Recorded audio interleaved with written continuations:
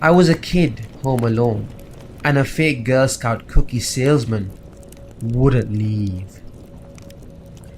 Years ago, when I was 11, I was staying home alone with only my little brother who was 7.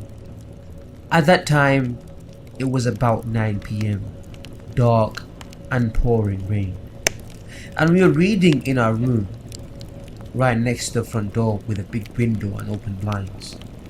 That's when I hear the front doorbell ring, followed by knocking.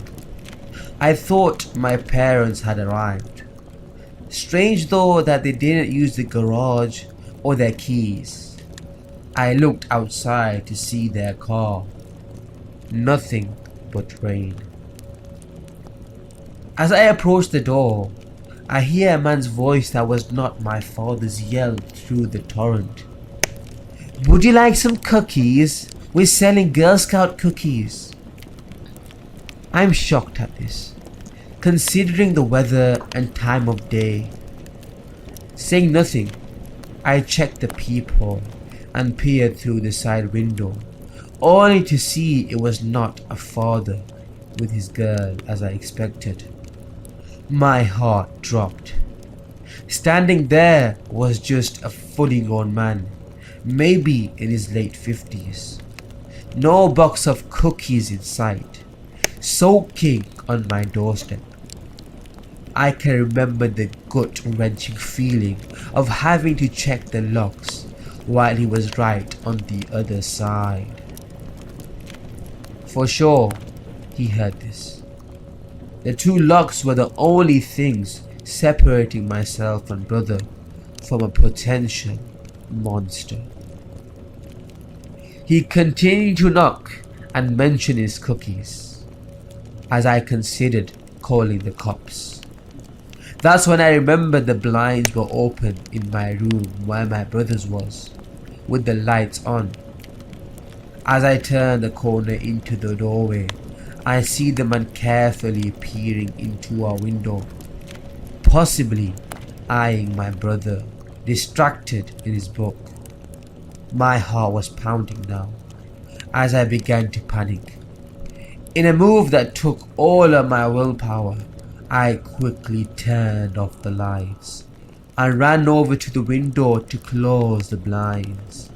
In full view of the man, as fast as I could, I double-checked all the locks in the house, closed all the blinds, and told my brother to go hang out in one of the big closets in the interior of the house.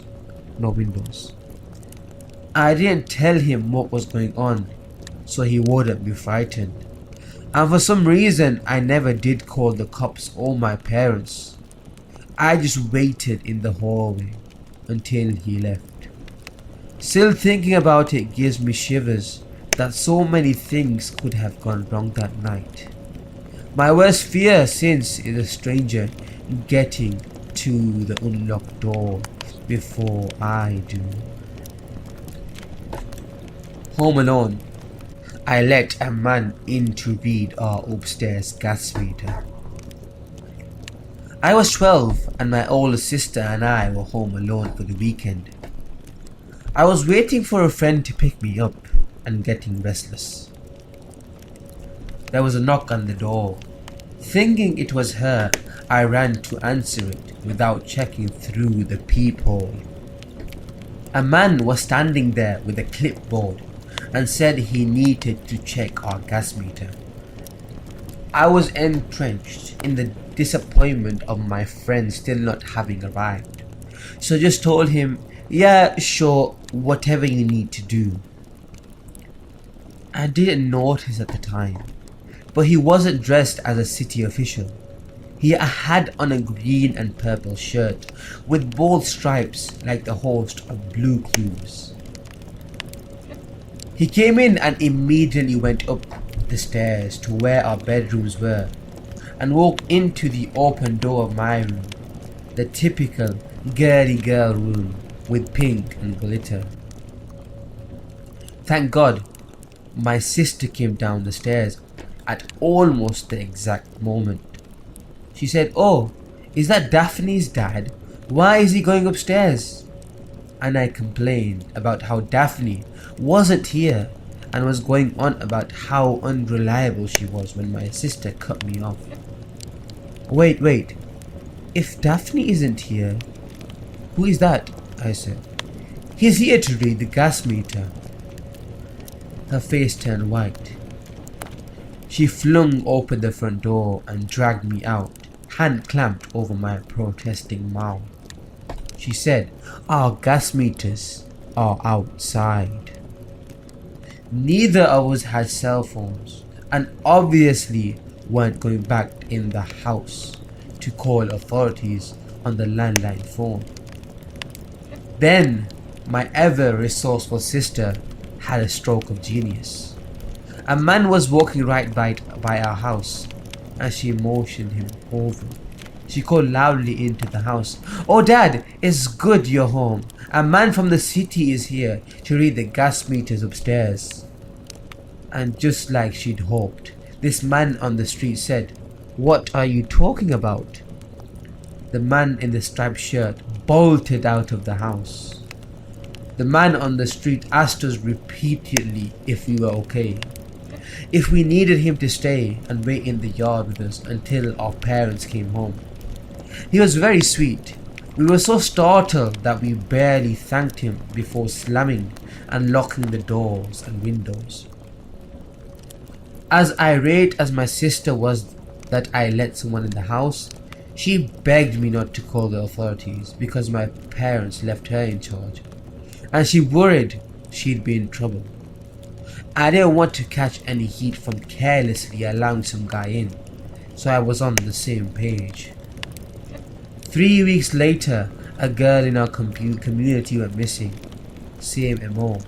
She was home alone and authorities found the door open and no signs of forced entry. My sister and I discussed our options, but deep down knew we had no choice but to come clean. We told the police everything. I don't know if it ever helped, but they did tell us they had reason to believe it was the same man. They also tracked down the man who helped us on the street. Turns out we already knew him. He worked in the butcher shop. We just didn't recognize him. He was lifelong friends with the family after that. Our parents were mortified. They weren't angry with us, just glad we were okay. Though they did review all the rules of caution and didn't leave us home alone for a while. They found the girl and say she'd been held for a few days and then burned alive. They never caught the man, but fear not. He was in what appeared to be his early 30s in the 1960s. So in any case, he has to be dead by now. I just thank God every day for my sister's resourcefulness and quick action. False meter reader, let's not meet. 2 men tried to break in while my friend and I were home alone.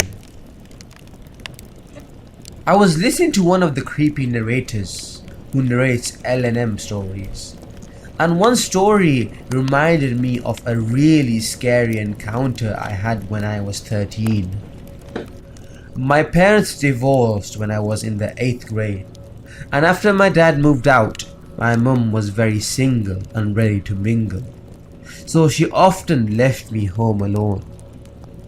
I would usually have someone stay the night on nights I knew my mum wasn't coming home, so I wasn't totally alone. So one night my friend and I, who I'll call Jesse for the story, was staying in the night, and for some reason we had the best internet connection in the garage.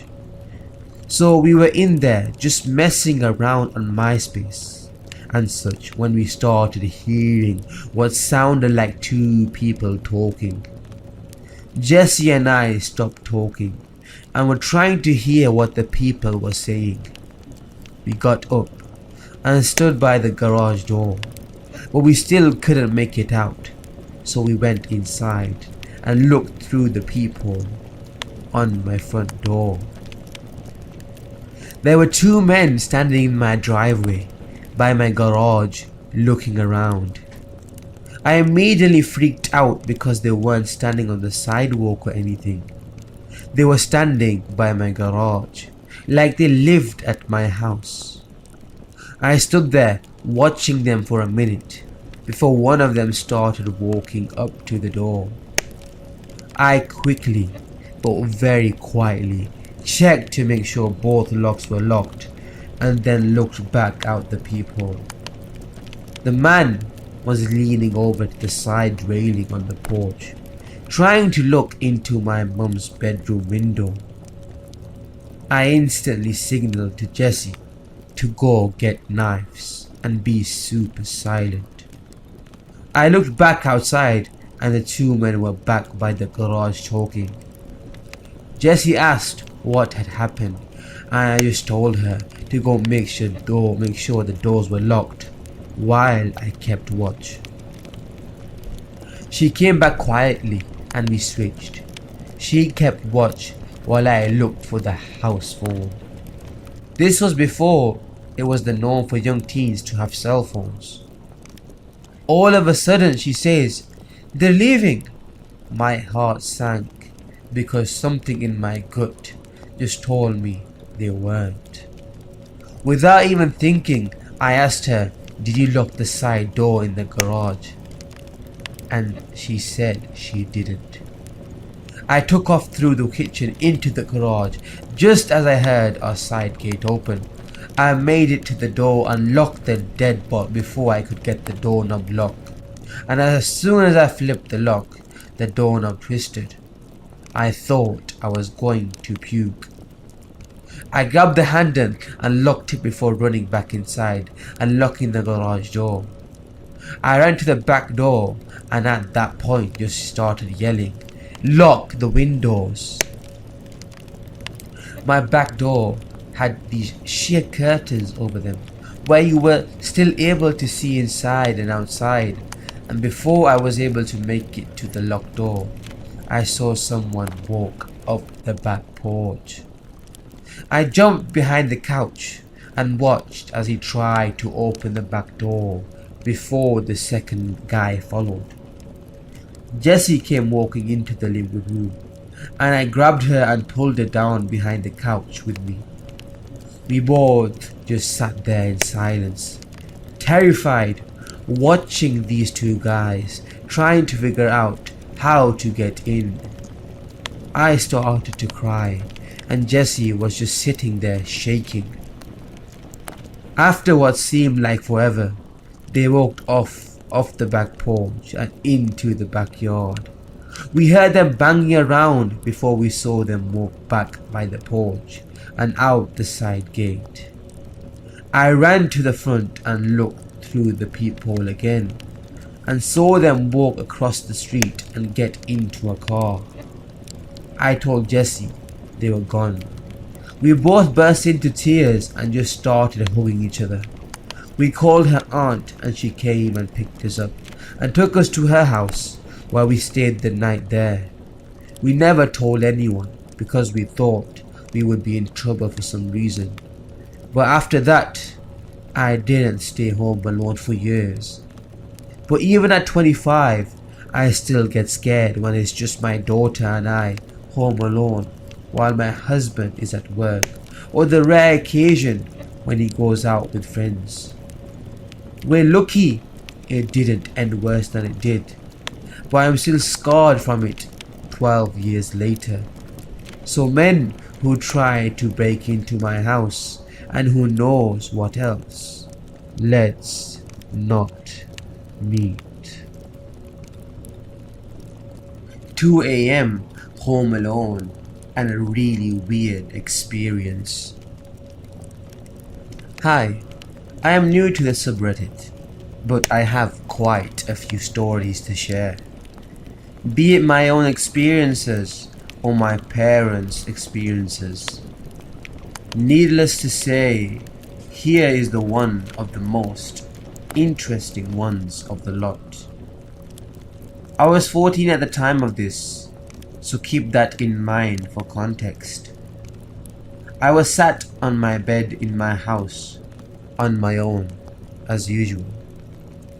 My parents were going to be out for the night, and we lived in a peaceful area. So even the strictest parents would have let their son watch over the house. As I was on my laptop watching videos, I hear a knock from the door. Mind you, this was 2 a.m. and I was already paranoid from my previous experiences.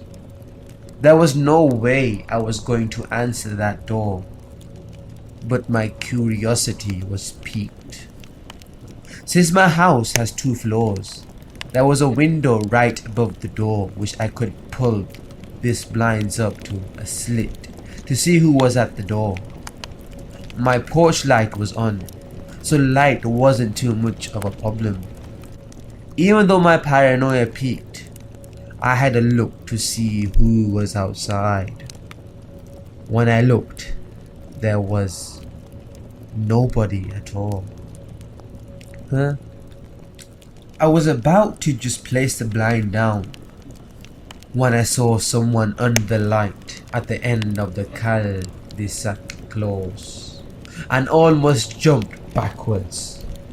This person was in a conveniently suspicious looking hoodie and tracksuit with no light showing his facial features. His arms were to his sides and he was staring directly at me. It was weird. He didn't move at all. He just stood there under the light. After what seemed like 10 minutes, he just turned around and walked into the darkness of the main street. I sighed and went back to watching videos. Perhaps he was just some weird guy who came from the train station near my house. I had no idea, but any justification was better than the alternative. Eventually, around 3 a.m., I fell asleep. I woke up about 4:40 to the sound of my dog silently growling behind me. I thought it was because he wanted to go out into the garden, so I turned around and froze in terror. The person from the street, he was in my doorway.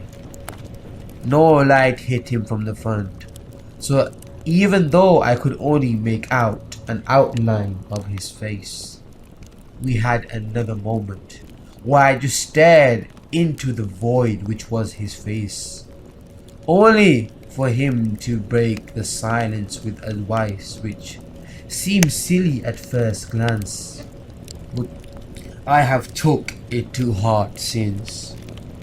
Lock your back door.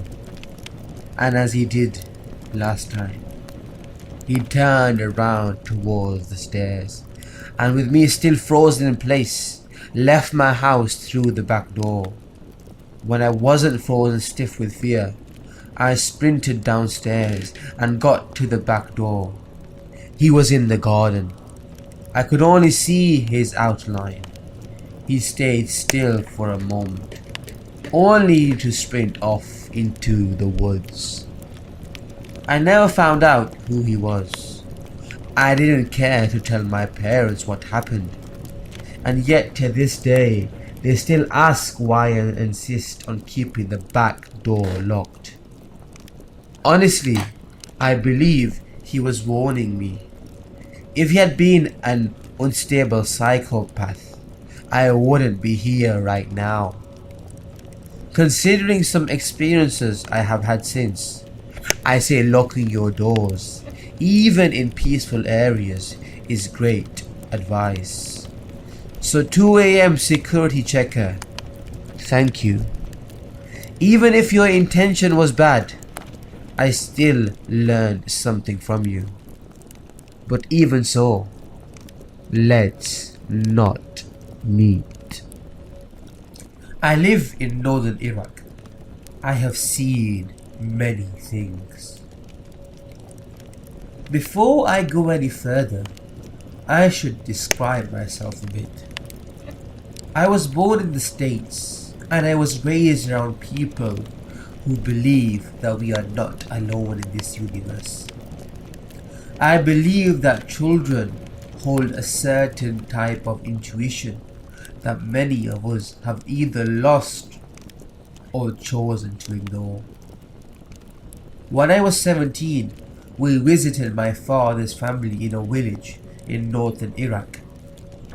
It was during this visit that my view on life changed forever. In the summer of 2009, my family traveled to Iraq quite a few years after the war was over. My father hadn't seen his side of the family in over 20 years and figured it was the perfect time for us to meet them and learn about our culture. Iraq back in 2009 was just as terrible as you could imagine it'd be. Hot, no electricity, terror groups running around. But I was excited to explore such an ancient country. Dark history has always fascinated me. One night, my entire family had walked 2 blocks down to visit my cousin at her house. I said I would meet them up because I was still getting ready. When I was done, I took 2 of my boy cousins with me. One was 4 years old and the other was barely 2, so I had to carry him. Exactly behind our house is an abandoned house the residents of the village refer to as the Jinn house. Jinn in Arabic means genie, but not the one that grants wishes. Jinns are almost always bad and do terrible things to scare and harm people. The story behind this house is that multiple families had tried to move into the house, but were either scared out of the house or a tragedy would occur that would make them move out. The last tenants of the house suffered a lot. At first, it was just silly things like waking up with the TV upside down. Then every morning, most of their furniture would be outside of the house. The younger son began sleepwalking, and my own cousins have seen him sleepwalking to the cemetery and back at night. One night, the boy was sleepwalking, picked up a gun and killed one of his sisters. The house caught on fire and the family had to run out. The boy doesn't remember anything and the remaining sister is now medically insane. Anyway, I took the 2 boys and started walking past the Jinn house because it was the only way I knew to get to my cousin's house. The 2-year-old was in my arms and the 4-year-old was holding my left hand and walking with me. Walking past the Jinn house, which was on my left, I tried not to look at it because it really freaked me out. There were a bunch of broken TV sets all around the house and all the windows were busted, but something made me look. On the roof of the house, I saw something that could only be explained as having the body of a donkey, but the way it was sitting looked exactly how a cat would sit. I stared at it for probably 10 seconds, when both of the little boys started to scream at the same time. The 2-year-old was facing behind me since I was holding him up on my chest, so there was no way he saw what I was seeing. I felt as though he sensed something was not right. The longer I looked at the thing, I began to notice that it had these eyes that were not any color I could explain. They weren't visible in the dark, but at the same time, I saw right into them. It was like my brain couldn't process what I was looking at. It started to stand up, and that's when I picked up the 4-year-old, who was screaming bloody murder, and ran as fast as I could away from that thing. I didn't tell any of my family about what happened, because I didn't want to remember what I saw, or let my brain process the memory anymore that I already had. I know what I saw, and I feel like it's something above human understanding. Whatever I saw that day, I know that in the moment of looking at it, it was shifting its form. It was not solid like you and me. Its shape was constantly changing while remaining the same. It didn't have to show itself in its entirety for me to see what it was. I know it doesn't make any sense, but I truly believe I saw something that is not from this world. And that's why I had trouble understanding what I was seeing. It's been 6 years since then, and I ended up moving to Iraq the year after this happened. I've gone back to the house multiple times, but I haven't seen the figure since that day. I still feel your presence, even though it's been abandoned for years.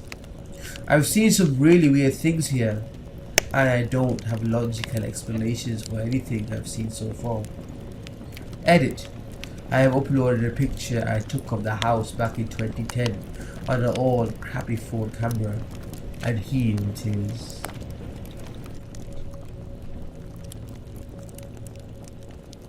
A jinn possession in Erbil.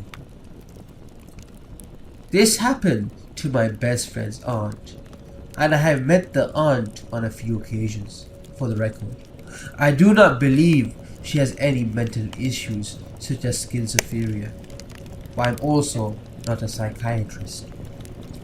My best friend started by telling me that Sarah was once possessed by a jinn, and they had tried many things to rid her of the jinn, but nothing was working until they met with a mullah, a Muslim priest, who helped the aunt through painful exorcisms which lasted about 5 months. When it all started, Sarah started to act different slowly. First, he was rattling me, insulting Allah and the Prophet, and refusing to pray when she was religious before. Then it became worse when she would start to hurt her children, and then cry about it a few minutes later, saying that there is something inside of her. Her hair started falling out, and when she touched the Quran, she would begin screaming. She would go missing for days, and when they asked her where she was, she couldn't answer them. And it had happened in front of my friend's eyes a few times, that burn marks would appear randomly on her skin with the word disbeliever, as if someone was burning her from the inside.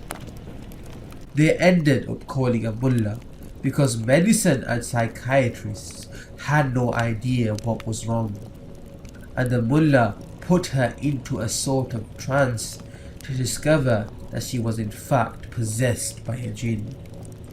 He asked the jinn to leave her, but he said that he could not because he was being controlled by a more powerful jinn, the one who the curse called upon. He told the family that in the jinn world, lesser jinn are controlled by more powerful ones. Usually, the lesser jinn are nicer and will not hurt people unless they are controlled by another jinn who they fear.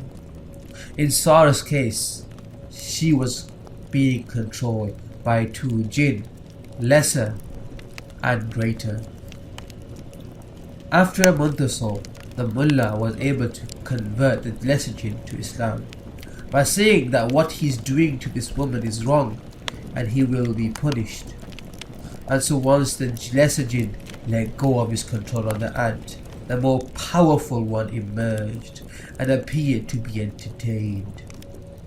Once the trance had ended, Sarah was just laughing and laughing until she spoke with a very deep voice none of them ever heard before. He told the mullah that he will not leave Sarah and that he doesn't fear God or bargain with humans. And it was this jinn who had told him how she was cursed. Of course, no one believed it, but because it seemed a bit crazy that this thing would admit how it possessed her. It said that Sarah was cursed by a woman who lived in the apartment below them, most likely out of jealousy because the aunt is wealthy. The curse had been placed inside of her favorite dress, and each time she would wear the dress, the curse would repeat and become stronger. And the mullah proved it to be true. In Islam, the most haram, forbidden thing we can do is write the Quran backwards. The mullah made Sarah eat dates and yogurt, which are considered pure food in Islam, because our Prophet would break his fast with these foods. She couldn't stomach the food and would end up throwing up pieces of paper. After a week, the mullah put all of the paper together to reveal a few verses of the Quran that were written backwards. Once all the paper had been expelled from her body, she went back to normal almost instantly. But she has no memory of what happened during those months, and all the burns on her body disappeared. The woman who lived below them moved houses while the mullah was performing exorcisms, and Sarah has since thrown the dress away. She hasn't had any outbursts since seeing the mullah, so almost all of us believe that she truly was possessed. Crappy next door neighbor. This is my first time posting on this sub, so bear with me. When I was about 16 or so years ago, my family moved from a rough part of the state to a nice city.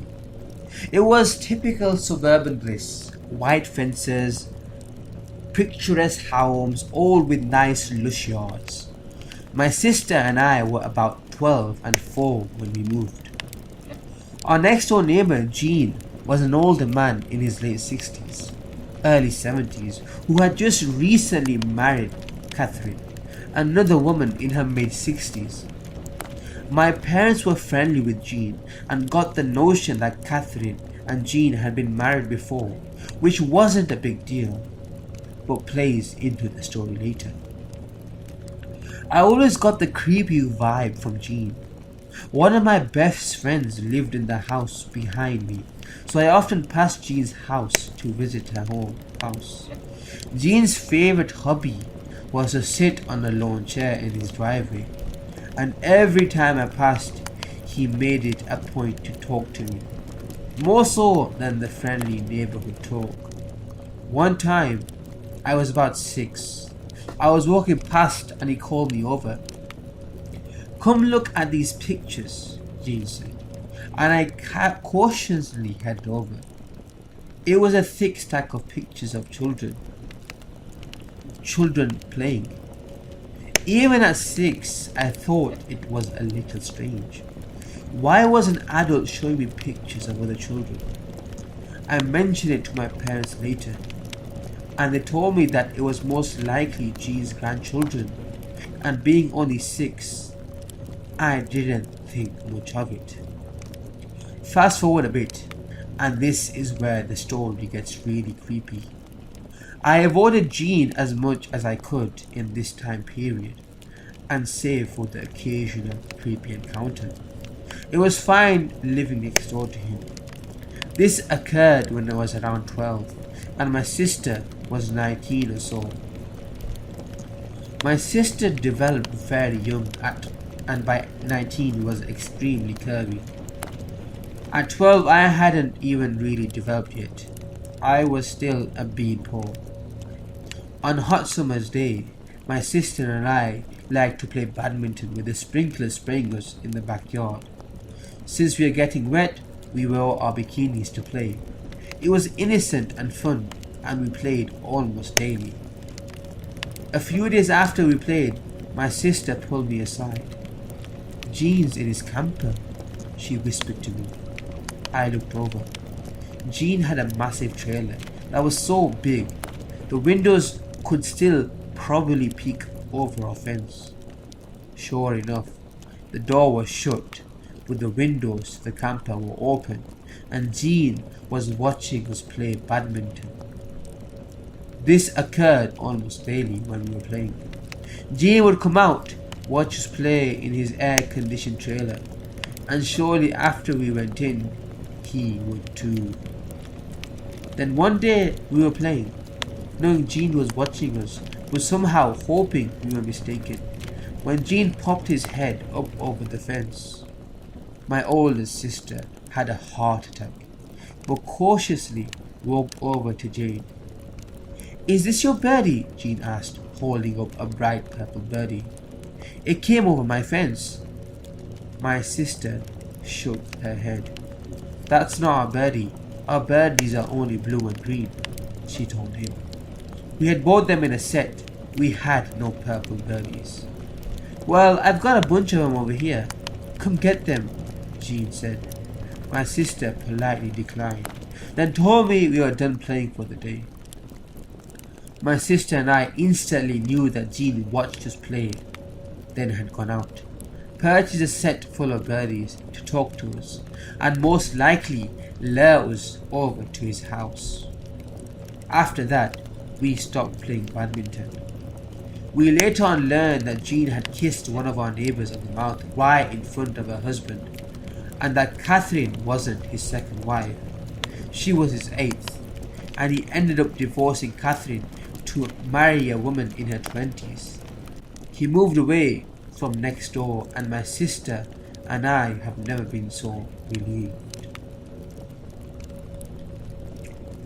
Neighbours. I've recently moved to a new area due to my work, and it's far away from my family and friends. It's a weird cul-de-sac area. I'm currently working on finding friends here, but I work Monday to Friday and go visit my parents on the weekends, so it's very hectic. I start at 7 a.m. and finish around 6 or 7 at night, so you can imagine that when I get home, I just want to eat and go to sleep. One day I came home and there's an old couple standing outside my door. They introduced themselves as the couple that lives directly opposite my house, and even hand me some home-cooked dinner. I say thank you and mention that I would invite them in, but there's still a lot of boxes everywhere, and I was quite embarrassed. I say I've moved to a new city on my own due for work. We small talk for a few more seconds and I'm soon inside my house. I honestly put the food that they have given me in the fridge and think I'll head straight to bed. In the morning, I see the food that they've given me half eaten and now in the sink. I must have been way too tired last night to remember eating this. The next night, I'm coming home from work and seeing the old lady waving at me from her kitchen window. I vaguely wave back and head inside. Nothing else happens that night. The next night, I've had the worst day ever at work. I had to stay behind work half an hour overdue to an unhappy customer and have been craving my bed all day. I pull up outside my house and see the old couple standing outside their house. Are they keeping a record of what times I come home? I quickly ask myself. I'm honestly not in the mood for creepy ass neighbors and making small talk again. I didn't know these people, and I don't know or understand why they're trying to socialize with me. Plus the day I've had, I'm not in the best of moods. I brace myself for the lame conversation that I'm about to have. Getting out my car, I just wave generally in their direction and start fumbling in my purse to find the keys to my front door. "Excuse me, miss. Come over for some dinner. You look so tired," the old lady is saying to me. I vaguely say something about me being too tired, while generally getting annoyed. They wouldn't hold up. I open my door and just about to step in. The old guy comes across the road and even places his hand on my arm, looks me dead in my eyes and says something cheery about how his wife makes the best pie. Okay, whatever.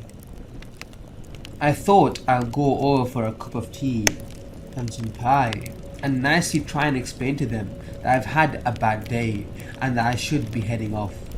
Hopefully they will take the hint.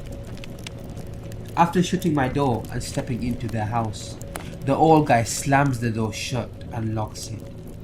They both proceed to tell me that around 7:30 they were looking out the windows for me to give me some chicken stir fry that they had cooked and saved for me that night.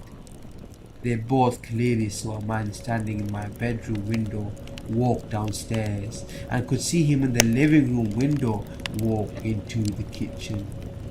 They said that they saw my car come into the cul-de-sac and saw him rush back past the living room window and obviously up the stairs.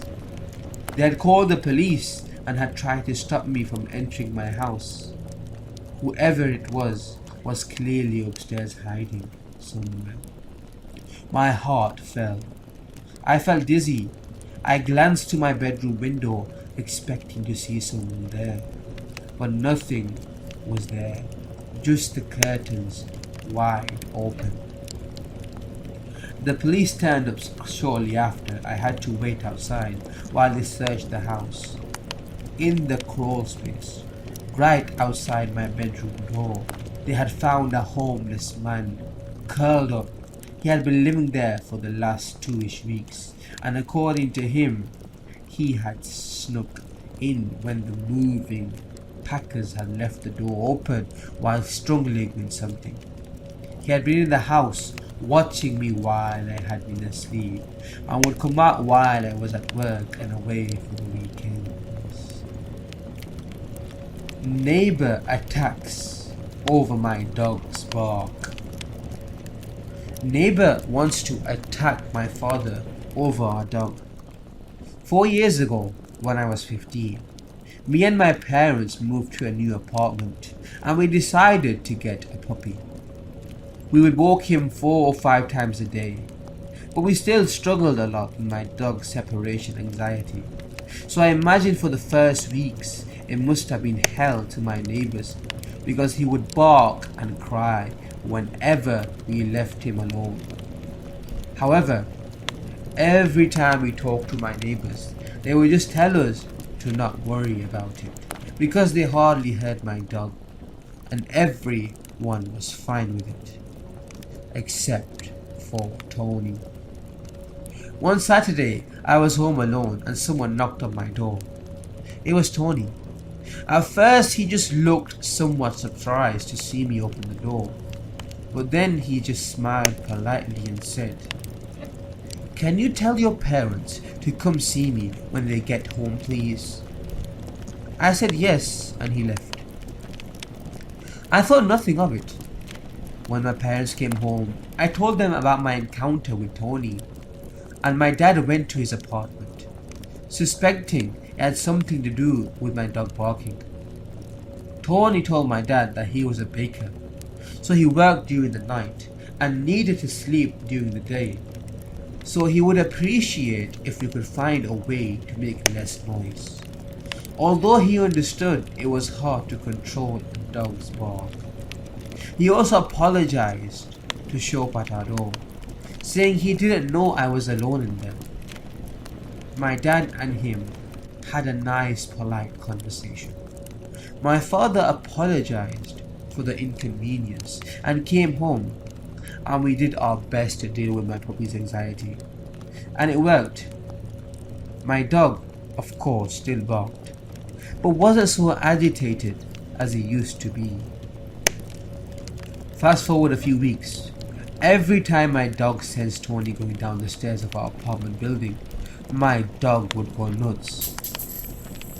He was a fairly friendly dog towards people, but he absolutely hated this guy.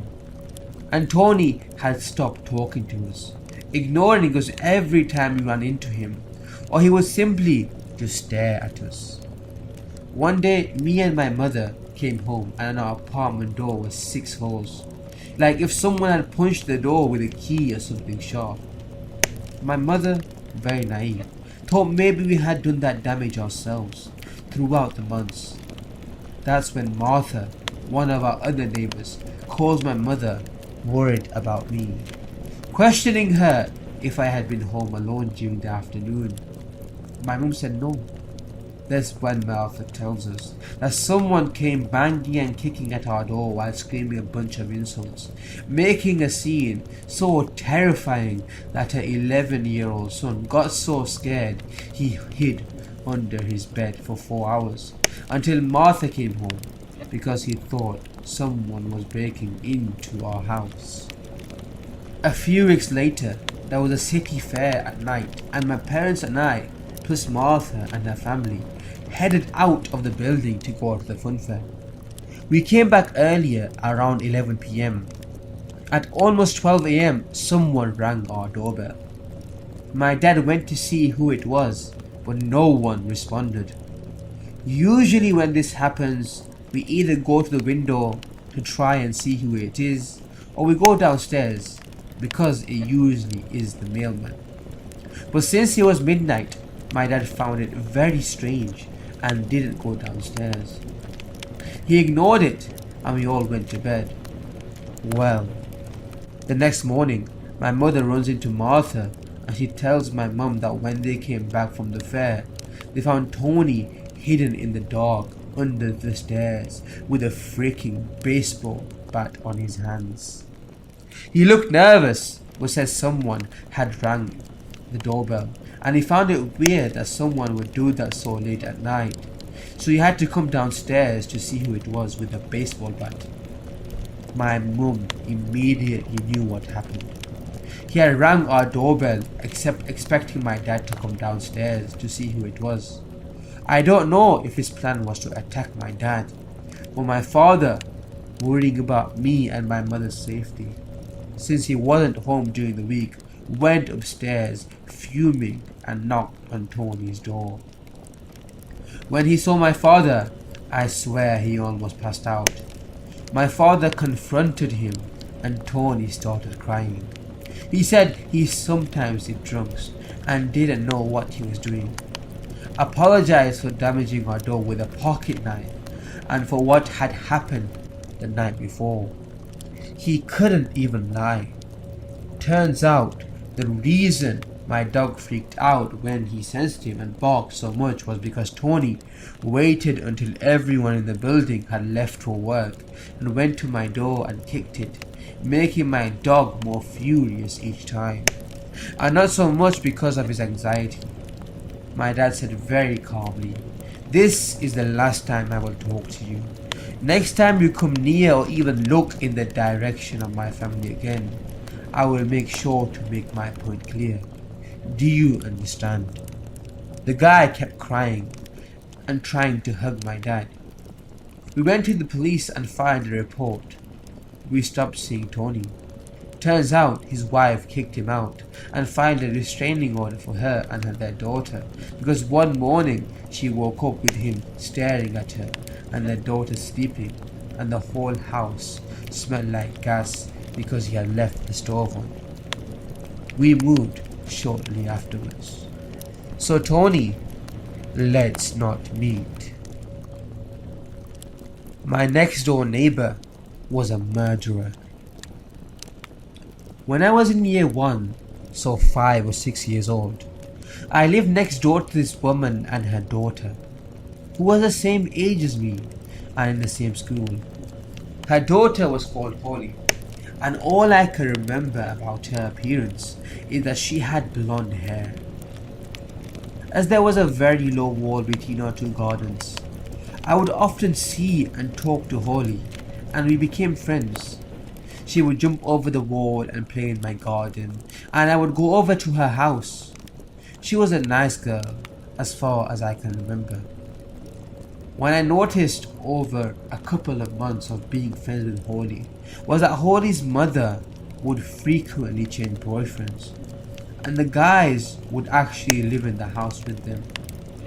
One day, over at Holly's house, I met one of her mother's new boyfriends.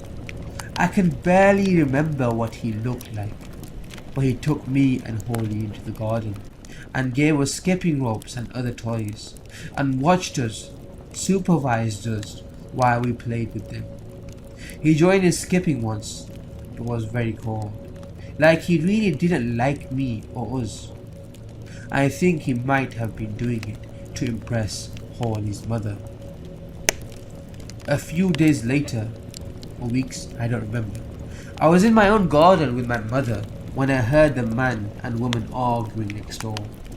The guy was very loud and aggressive, telling her to get in the bloody car, and that was how I learned the F word. Throughout the weeks that the boyfriend was around, I noticed that Holly was getting odder in the way that she acted and the things she would say. She also tried to get me to do dangerous things like climb fences and stuff. I remember once in school she tried to pick me up and then threw me down, making me bleed. Then one day a whole load of police showed up and kicked down my neighbor's door. I didn't see any of this but heard it. Turns out the woman's latest boyfriend, the guy who played skipping with me, got arrested for killing some woman, or more than one, and making Holly assist with selling drugs or something along those lines. I never played with or talked to Holly again. Not really sure what happened to her, and the house's door is still dodgy from being kicked down.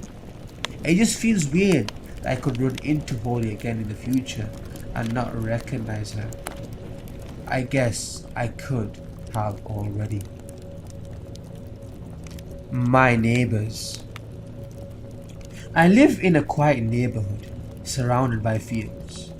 We've had the same neighbors on both sides of our flat for years. This story is about the neighbors on our right. I have never seen them myself, but my mum claims to have seen them a few times. They rarely say anything about themselves whenever my mum tries to strike up a conversation, so my mum never told them much about us either. All we knew back then was that they were a couple in their 40s with no children. I shall call them John and Jane for now. 3 weeks ago on a Friday, Jane had casually said to my mum that she had seen me. She described what I looked like quite accurately. My mum didn't find this unusual at all, except that I remember clearly that I had never left the house on that day. The curtains were always closed, so she couldn't have seen me through a window. I brushed it off, thinking that maybe Jane had seen me some other time and confused the dates. On the following day, my mum and I saw a guy waiting on the lawn with tons of boxes and luggage. He appeared to be a college student just moving into a rented flat. My mum asked if he knew my neighbors, and he told us that he was waiting for his dad John to get home and help him move in. We found this unusual due to the fact that we always thought that John and Jane didn't have kids, and also because students were usually moving out of their homes to their dorms at this time of year. I tried to casually ask him what school he went to, and he said the name of a university that Google says did not exist. My dad came out by that time and saw what was going on and offered to help him move his boxes out of their driveway. He quickly refused with a loud no, and my dad backed off. We went back inside our flat after that. After an hour later, my mum went back outside to do her usual gardening routine on her front lawn. She noticed that our neighbour's front yard and driveway were vacant. The student and boxes had vanished. Since then, we never saw my neighbours again. I still wonder what could have been in those boxes. The peculiar Emily Valentine. Have you ever met someone so strange that they were fascinating? I have. 15 years ago, at the start of sophomore year in high school, I entered my first period, science class, and was met with relief when I saw my friend Jessica in the same class. While I wouldn't have called myself popular, I did have a core of friends that I always spent time with. There was Jessica, as I said, Celine, Lindsay, and Lizzie. The first day of school was always tough because you never knew if you had any classes with any of your friends until you stepped foot in the classroom. I remember this particular day a lot, better due to the circumstances surrounding it. We had a new student. My school was pretty small, so when a new student entered the fold, it was kind of a big deal. One Mr. Fitzpatrick stood at the front of the class and introduced the new student. I was intrigued to see who he or she was. After a few moments, Mr. Fitzpatrick had to go outside and walk her into the room, as it was obvious she was nervous. She was a very shy young woman, about 5 feet tall, with long, straight black hair that fell to her bottom. She hung her head low into her books. Her name was Emily Valentine. Emily didn't say much, but Mr. Fitzpatrick sat her next to Jessica and I, because we were two of the nicer girls in the classroom. While the last thing I wanted to do was mentor the new girl, I smiled and nodded my head as Mr. Fitzpatrick pointed at her chair. I tried to make conversation with Emily, as did Jessica, but she wouldn't talk at all. It was as if she were afraid to talk. I understand being shy, but this was a bit different, to say the least. I compared my schedule to Emily's and realized that we had virtually every class in the same order. I was a bit dumbfounded. After first period science came our math class, my most dreaded class.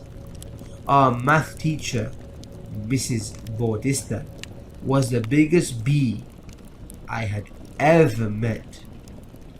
She was notorious around our town, and her nickname was the Bee from Boston, as she had a very heavy Boston accent. I told Emily about Mrs. Bautista and what to expect, but she just nodded. I did not say a word. The rest of the day went pretty well. I walked Emily around the school, showed her the bathrooms and some of the chill spots during lunch. When the first bell rang, I grabbed my stuff and went to leave, but Emily grabbed my arm and stopped me. It was a bit out of character for her, but I smiled and asked her what she wanted. Once more, she didn't talk, but she handed me a folded piece of paper and went on her way. As I unfolded the paper, I read the note aloud. "Thank you." I smiled and breathed a sigh of relief. As I left school and headed home, throughout the rest of the year, Emily never uttered a word. She never spoke in class or anything, but her and I became friends. We communicated over notes back and forth and got to know each other. Right before Thanksgiving break, Emily handed me a note that asked me to come over after school for a sleepover. While I had my reservations, perhaps this would be a great time to learn more about Emily. And hell, maybe she'd talk to me finally. After school, Emily and I drove to her house. She pointed where I needed to go. What I saw was a really beaten down house with various cardboard boxes in the windows. The smell alone almost made me gag. When I entered the house, my nostrils were overwhelmed with the smell of rotting food and urine. I tried my best to hold my breath and not offend Emily, but Jesus Christ, it was hard. Emily directed me to her room, but I noticed that there were no signs of anyone else in the home. No mother, father, brother, or sister to be found. As we entered Emily's room, it was cluttered with paper plates, old food, cans, and water bottles. Her bed lay on the floor, stained with mold. She pointed at a small cot to the side and nodded her head. We looked at me. I sat on the cot and watched as Emily sat on her bed. She lay down, turned off the lights, and proceeded to lay in silence. "Are we sleeping, Emily?" Surely we wouldn't be sleeping now, right? It was barely 4 in the afternoon. As I expected, Emily did not say a word and laid on her bed, staring at the ceiling. I sat on my cot for hours, just trying to pass the time.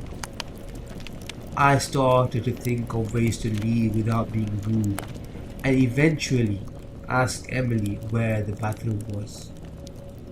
She didn't answer, shockingly, but didn't respond physically either. She was sound asleep in the same position she was hours ago.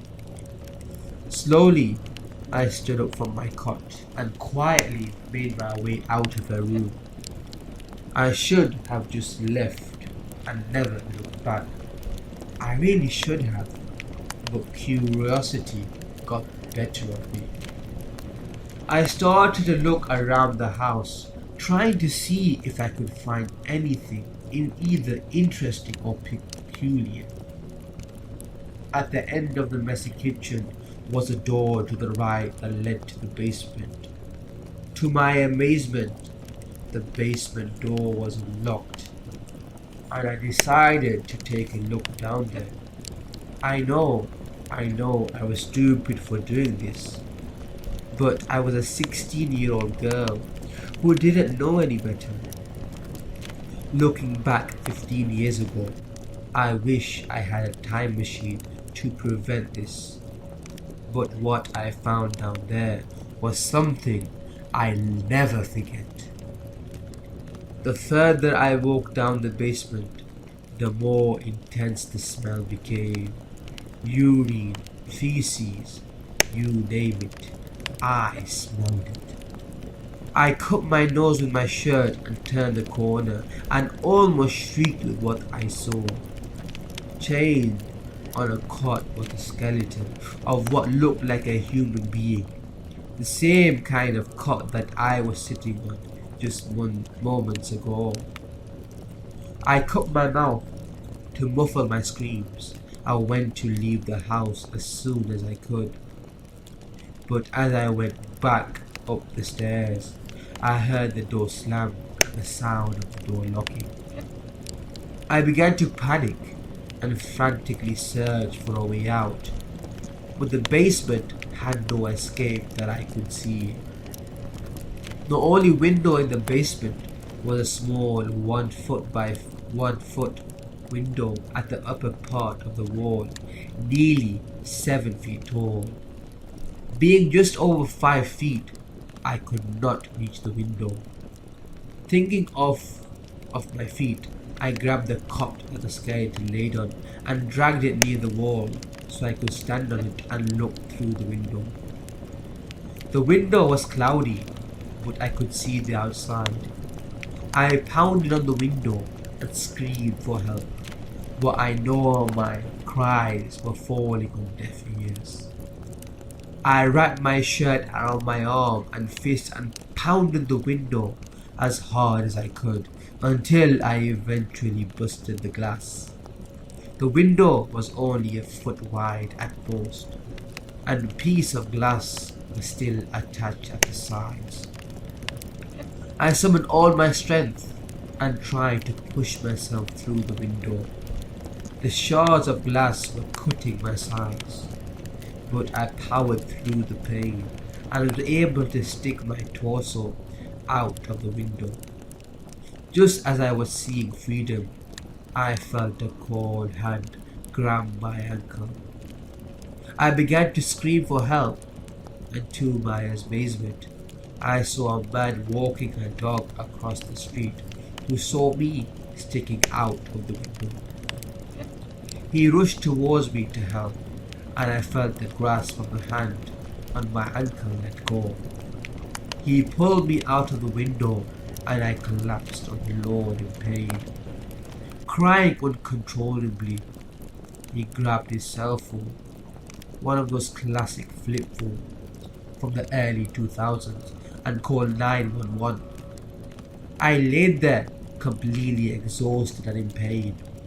The man asked me what happened, but I couldn't utter a word. All I could do was cry. When the medics came to get me, they put me on a stretcher and carried me away into the back of an ambulance. I don't remember much after that. I had several cuts across my side that required stitches and staples, but nothing life-threatening. I was finally able to tell my story, the story of Emily Valentine and what happened. When the police came to question me, they informed me that the home was vacant. I couldn't believe it.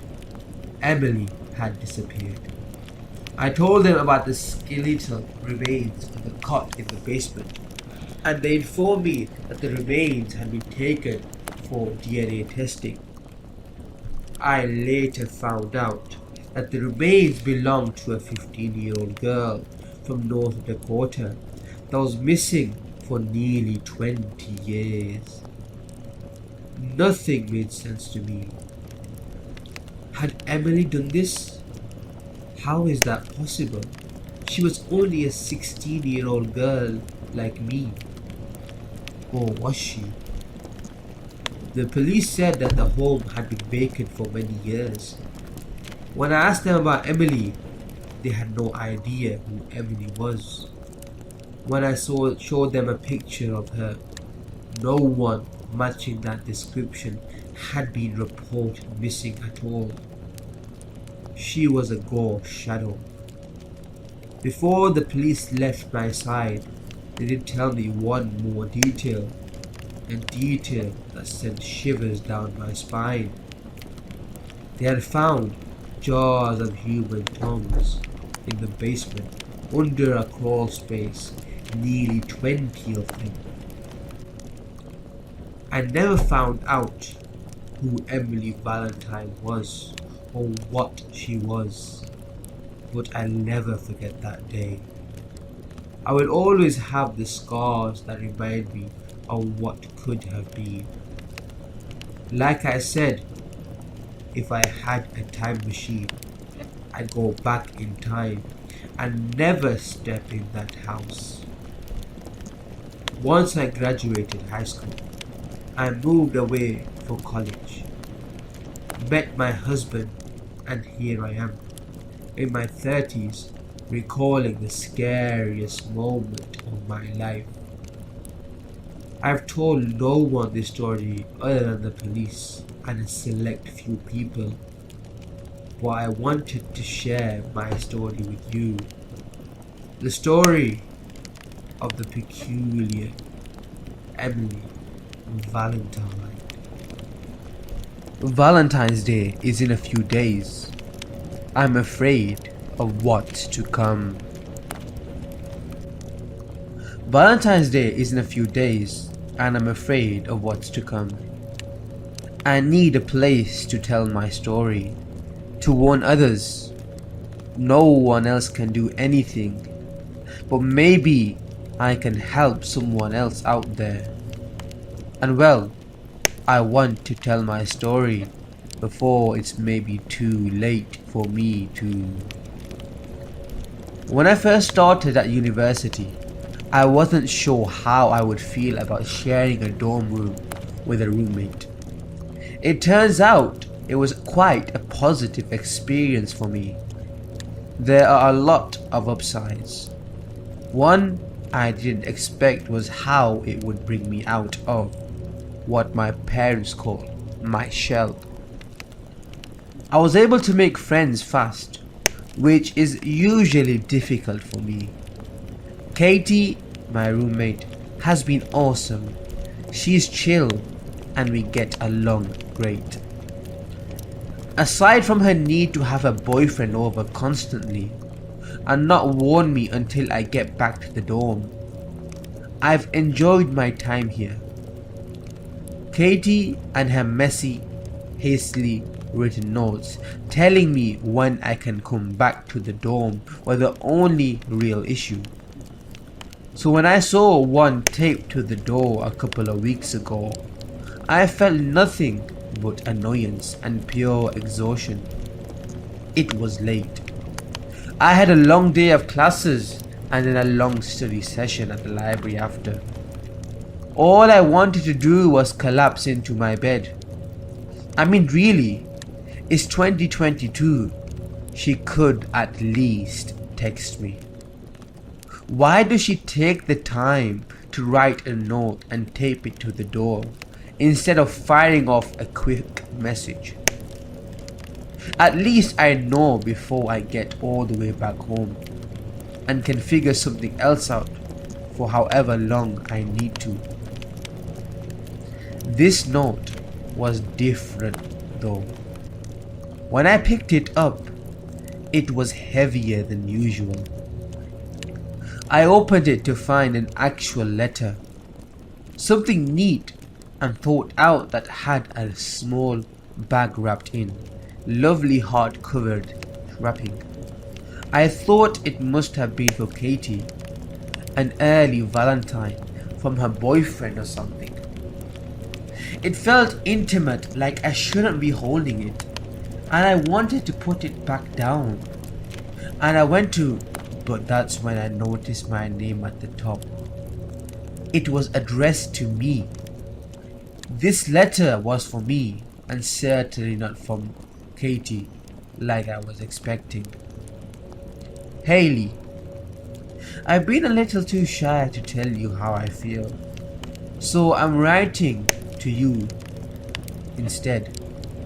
Maybe one day soon I can do this in person, but for now I just wanted you to know that I think you are amazing.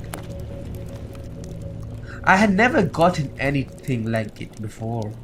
Sure, I'd had a boyfriend in high school, but that was short-lived and clumsy. Never anything like this.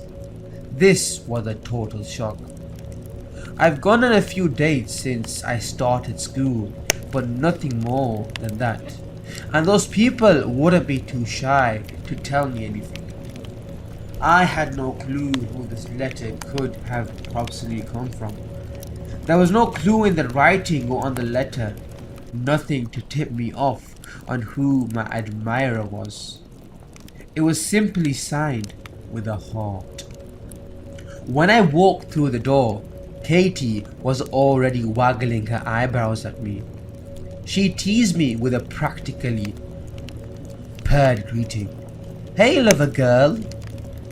Apparently, Katie had seen the letter when she got home from dinner, but she said it hadn't been there before that when she came back after lunch. She had looked at it and asked me what was in the bag. I hadn't even thought to open it, confusion and excitement still clouding my mind. I took the opportunity to open the bag and turn it over so whatever was inside would fall out into my hand. Cinnamon hearts. The spicy cinnamon smell wafted to my nose the second I opened the bag.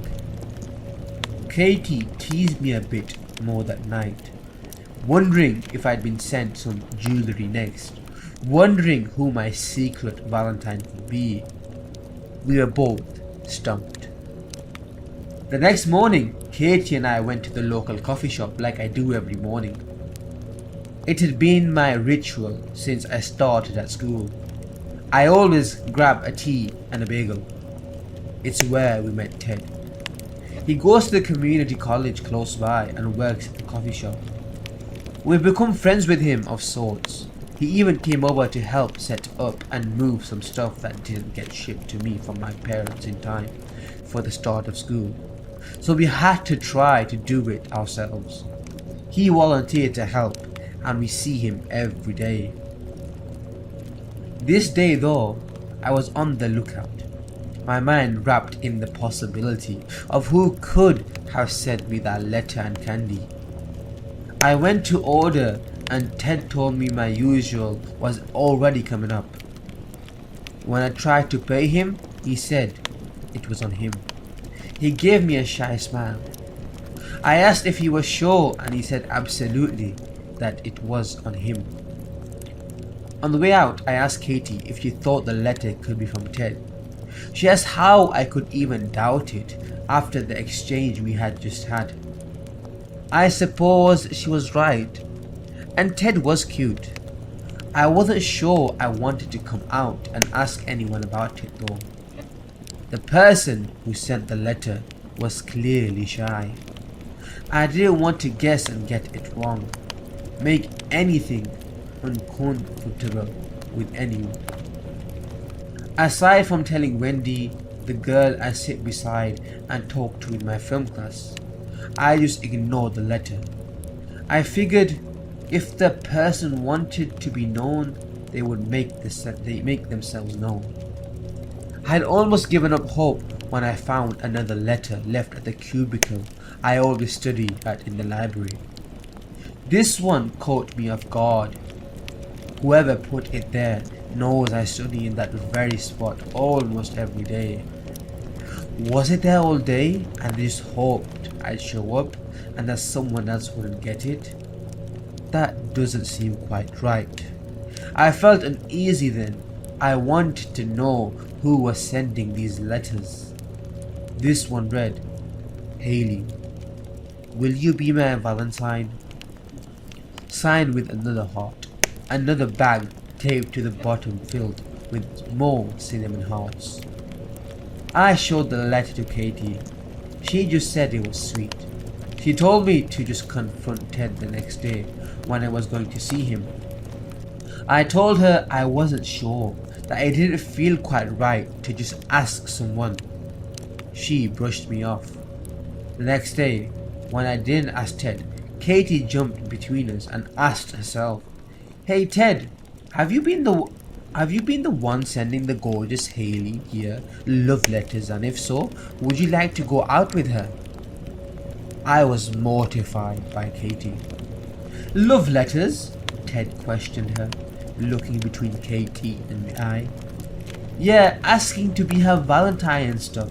You want to be Haley's Valentine?" Katie wouldn't give it up.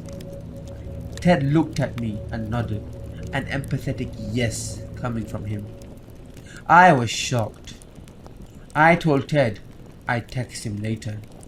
I wanted to get out of there. out of such a public area.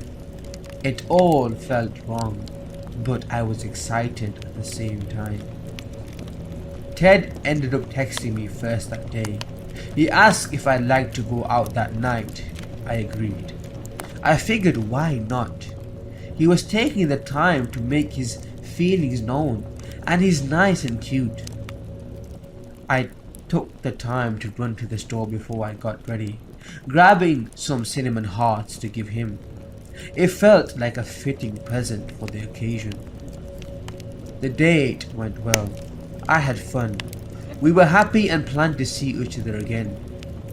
Ted was sweet, and he confessed that he's liked me for a while, but didn't know how to tell me. When I gave him the cinnamon hearts, he thanked me, but said he hates them. It seemed odd, but I didn't think much of it. After that, I started finding little heart bags filled with cinnamon hearts in random places. One time I even found one on my pillow. I was impressed with the effort Ted was going through. We did go out a few more times. We were really hitting it off. Everyone was happy to see me hanging out with a guy, and I was having fun too. One night we even ran into Wendy and a bunch of my film class friends at a movie opening. We all sat together and talked about movies. Ted kept up, and while some of it was over his head, he still seemed like he was enjoying himself. So when I got another letter, I was surprised. Roses are red, violets are blue. Why don't you really see me when I'm talking to you? I found this one in my bag, the one I carry around with me at school. It was possible Ted tucked it in when I saw him the night before, but that doesn't make sense. Why would he do that? I've given him lots of attention, and this note has a whole different tone to it. I happened to find the letter while I was in film class. I opened it and read it thinking it was some cute love note from Ted. I must have looked concerned. I felt it too. It was an odd note, scary even. Wendy leaned over to ask me if I was alright, so I told her about the notes and Ted. She ordered this one. She was surprised to find out I was dating Ted. She agreed it was scary and maybe I shouldn't see him anymore. She seemed worried and a little angry for me, and that made me worried and angry. What was going on? I had to ask him what was up with it. I went straight to the coffee shop after my next class to confront him. I knew he was working. When I got there, he wasn't there. His boss said he left an hour before, that he wasn't feeling well. I texted him telling him I needed to talk to him. I went home to wait. I didn't get a response. I figured at first he was probably sleeping because he wasn't feeling well. Maybe he just felt bad about the note and didn't know how to talk to me about it. I gave him the night. Tried to text a couple more times, but nothing. That morning, I went to the coffee shop as usual, expecting to find him, but he wasn't there. The owner was again. I asked him where Ted was, and he said he didn't know, that he hadn't shown up today, and that he was probably still sick. Why wouldn't anyone contact me? I felt so bad though at the same time. What could be so wrong with him all of a sudden? I didn't want to be narcissistic, but the timing was weird. It didn't feel right to me. Why right after he sent that note? He was fine the night before, and he had worked all day. It doesn't make sense why he wouldn't talk to me. I sent him another text telling him I wasn't mad about the note, but that I'd like to talk to him. I waited some more. Still no response. I was worried now. This wasn't like Ted. Usually he'd respond pretty quick. His phone always close by, like most people our age. I waited and awoke the next morning to a single cinnamon heart on my pillow. I know I didn't put it there, and Katie hadn't come home that night. Could it have been Ted? But that would mean he was in my room. I tried and called him again. Went to the coffee shop. He still wasn't there. No one else seemed concerned. I went to his place and buzzed up. Again, no one answered. I waited until someone left his building so I could go myself. The place was quiet, eerily quiet, with no sounds coming from anywhere. I banged on his door. Still no answer. I was scared. I didn't know what to do. I called the police and I told them I was afraid that something happened to Ted. When they arrived at the building, I told them about the notes, how we started dating. I showed them to them, even that last one that was left for me. I told them about how I was afraid because Ted hadn't been to work and no one has been able to get a hold of him. That he won't answer his phone, text or door. The police didn't seem too interested. They said he was probably avoiding me because of the notes, but that they would check it out and make sure he was alright. They tried to knock themselves. They tried to call him. Nothing. They got in touch with his boss and to confirm he hadn't called into work, and then contacted his parents to confirm they hadn't spoken to him. With that, they were able to get the building manager to let them in to check his place. The officer told me to stay back. I couldn't though. Once he walked in, I followed. I needed to know what was going on. Everything in me told me something wasn't right here. Aside from the officer's footsteps, the place was silent. So very quiet. When the officer gasped from the bedroom, it made every hair on my body prickle and stand at attention. I ran over. The officer yelled for me to stay back. I didn't listen.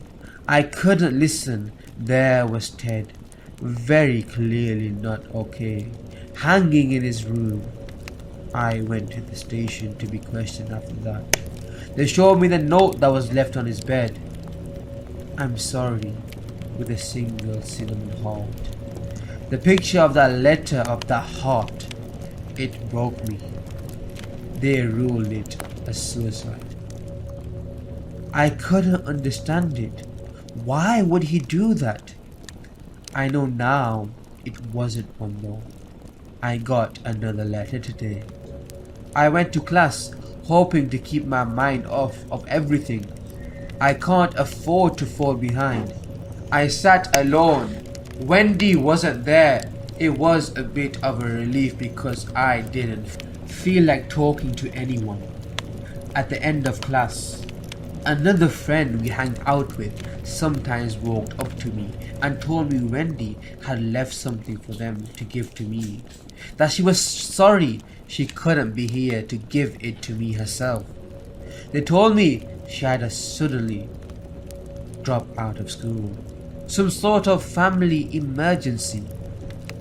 No one will get in the way of us, Valentine.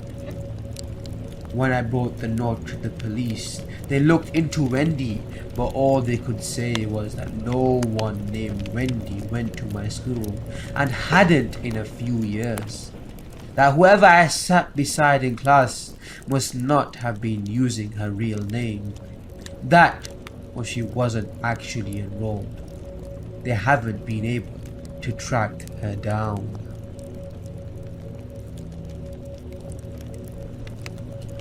New notification from Instant Valentine.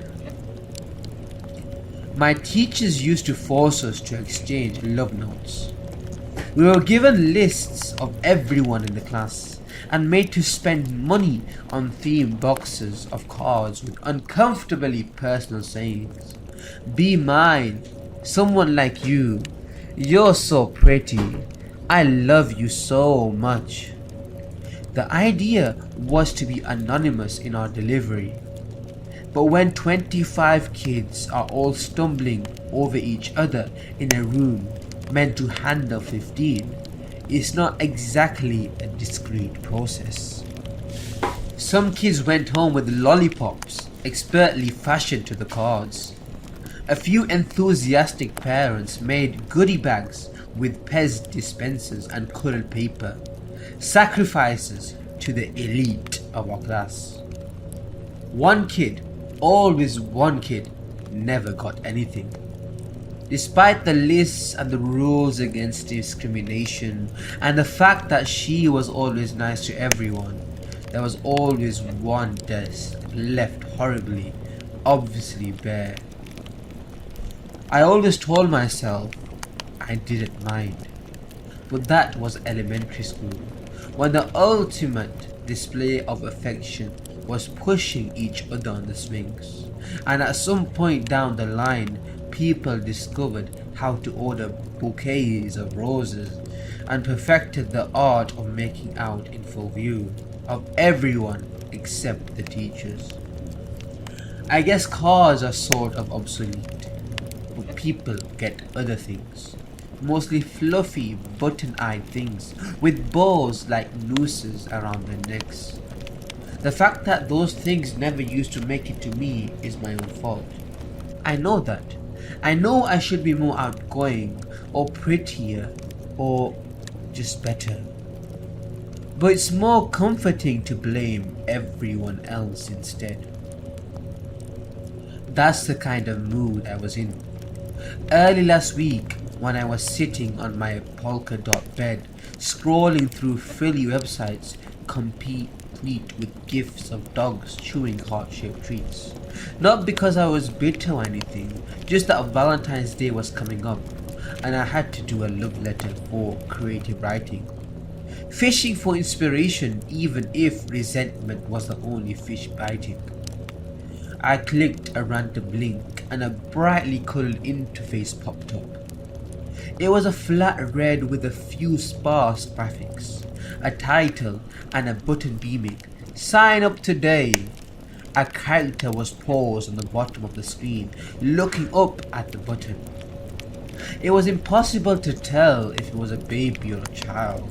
Its head was swollen out and up, with a minuscule torso and 4 fat limbs.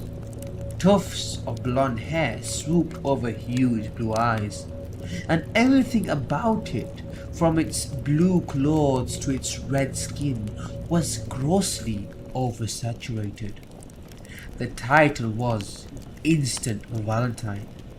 Curious, I hovered over the sign up button, not really sure what I was expecting.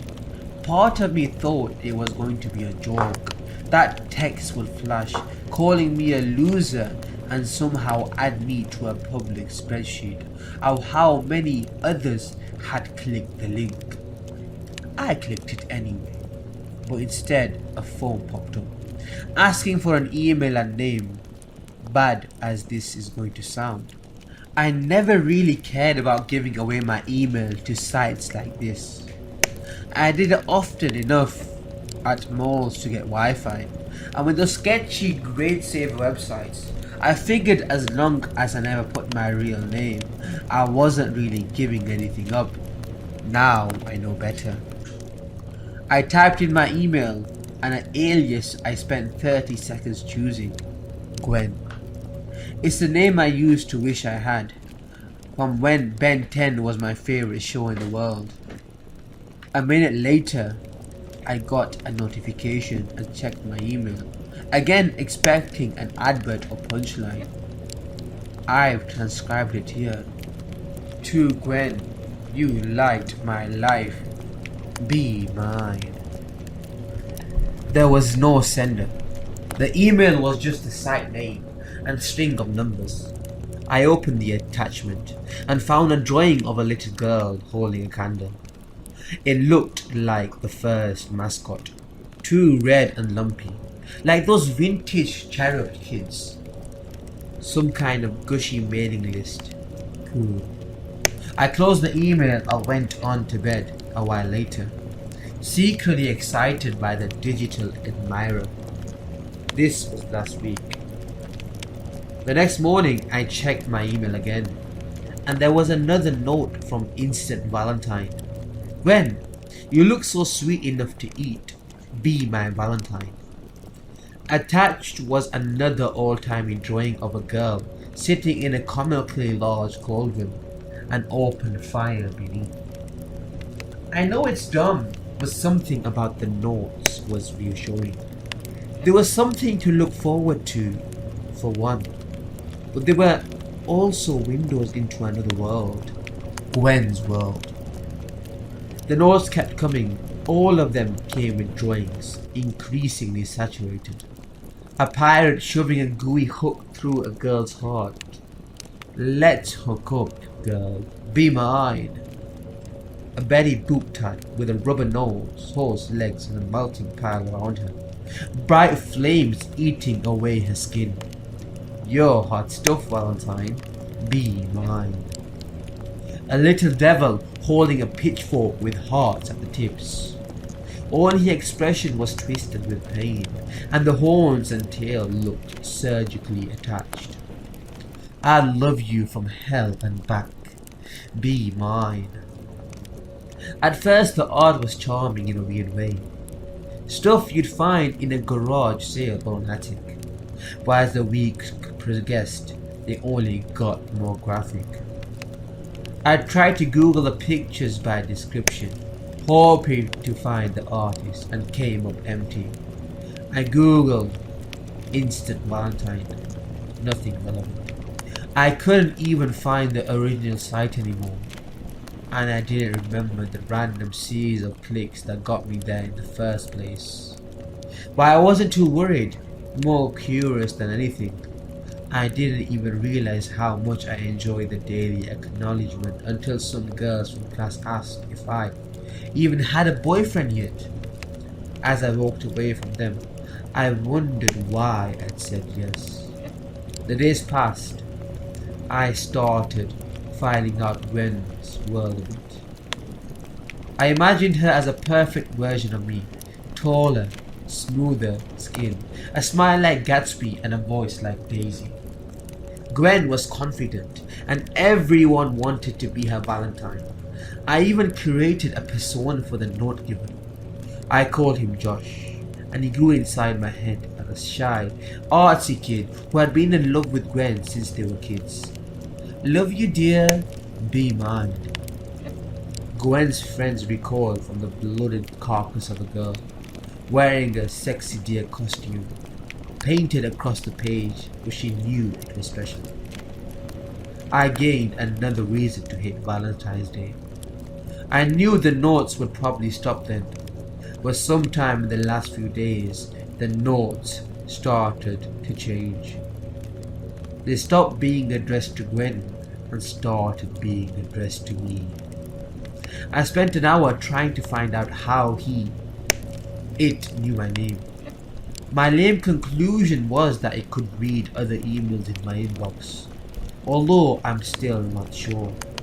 The thought chilled me, but there wasn't a way to cancel the subscription. I couldn't even reply to the email, so I did nothing, waiting for the issue to resolve itself. The cheesy pickup lines thinned out, replacing them with constant emails, several per day, with just 2 words. Be mine? Be mine! Be mine! The drawings were still there. They were wrong somehow, like the ink was running. Smudged and blackened faces screamed at me from my computer screen. All these different girls. One was wearing a bikini or underwear, and her head was submerged in a bathtub. Another chubbier girl had on a pig costume and was roasting over a spit with an apple between her lips. Those things had been okay in Gwen's world, but now they were real. Threatening. I need you to know that I wanted to show someone. Friends or parents even. I need you to know that I tried. But I couldn't bring myself to. The embarrassment would have crushed me. And and I think maybe there was still a tiny part, a sick and shriveled thing just under my skin, living in my fingertips and between my hips that wanted to keep it a secret. Wanted to have something all my own. And maybe that part of me was glad to see my name grace the screen, because just as quickly as I'd created Gwen, I started to resent her. I need you to know this because I deserve it. There's always a new girl in the drawings. They're getting worse. I can hear their screams. Today is Valentine's Day, and I'm sitting alone in the cafeteria, surrounded by red things, fluffy, lacy things. Everyone has a rose. The office is giving them away so no one will feel left out. I didn't pick one up. I had to write this down. I just checked my email again. Happy Valentine's Day. Let's tie the knot. The picture is in that same ridiculous style, but the ink looks fresh and the lines are sharp. The girl has ugly brown hair pulled into pigtails, and she's sitting on a polka dot bedspread. Heavy ropes crisscross her body. There's tape over her mouth, but she doesn't look afraid. My mum just called me, saying I need to come home. She said she was picking me up. I can see her car through the windows. The person inside is not my mother. An office aide is walking around the cafeteria with a green slip looking for me.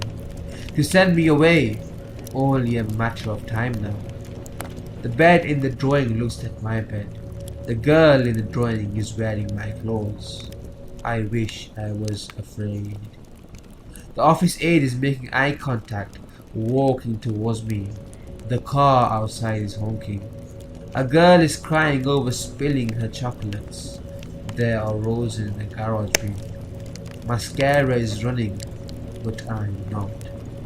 I should be afraid. Happy Valentine's Day.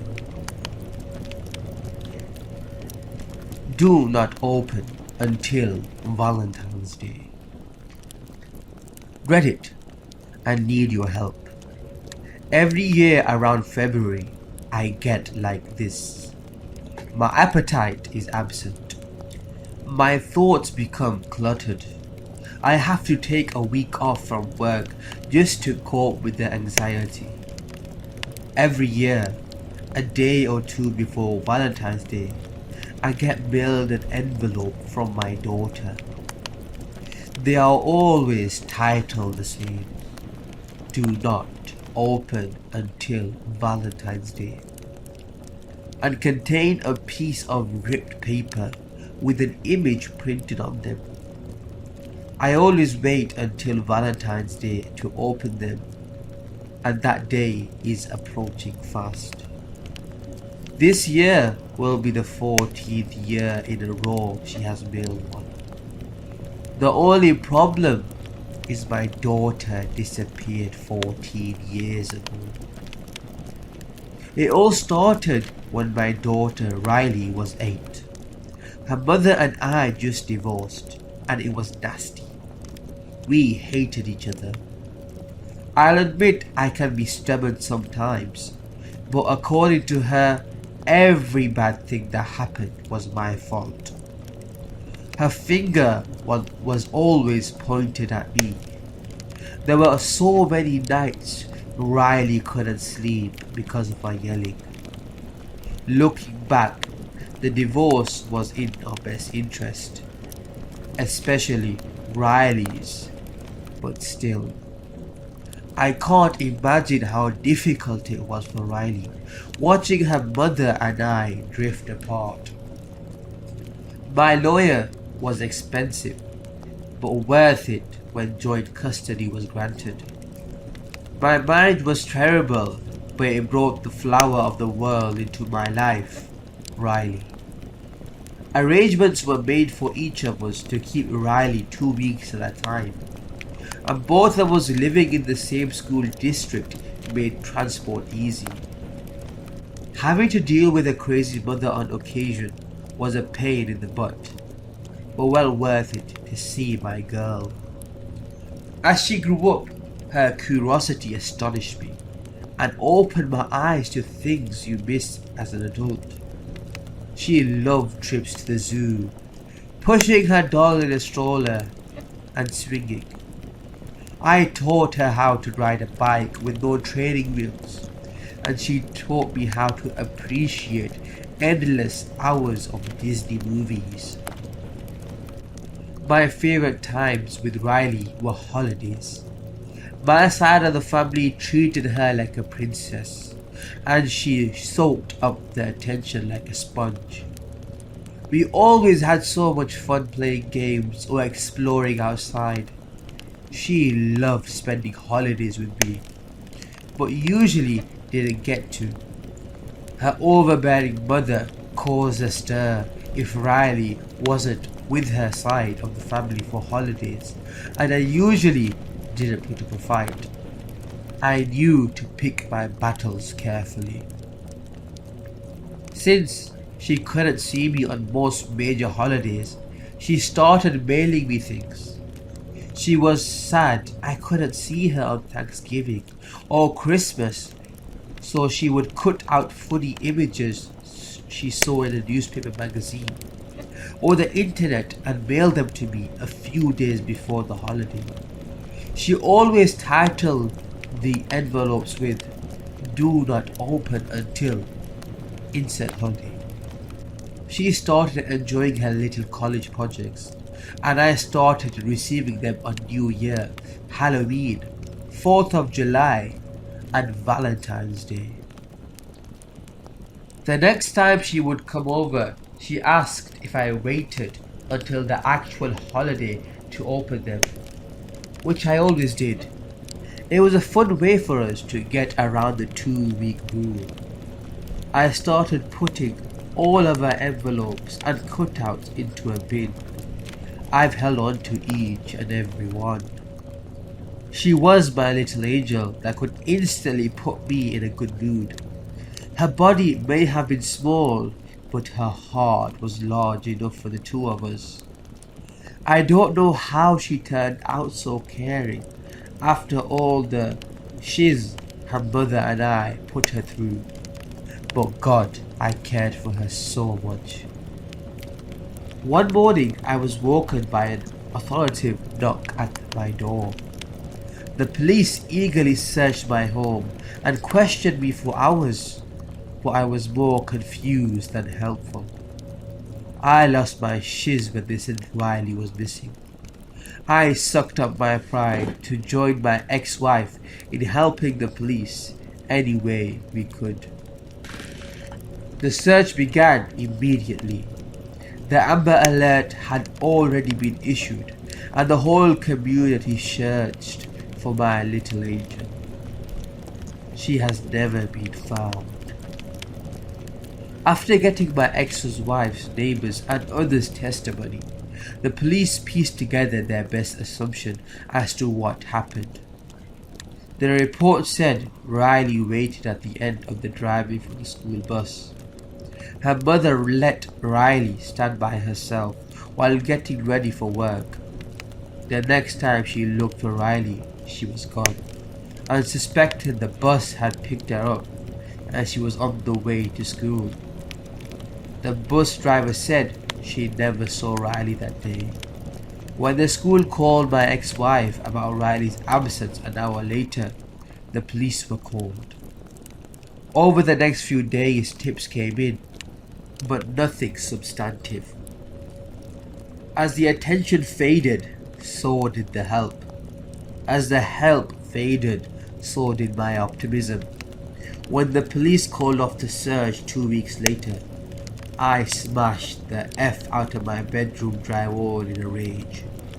I had a phase where I blamed my ex-wife for being irresponsible. I had a binge drinking phase. Hell, I even had a suicidal phase that went so far as a pistol purchase. The light of my life had been extinguished by some random perv or effing maniac abductor. Nothing helped ease the pain, and that following year crept by slowly. Then, I received an envelope. Startled by the writing, I dropped it on the ground when I read the front. Do not open until Valentine's Day. The handwriting was shockingly familiar, and even the apostrophe was missing. Something she always forgot. I lost it. Tears streamed down my face while I sobbed harder than I had in my life. My sorrow quickly turned to anger when I realized what happened. Someone was playing the sickest joke imaginable, and I had to find out who. I called my ex-wife, but she brushed off my anger as pathetic. I called a few friends who might have known something, but no one did.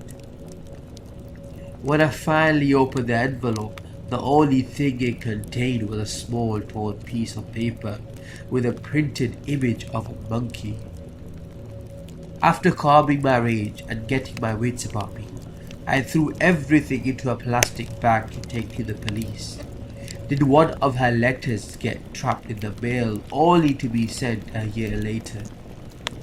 Is it a cruel joke?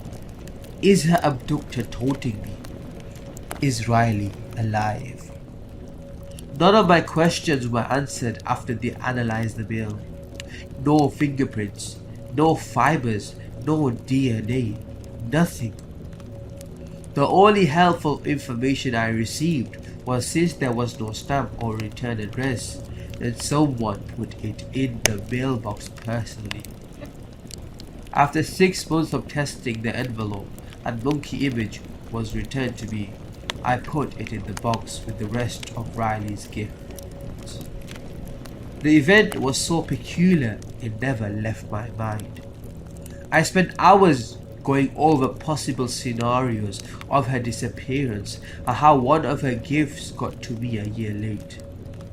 I spent that year a recluse from my family and friends while trying to make sense of what happened.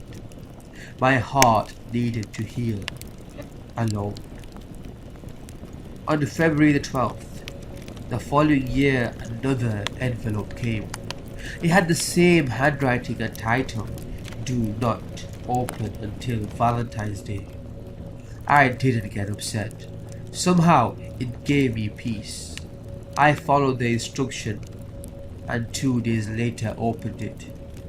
A small piece of paper with an orange on it was inside. I put it in with the others. This has continued for the last 13 years. 14 if one comes this year. The first 4 envelopes carried images of a monkey, an orange, a mailbox, a mouse. After 4 unsuccessful attempts, in 4 years the police could not find any information. Every year I brought them my newest gift, and every year they told me no evidence was found. They knew it was odd for me to get letters the same time every year, but since they were not threatening, they couldn't do much else. They advised I ignore them since it could be a prank. After the 4th year, I stopped showing them. The next year I was mailed images of a yo-yo, a kite, an igloo. A few months after I received the cutout of the igloo, I was called about Riley's disappearance. A young college filmmaker wanted to do a low-budget documentary on her disappearance and asked permission from me. Publicity could only help Riley's situation, so I agreed. The interview was difficult, but the college kid was accommodating enough to interview my ex-wife on a different occasion. I never mentioned the envelopes. After it was released online, the cops got a few more tips, but nothing materialized. The next February, I set up a camera to record my mailbox. I wanted to catch the person in the act. However, after getting another envelope, I searched the footage to find an error had occurred. The last 12 hours were just static. This new envelope gave me a rush while opening it. It was like Riley was still talking to me. Sure, I had doubts, but sometimes the only thing keeping him insane are his delusions. The handwriting was still the same, and it was still Riley's. The envelope's image was of a lemur. I continued living my life. I've had a construction job for 9 years now that pays well and keeps the hours consistent. My girlfriend lives with me and she is great, but I have kept the gifts from Riley a secret. Even my ex-wife doesn't know about them.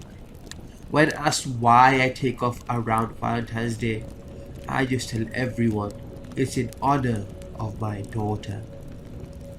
The next 2 years brought in large images. The thick folded pieces were glossy, like from a nice magazine.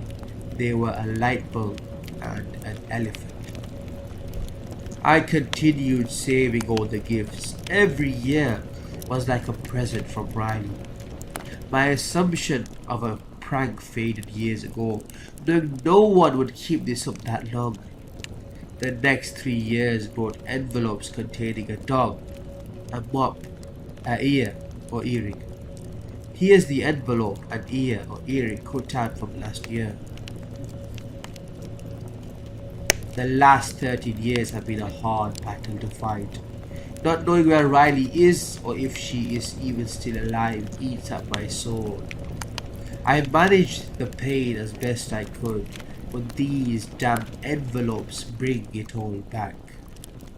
I have no idea why anyone would do this as a prank, but I equally can't believe it's anyone other than Riley.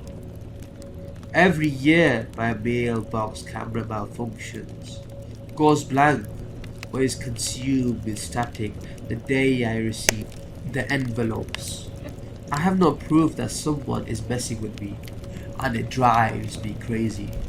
Would anyone really torment me this long?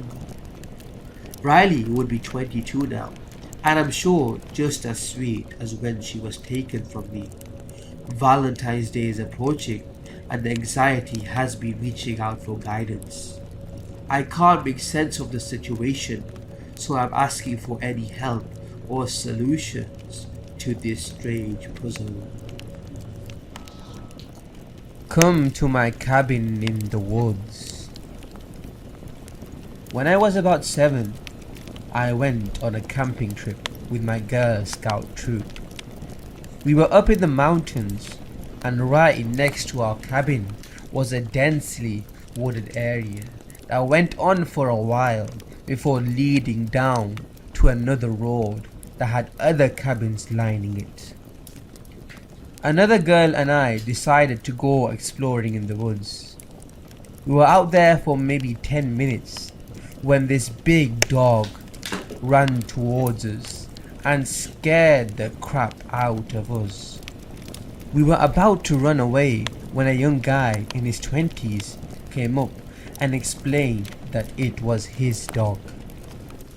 After he assured us we were safe from his dog, he began to ask us our names and where we were staying. After talking to us for a while, he mentioned that he had a cabin a few roads down. At 7, I was fairly innocent, and it didn't occur to me that it was inappropriate for this man to be speaking with us. But when he suggested that we come with him to his cabin, I knew something wasn't right. I told him that we had to go before we got in trouble. But before I left, he suggested that we come meet him later that night if we wanted to see his cabin. I don't know for certain that he had sinister intentions, but as a grown woman, I'd be terrified if this happened to my child. The worst part is that he looked so normal. Just some young guy walking his dog. Staying in the cabin. Now, this story did not happen to me, but one of my friends who I worked with last summer at the camp that this took place at, and I think it would fit here pretty well. Sometime around 2000 or earlier, my friend had gone camping with his family. He is about 5 at this time. They had gone to this summer camp that his family had been involved with for years, and were allowed to use one of their cabins for the weekend because they were on good terms with the full-time staff. Now, the camp is divided into a few clusters of cabins, all of which were pretty old and creepy and built in the early 1930s. They'd been well maintained, but never refurbished, and with just mesh windows and creaky big wooden doors, they could give anyone the creeps, especially with the winter wind blowing. My friend's family was staying in one of the cabins close to the building where the camp director worked and slept. On the second day, as it was getting dark, my friend and his older brother, who was a regular counselor there for the past few years, went for a walk which led them down a winding dirt road to another cluster of cabins. They could both tell there was something wrong, but they couldn't place it. My friend several years later told me that it felt like everything looked completely ordinary, but it was like there was just something that completely threw the vibe off. His brother would attribute it to what he noticed next. The furthest cabin from the entrance had all of the windows closed. There were large wooden panels that had to be lifted up and put in the mesh windows. Then he heard a loud thud, and then the lights in the cabin were on. Now, it wasn't uncommon for other cabins to be rented out by hunters in the winter, so he left it alone even though he still had a strange vibe, and decided not to investigate further. The next morning, during breakfast, he was speaking to the camp director and casually asked him how many other cabins he was planning on renting that hunting season, and mentioned that he had noticed that another cabin was being used back towards the far side of the camp. The director had a stunned look on his face, and then told him to call the police and that they weren't renting out any of the other cabins that weekend. The police showed up, and after a 2-hour standoff in the middle of the woods ended with a man in custody. For the past 3 weeks, there had been a dangerous man hiding out in a summer camp. My friend didn't know it at the time, but was later told by his brother that when they took him out, he was starving and unshaved. He had a rifle, a pistol and a shotgun, and 2 duffel bags full of valuables that had been taken during violent break-ins over the past months in the surrounding counties. Yeah, desperate, violent robber hiding out in a cabin in the woods. Let's never meet. Cabin in the woods. Hi, so while I've been reading these stories for a while, I have very little experience posting. Hopefully this is in the right place. A couple years ago, my friend Kate had asked me to go with her to a party. This party was being thrown by her friend Susan. Kate had gone to Catholic school with her in elementary and middle school, but during high school, Kate ended up going to public school, where she met me, while Susan went to a Catholic high school. The two had grown somewhat apart and hung out with different people, which is why Kate invited me along. It was Susan's birthday, and apparently Susan's parents had decided to rent out a cabin for her. They did this for her the previous year, and unbeknownst to them, she had decided to throw a party. The party had been a hit, so she was planning on doing it again. Kate and I drove to the cabin together. The cabin was pretty isolated. Aside from the woods behind it, there wasn't anything around. We couldn't see other cabins, but I imagined they would probably be empty because it was winter time. I was a little apprehensive because I wasn't going to know anyone at the party, but I figured after a few drinks that wouldn't really bother me anymore. Also, if you watch scary movies, you know that having a party in a cabin in the woods is a horror movie cliche. I was very aware of that.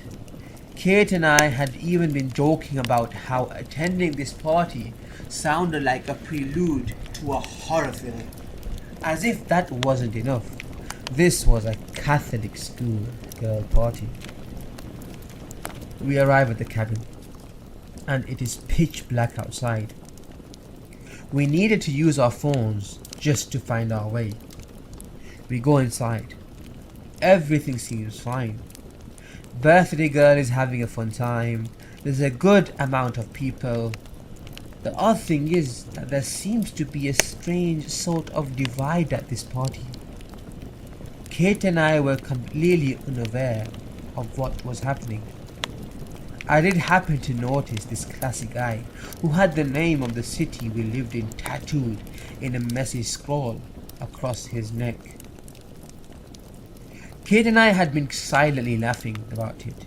We were also a little worried because we wondered if that meant he was in a gang or something. Anyways, I don't remember why, but the main group of the party wanted these people to leave. I think it had to do with them drinking a lot despite not having brought any alcohol of their own.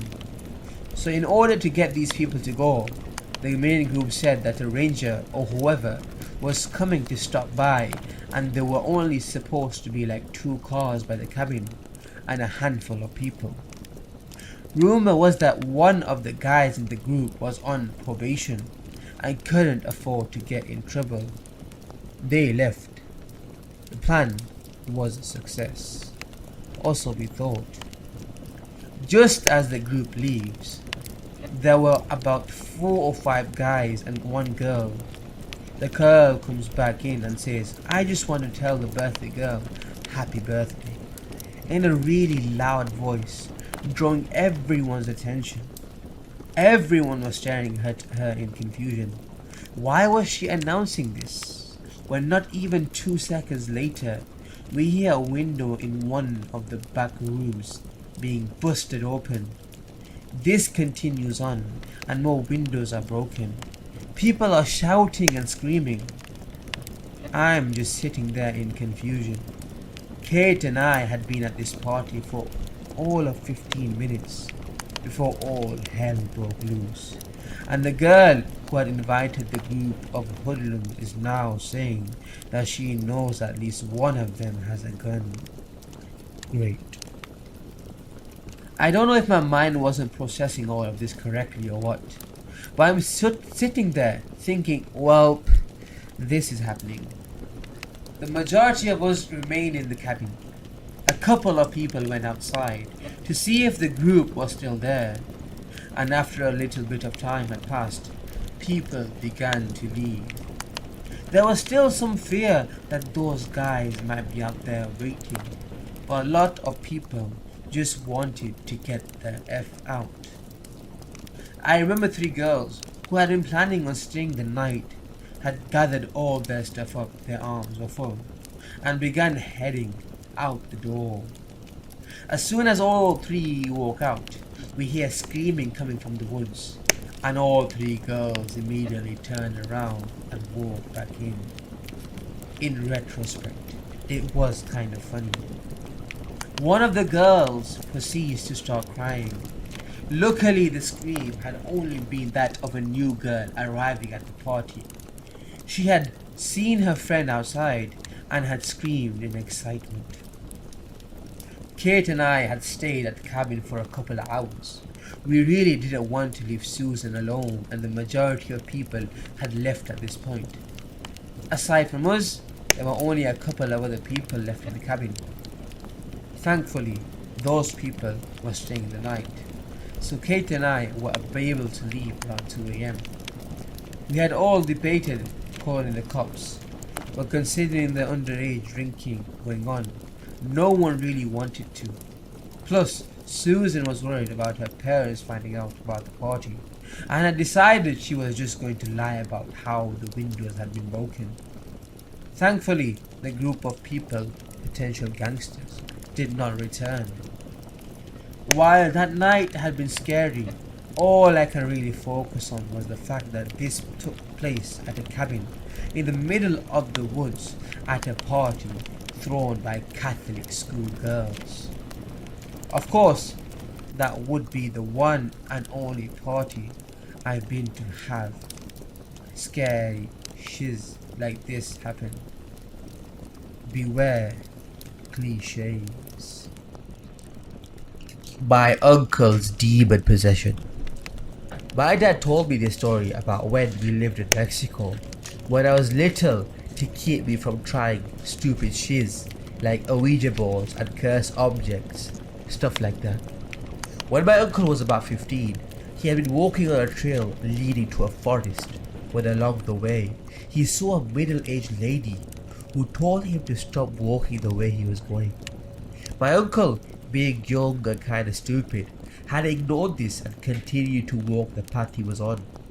As he continued, he began feeling like something was watching him or following him and began seeing weird stuff at the corner of his eyes.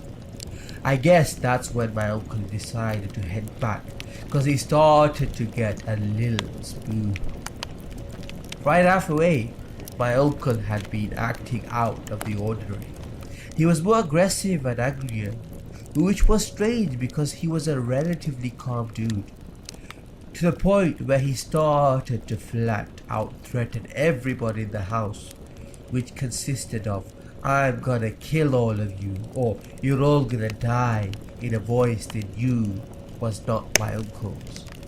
Eventually, he started to get physical, throwing chairs, attacking his brothers, including my dad, and overall being a nutcase.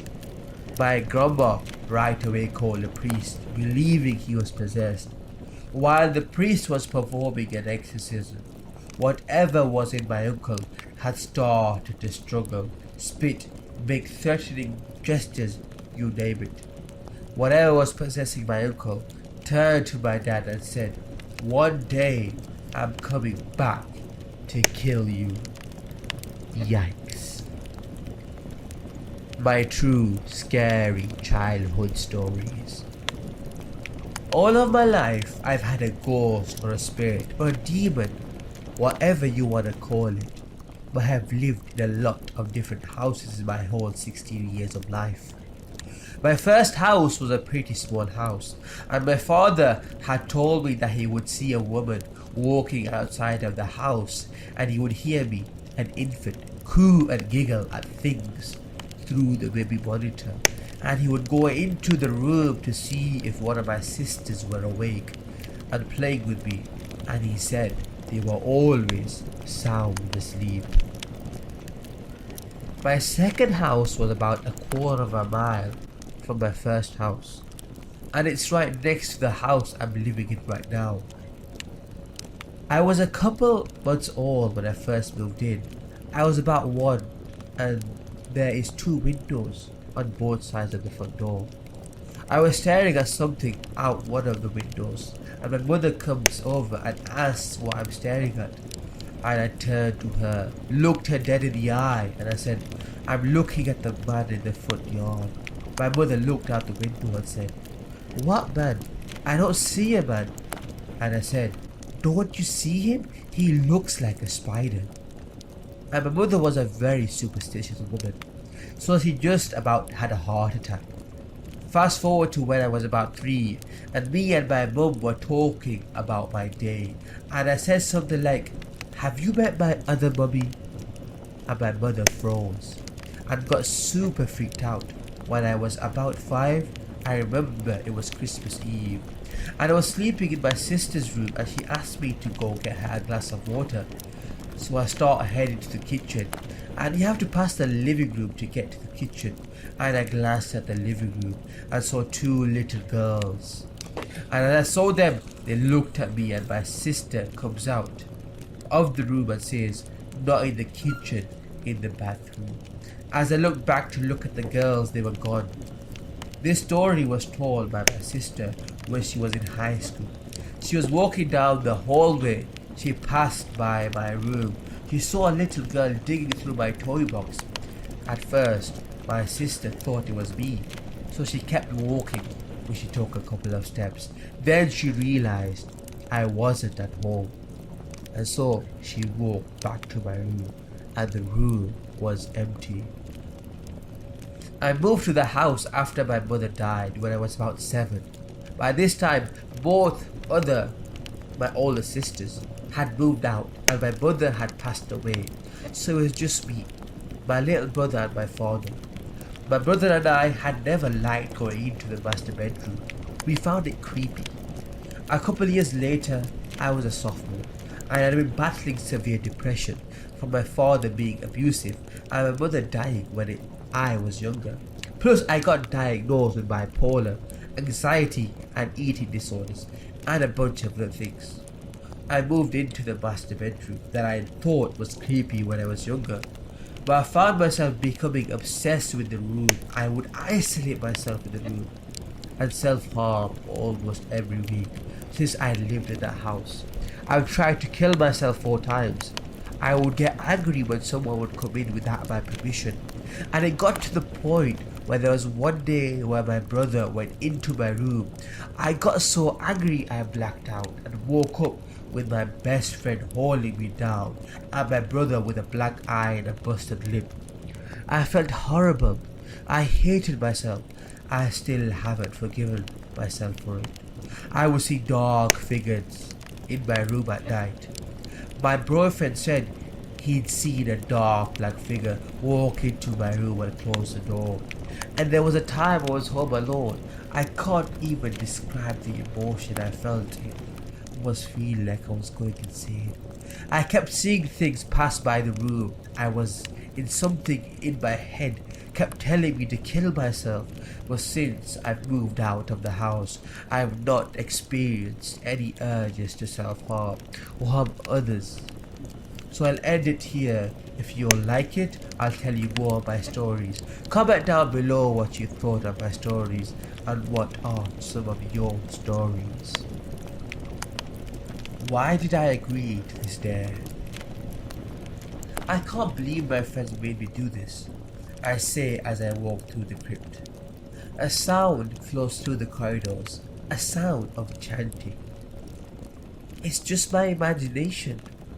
Calm down, man, I say to myself. I walk through and step on something hard and sharp. The hell, a human skull? No, it just fell off a shelf, but it looks fresh.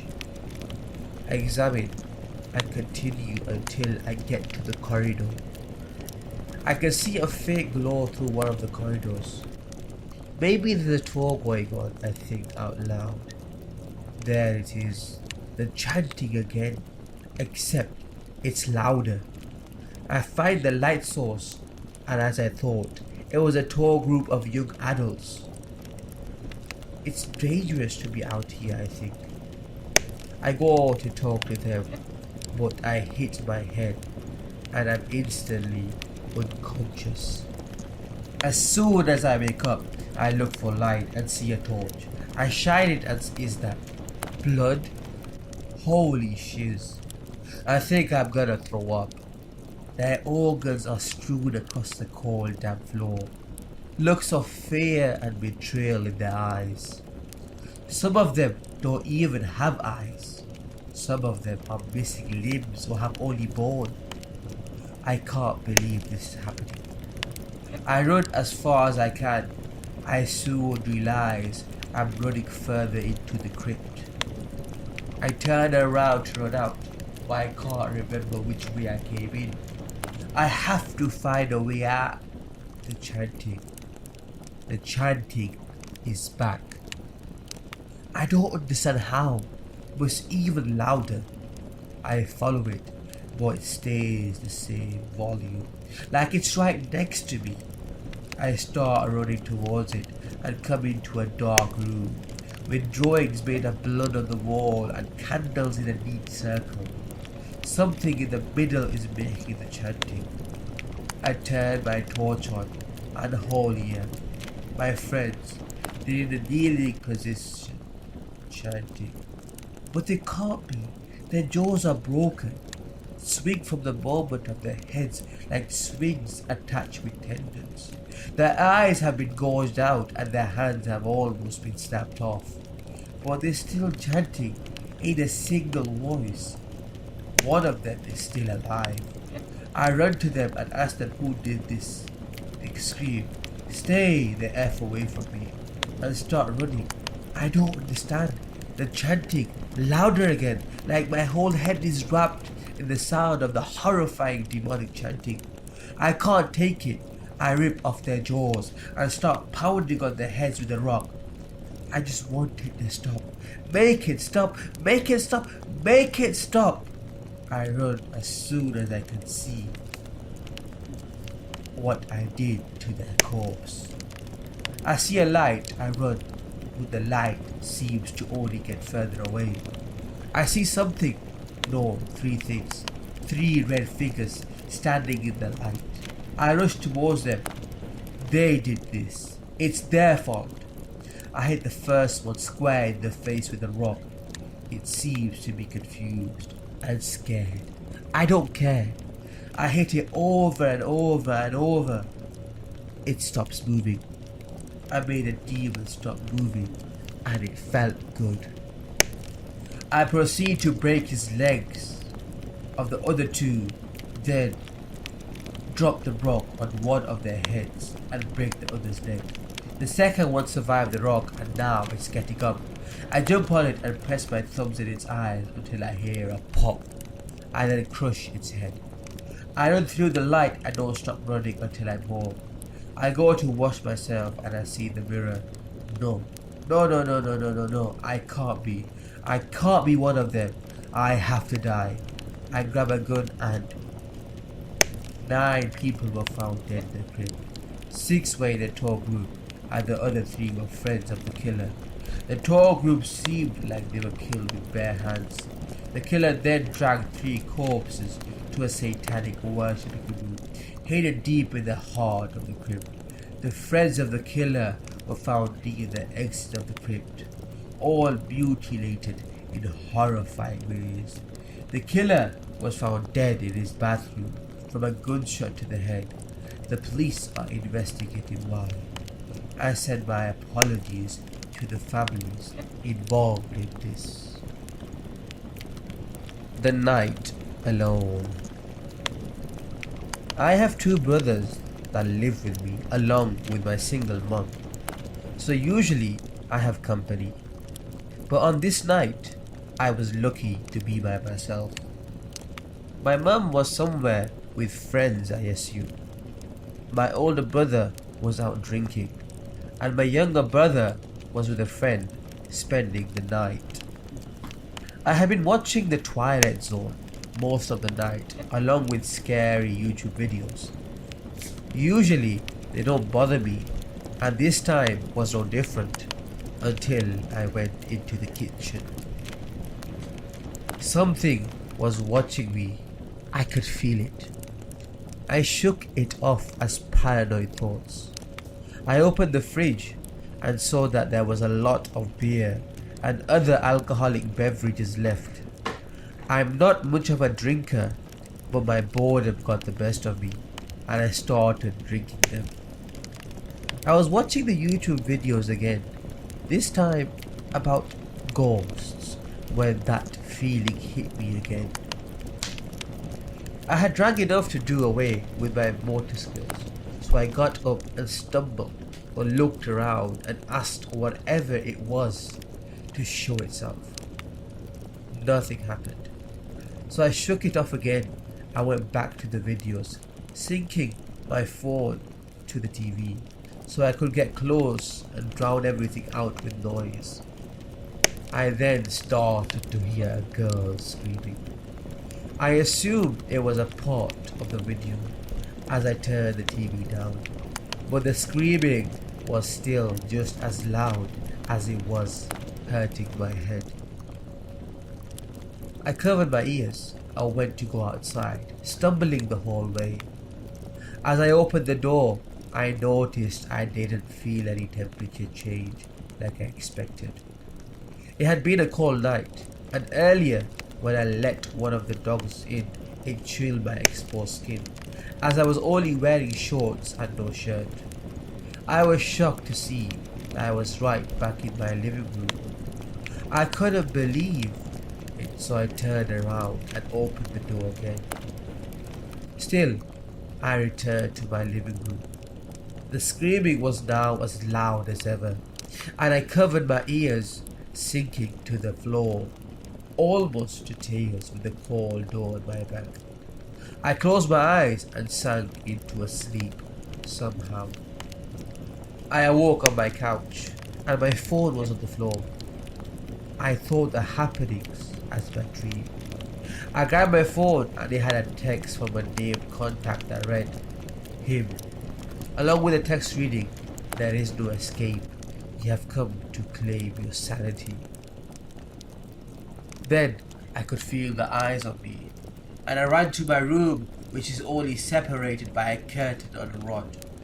I fell in by a drunken haste through the curtain and landed in my bathroom on the tile floor. I got up and went to the window as the screaming started again. I ignored it the best I could, but it was so loud. I broke the screen and crawled out, feeling the cold night air on my skin as I fell. It was dark and I seemed to fall forever. To my horror, a face appeared in front of me. It was human with sunken eyes that had little white lights in the back and twisted long teeth that shone through its smile. I went to scream, but it was cut short as I landed hard on my kitchen floor. The wood under my face felt oddly warm, and I put my hands under me to support myself to get up. Then the carpet started to move as I was breathing. I ran into the living room right ahead of me. It was the actual living room. My heart was pounding as I couldn't believe what was happening. I got another text and I pulled out my phone to read the him contact had sent me another spine-chilling message. This one read, "There is no escape. Check the time." Sure enough, my phone's clock read 9:30 p.m. The time it was when I started drinking. I pressed the call button and didn't even ring as a voice that was gruff spoke through the speaker. "We know how to take you. Just give up." I looked around as I heard scratching from every direction. My heart felt as if it was about to burst, and my head was throbbing. I was dripping a cold sweat as fingers pawed through the wall. They were bloody and unusually long for human fingers. I tried the last room I could, my mum's room. I went in there to find the creature in complete darkness, its smile dripping with a dark liquid that flooded the floor. Small hands shot through. Rats fell from the ceiling and on my shoulder. I started screaming, but nothing came out. I could feel their warm, wet fur on my shoulder and hear them. I started kicking and thrashing at them. Then I looked back at the creature as it opened its mouth to send more ooze onto the floor. The hands crawled to small, proclaimed dolls. The soulless glass eyes looked into mine as they in unison made a giggling sound that transformed into a demonic laugh. I started to walk back as their eyes started tearing blood with their thin smile stained. The rats were crawling at my feet as I turned and ran the creature in the middle of the room, not moving. I was back in the living room and slamming the door behind me, crying in fear. Then I felt a hand on my face, cold as ice, as it let blood drip down my cheek onto my chest. I leaned forward and screamed, crawling away from it. I looked around, sobbing as I saw the fingers now had arms and hands. They were muscled all the way up to their wrists. The room seemed to breathe as it expanded and shrunk. I could feel a hot air come from the open doorways that seemed to burn my skin. I crawled to the bathroom and ended up in my bedroom. Bright red eyes seemed to cover the windows and the screaming started again. I was scared, confused and hurting from my head to my overwhelmed heart as I backed my back against the wall and covered my ears crying. I felt a vibration on my leg and pulled out my phone. It was him. The message was sent and it gave me a bigger panic. It read, "This is only the beginning." I tried 911 even though I knew it wouldn't work. When I typed the 3 numbers, it wouldn't appear on the screen. I begged with whatever was there to let me go, and I heard a voice that seemed to come from my own thoughts, but I knew was not my own, say, "Your sanity will be ours." I ran back out of the room and came into the living room. I ran towards the door of my mum's room and swung it open. I screamed as I fell into the black ooze.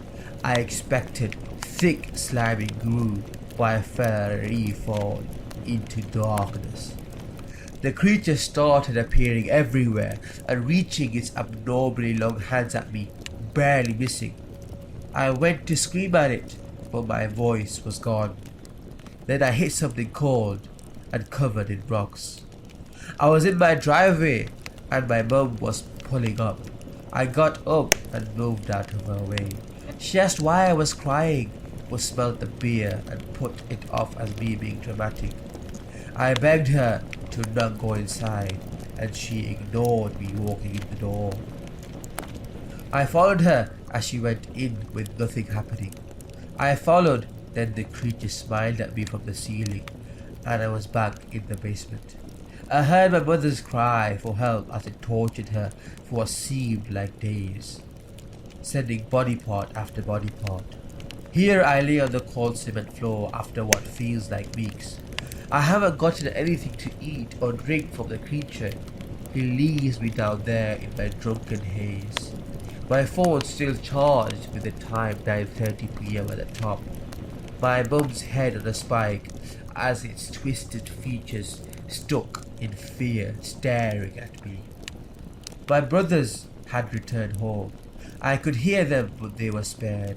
I could hear the cops search the house. I could hear them in the basement, but could not see them. I screamed and screamed and nothing good happening. They found Mum's body, but no head. I could hear them and how they blamed me.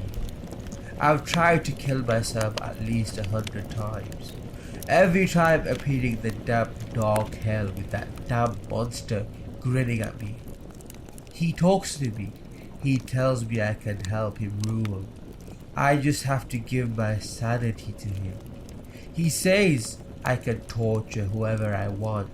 With every time I refuse his offer, he sends something new and twisted after me. Last time, it was my mother's head telling me how I could have saved her. It then opened its jaw to where I could fit my head in it. It then let locusts out, eating me alive. Of course I came back here. I've cried all my tears and now numb to everything.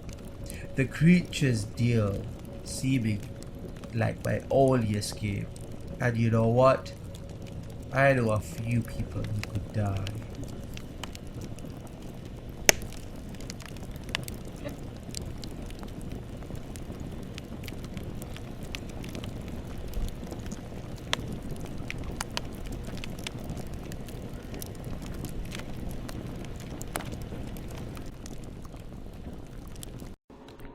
Welcome back, guys. This is a compilation of Skinwalker stories. Here are 9 of the scariest Skinwalker stories that can be found on Reddit. They are extremely scary, so buckle up and get ready. Also, if you think Skinwalkers are real, go ahead and subscribe. And if you have encountered any, make sure you comment below. And send your stories to me on my email. I hope you enjoy. I just bought a home on the Ohio-Michigan border. It is in the middle of the woods. I only own about 5 acres, but it is surrounded by over 600 acres of woodland. There is only one other house nearby. I've noticed a few strange things and had a few strange things happen recently. I will explain in detail. I'm worried about the possibility of a Wendigo or Skinwalker, but I am not knowledgeable on the subject and would like to learn as much as possible to protect my family. The red flags. An older single woman sold us the home. Her daughter and son-in-law were helping her sell it by the owner. Many times the daughter mentioned about how her mother was paranoid living there. She had lived there for over 20 years, but now never leaves the home, even though she is in good health. She said she would never answer the door whenever someone knocked, and there are cameras outside. There is also a flashlight in every room. They accepted our offer of about $60,000 under asking price. We loved the property and told them that, but couldn't afford what they were asking. They met us where we could afford it. During the home inspection, the inspector tried opening a window and it was stuck shut. He went to try another and the homeowner stated, "None of the windows open. They haven't in years." I didn't think anything of it and just assumed they were old and broken. The home was built in 1985 and had original windows. The inspector also found some issues with the exterior of the house. There appeared to be a lack of maintenance outside. Once again, the family stated that the homeowner just didn't like to be outside anymore and spent all her time inside. I met with the homeowner at her house again so I could gather some measurements. While I was there, she showed me how a few things in the home work. She made it a point to show me a light on a pole outside. She said, "If that light ever goes out, replace it immediately. It is way too dark out there without it." She has also stated that at night we will hear coyotes right up against the house, as they like to gather by a bush near the front porch in the winter. A co-worker of mine has lived in the woods 2 counties over for years. He just went through a rough divorce and was forced to sell his house. He just gifted me an Axis deer skull with antlers. He said it was gifted to him when he bought his property and he kept it by his front door.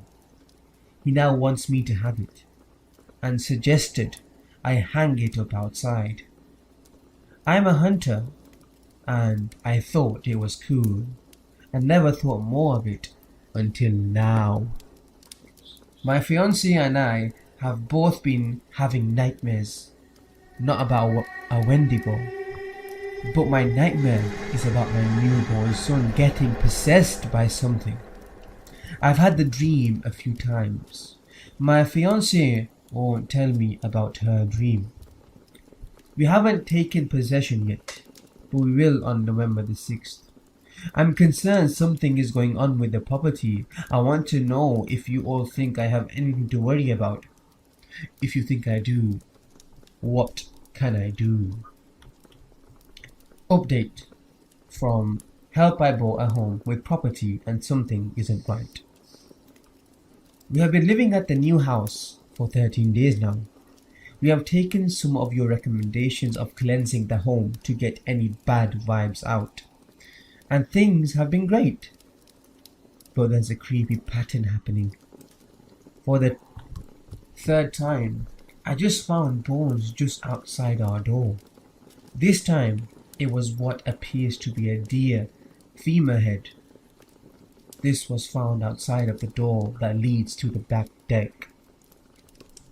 A few nights ago, there was a pile of smaller bones by the door leading to the front porch. And one of the first few nights we moved in, there was a long bone by the rear door, right by where I just found the femur head.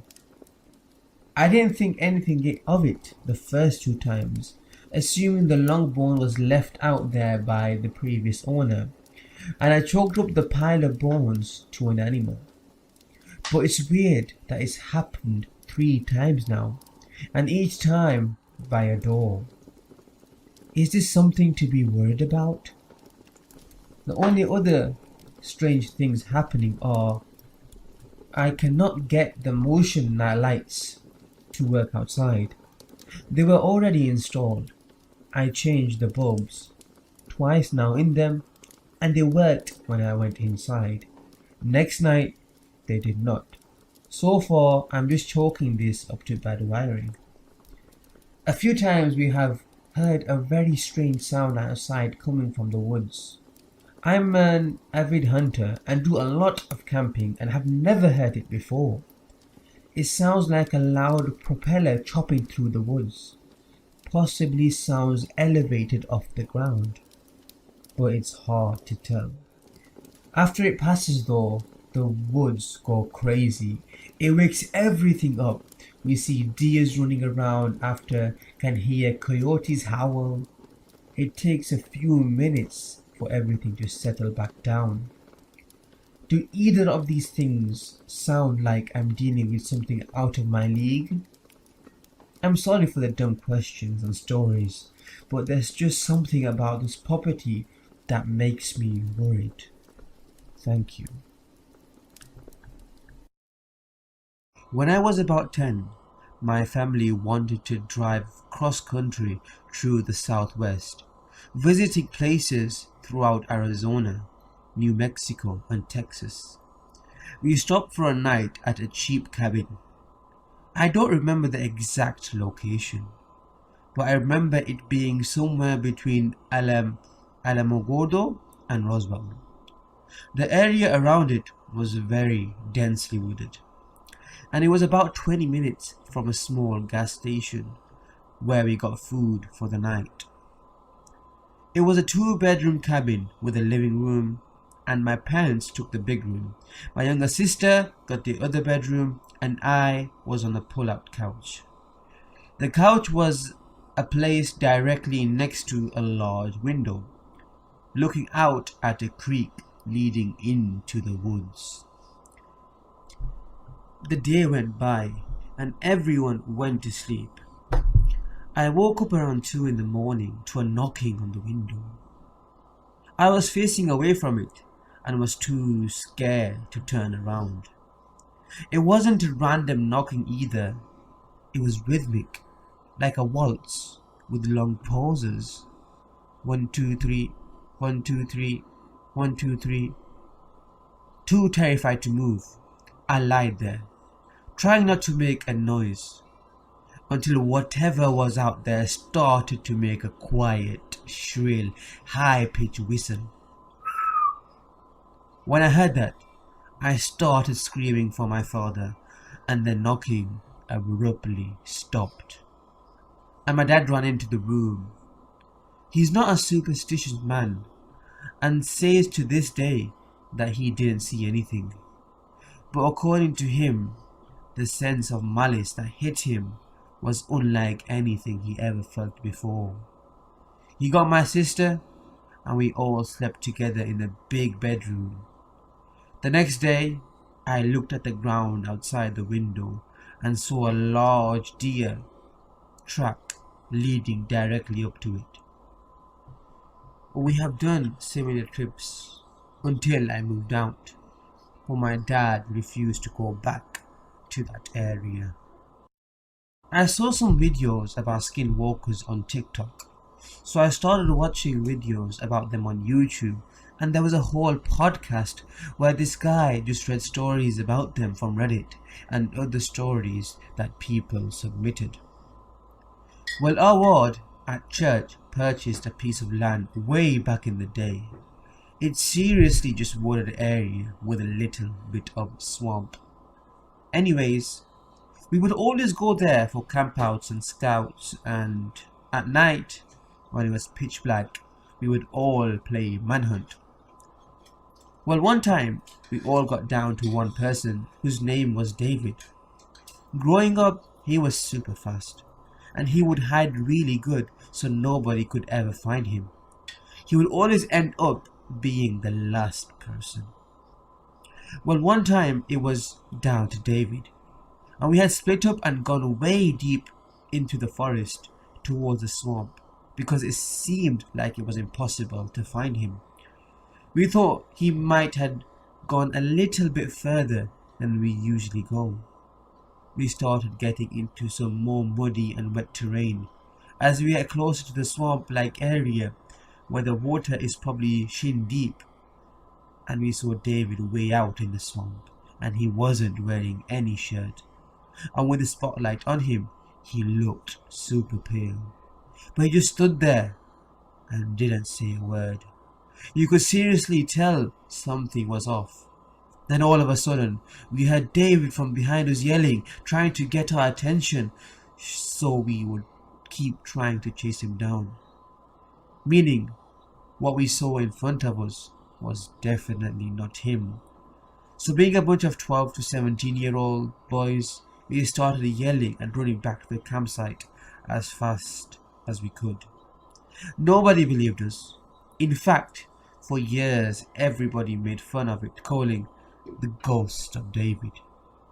But then I started listening to these stories, and every single one of them sounds just like what happened in some way or another. I'm going to preface this by saying this is a long read, but it's worth it.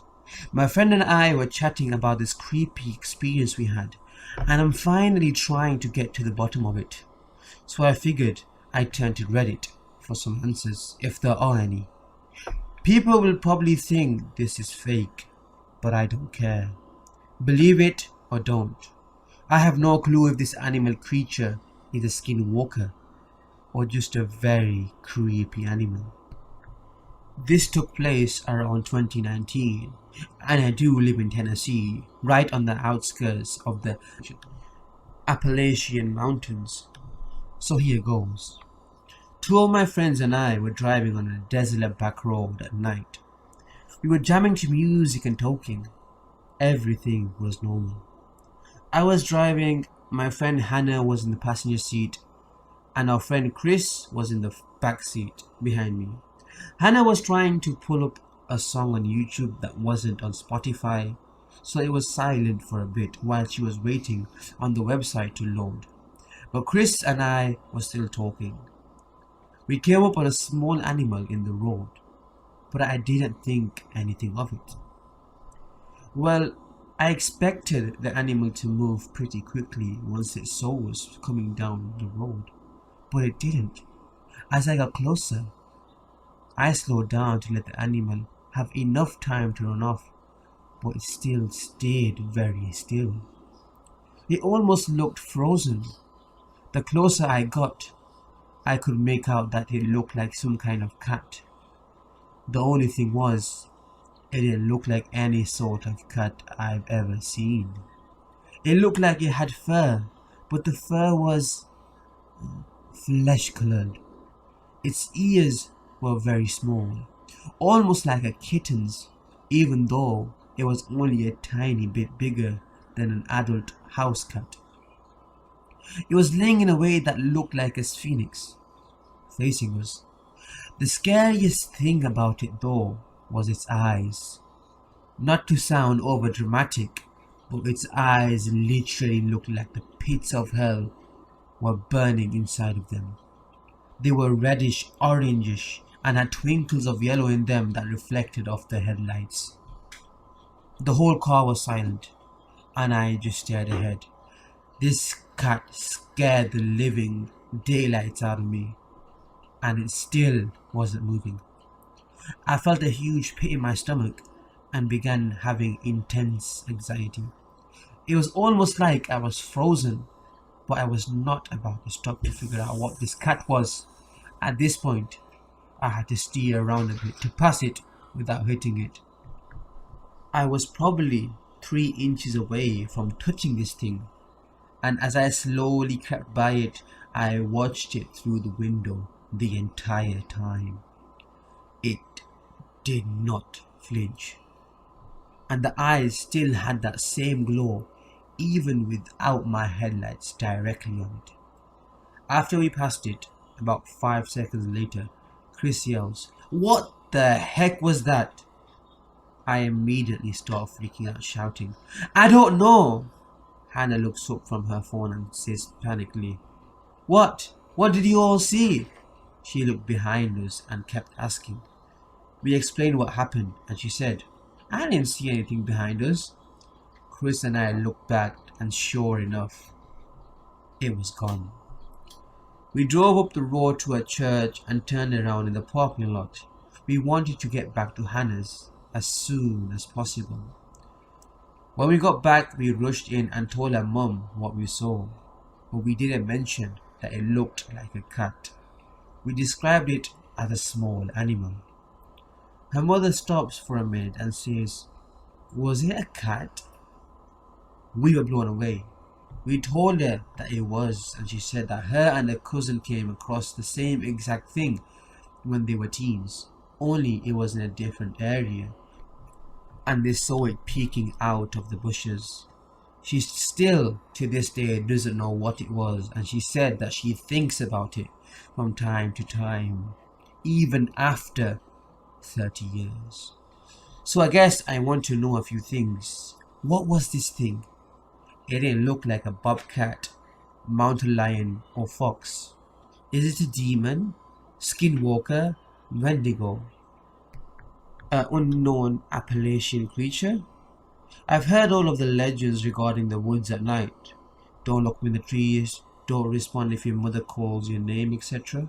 But everyone I've told either tells me it was probably a scared bobcat, or that they've never heard of that before. So if anyone made it this far and has some answers, I would gladly appreciate them.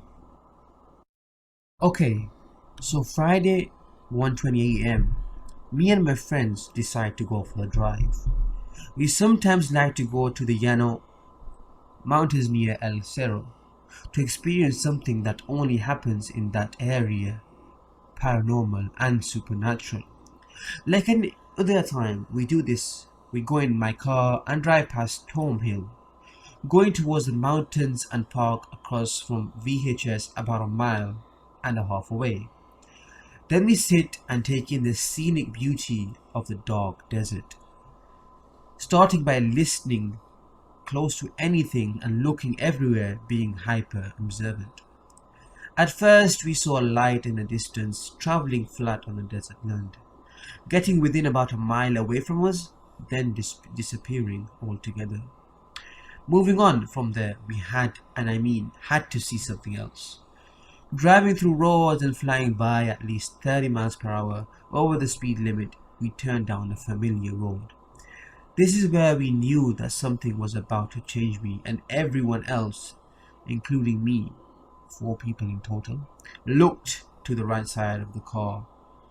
Saw what we all believed to be something like a hellhound or maybe a skinwalker. A massive black dog just launched at my car while I was going 45 through the road. We should have felt impact from the massive creature, who didn't. Both people in the back seat looked and saw this thing rise up from the ground and stand straight up on two legs, absolutely huge and all black with red eyes that are forever imprinted in our minds. I didn't slow down, but sped up, going about 55 miles per hour now. So probably about 20 yards away, I saw it rise up as if nothing happened to it. To start this story off, and to give a little insight about me, I am an 18-year-old female who grew up in Michigan and have lived in this country for as long as I can remember. And for heads up, this is a long story, so bear with me. Now back to the story. On one particular hot summer weekend, me and a couple of friends, including my boyfriend, let's call him Tony, and my older brother, let's call him Brad, decided we were going to go camping for the weekend since it was such a nice warm week. Tony's parents had owned a cabin way out in Ludington, surrounded by a huge wooded area with a personal lake and no neighbors for at least 4 miles. But being stupid teenagers, we didn't really think about that. All we were ready for was to party like any normal teen would. Well, after being there for 2 hours, our fun had started. Tony's friends had brought tons of alcohol and weed to last us for the weekend, so we wouldn't be bored since we had no service and only movies to watch. After about 12 a.m., it was pitch black.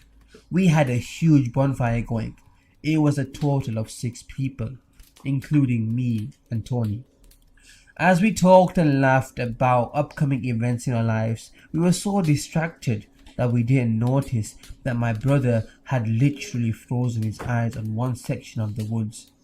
Mind you, we were all intoxicated and high at that time. Eventually, our talking ceased when Tony realized his friend and my brother had an emotionless expression. "Hey dude, you alright?" he asked Brad.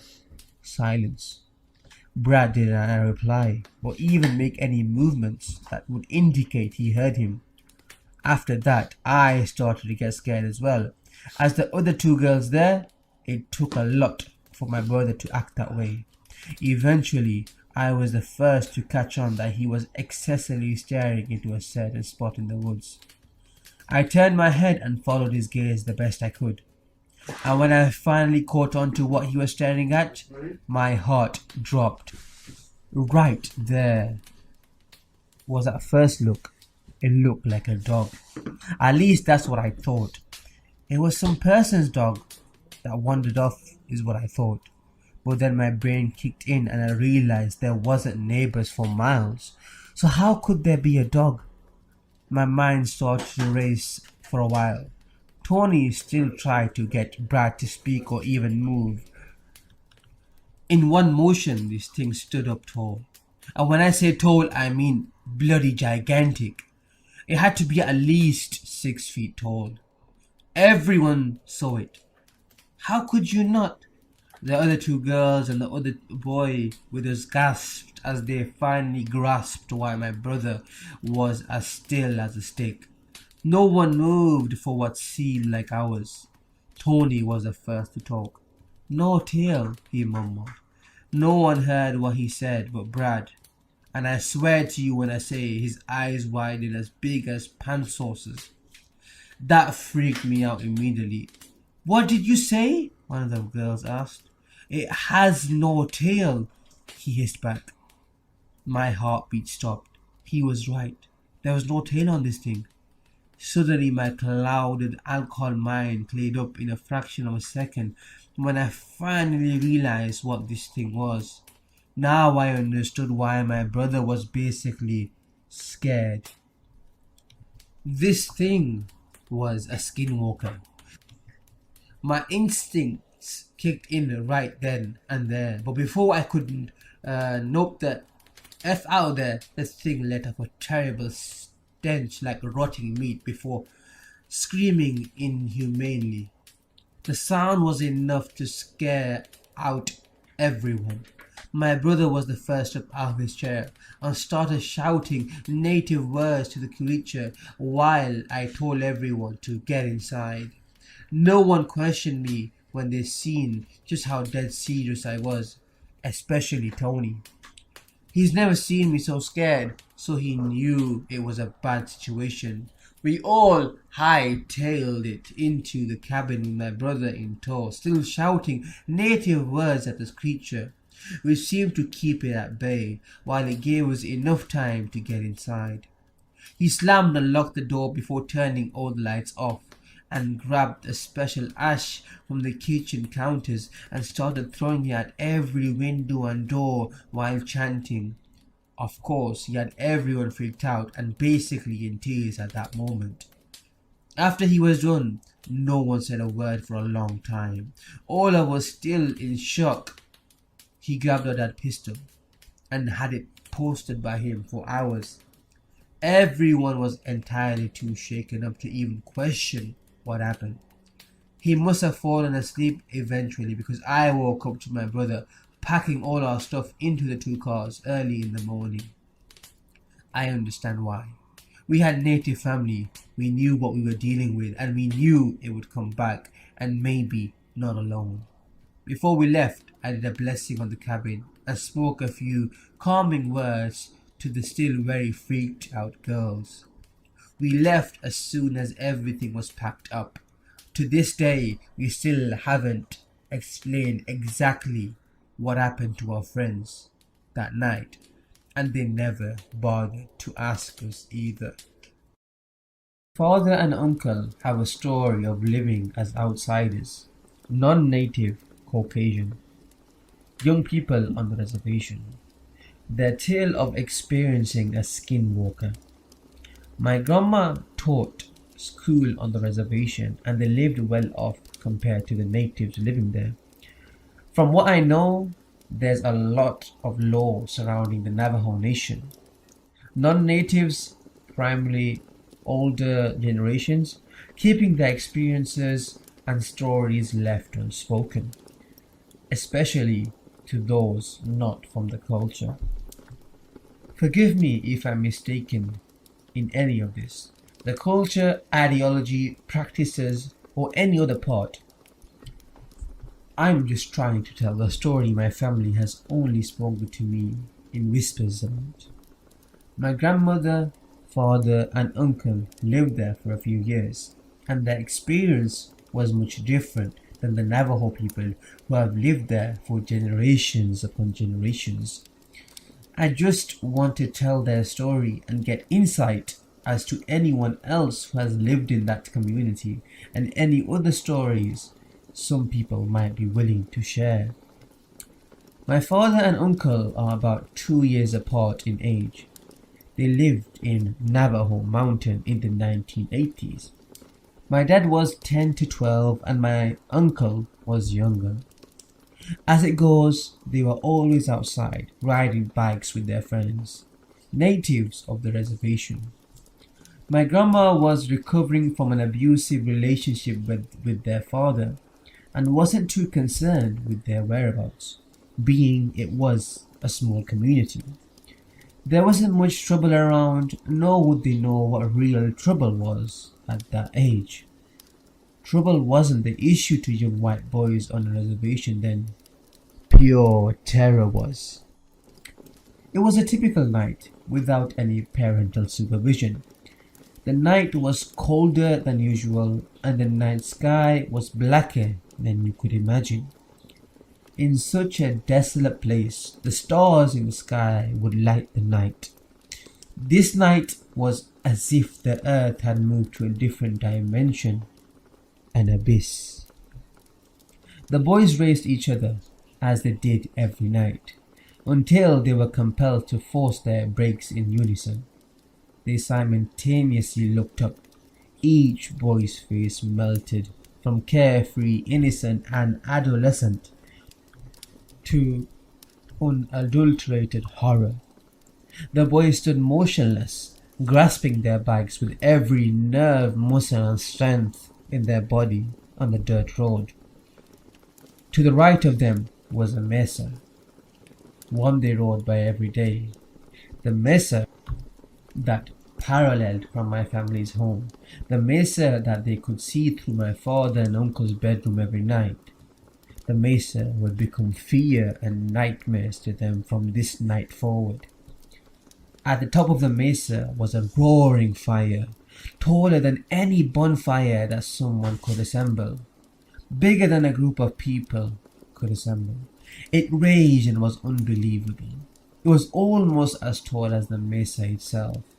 More unbelievable was a pitch black figure seen cavorting around the bonfire. The native boys with my father and uncle informed them that this was not a typical Navajo dancer or ritual. Pits began to form in their stomachs. Friends of my father and uncle turned back around without a word and bolted back to their homes.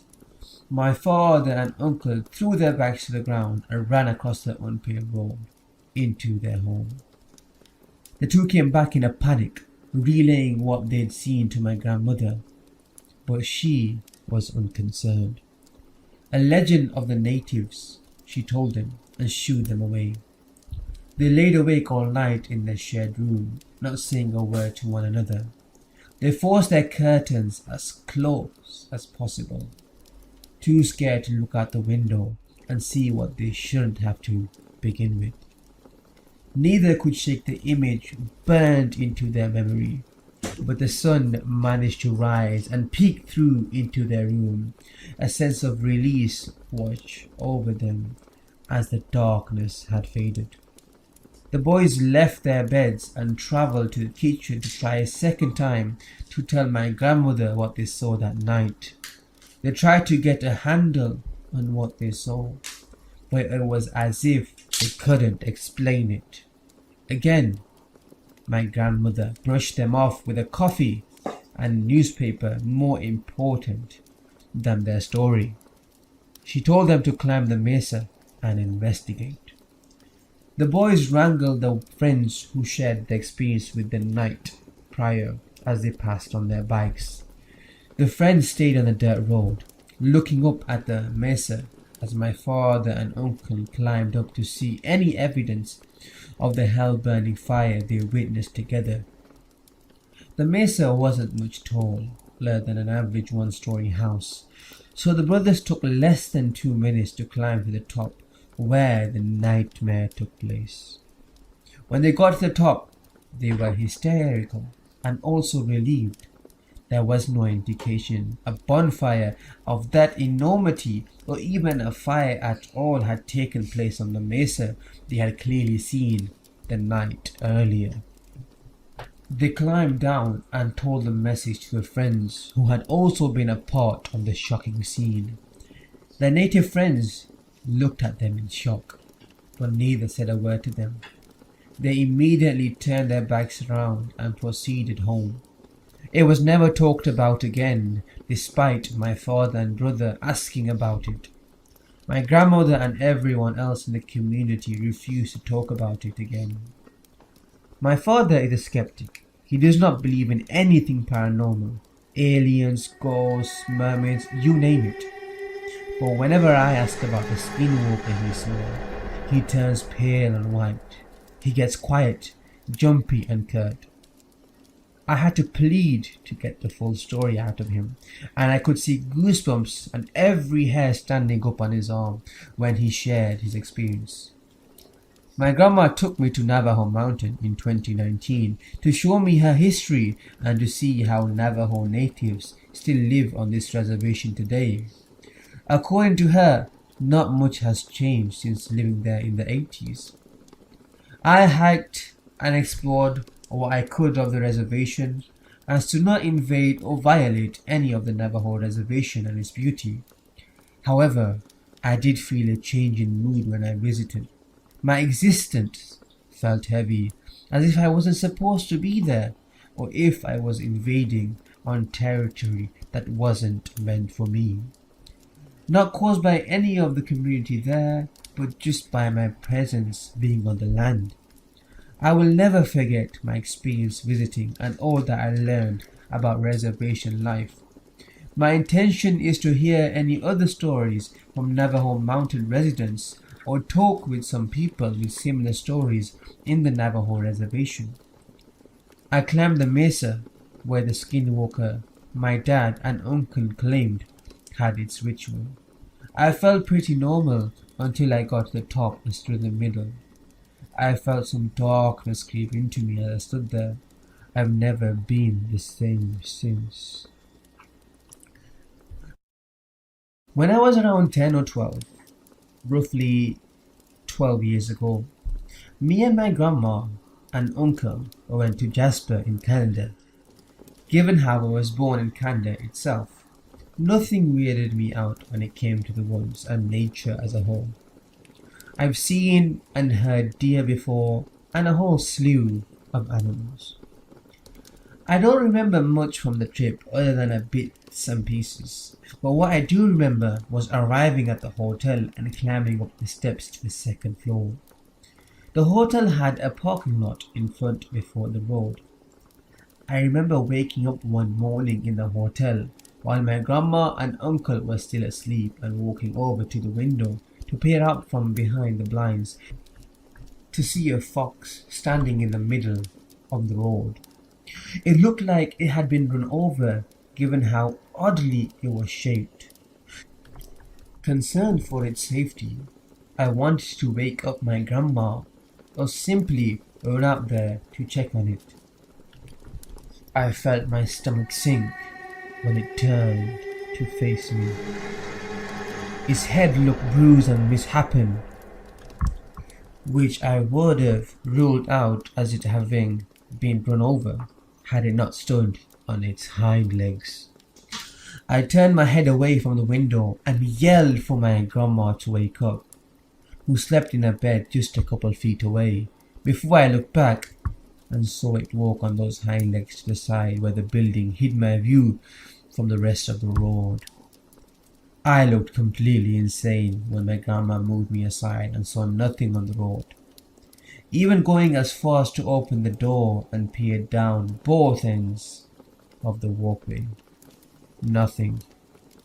Regardless, I can say with confidence, I'm not going back to Casper. I don't know if this belongs here, but I feel like it bears mentioning. I, 25 at the time, female, experienced what I can only imagine is an otherworldly occurrence when I first moved to the Sierra Nevadas about 4 years ago. I had been living in South Lake Tahoe, CA, for years and spent a decent amount of time outdoors, hiking, camping, and just generally enjoying the beautiful place I was lucky enough to call home. Now, I don't scare easy. I'm used to being by myself, and I carry weapons with me everywhere I go. Being a 5'2" and 110-pound female, I go out of my way to be sure I can protect myself. There were many people in the outdoor community who told me to be careful on trails and in the forest.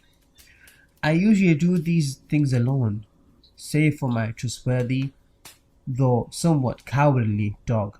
But I never felt as uncomfortable, confused, and downright afraid as I did in my own apartment one night when I finally relocated away from Tahoe to the city of Reno, Nevada. I had moved to Reno to get away from the isolation of living in Lake Tahoe, and though it is only about 60 miles away, it felt like a different world. Now, the city itself isn't huge, and I was living in the north end of town, which is surrounded by high desert foothills and is somewhat sparsely populated compared to the more urban city center. But I never felt as if I was out in the boonies or anything of the sort. I lived alone with my pup, and we liked our little apartment. So to set the scene here, it was early fall. The sun was beginning to set at a much earlier time of day, which was exemplified by the fact that the city sits in a valley, so sunset seems to approach much faster than in other places in northern Nevada. My apartment sat above street level, with a window in the kitchen next to my stacked washer and dryer that looked out into an alley, maybe about 10 feet above the small street that went beside the small fourplex building. It was dark outside, and I was alone with my dog doing laundry. My apartment layout was an open concept. The living room kitchen area was separated by a wall which had a huge space cut off into it that you could see through to each room with.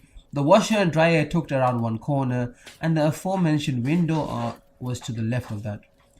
With the openness of the space, the darkness outside, and the amount of overall windows the apartment had, if it was dark outside and I had lights on, it looked like I was living in a fishbowl. Anyone or anything could see right in. I made it a point to always close my blinds because of this, save the small window looking out the alley. I didn't mind keeping those blinds open because I liked the fresh air, and someone would essentially need a ladder to reach me had they been determined enough. As I was removing clothes from the dryer and turning to plop it onto my couch to begin folding, I realized my dog was acting incredibly strange. He didn't want to cross over the line from the living room to the kitchen, which was marked by a change from carpet to tile.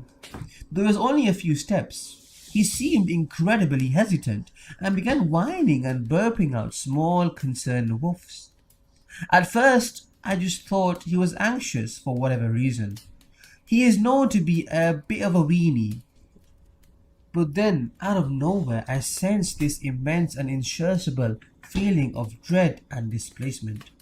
I had my back turned to the washer and dryer, and the small alley facing window.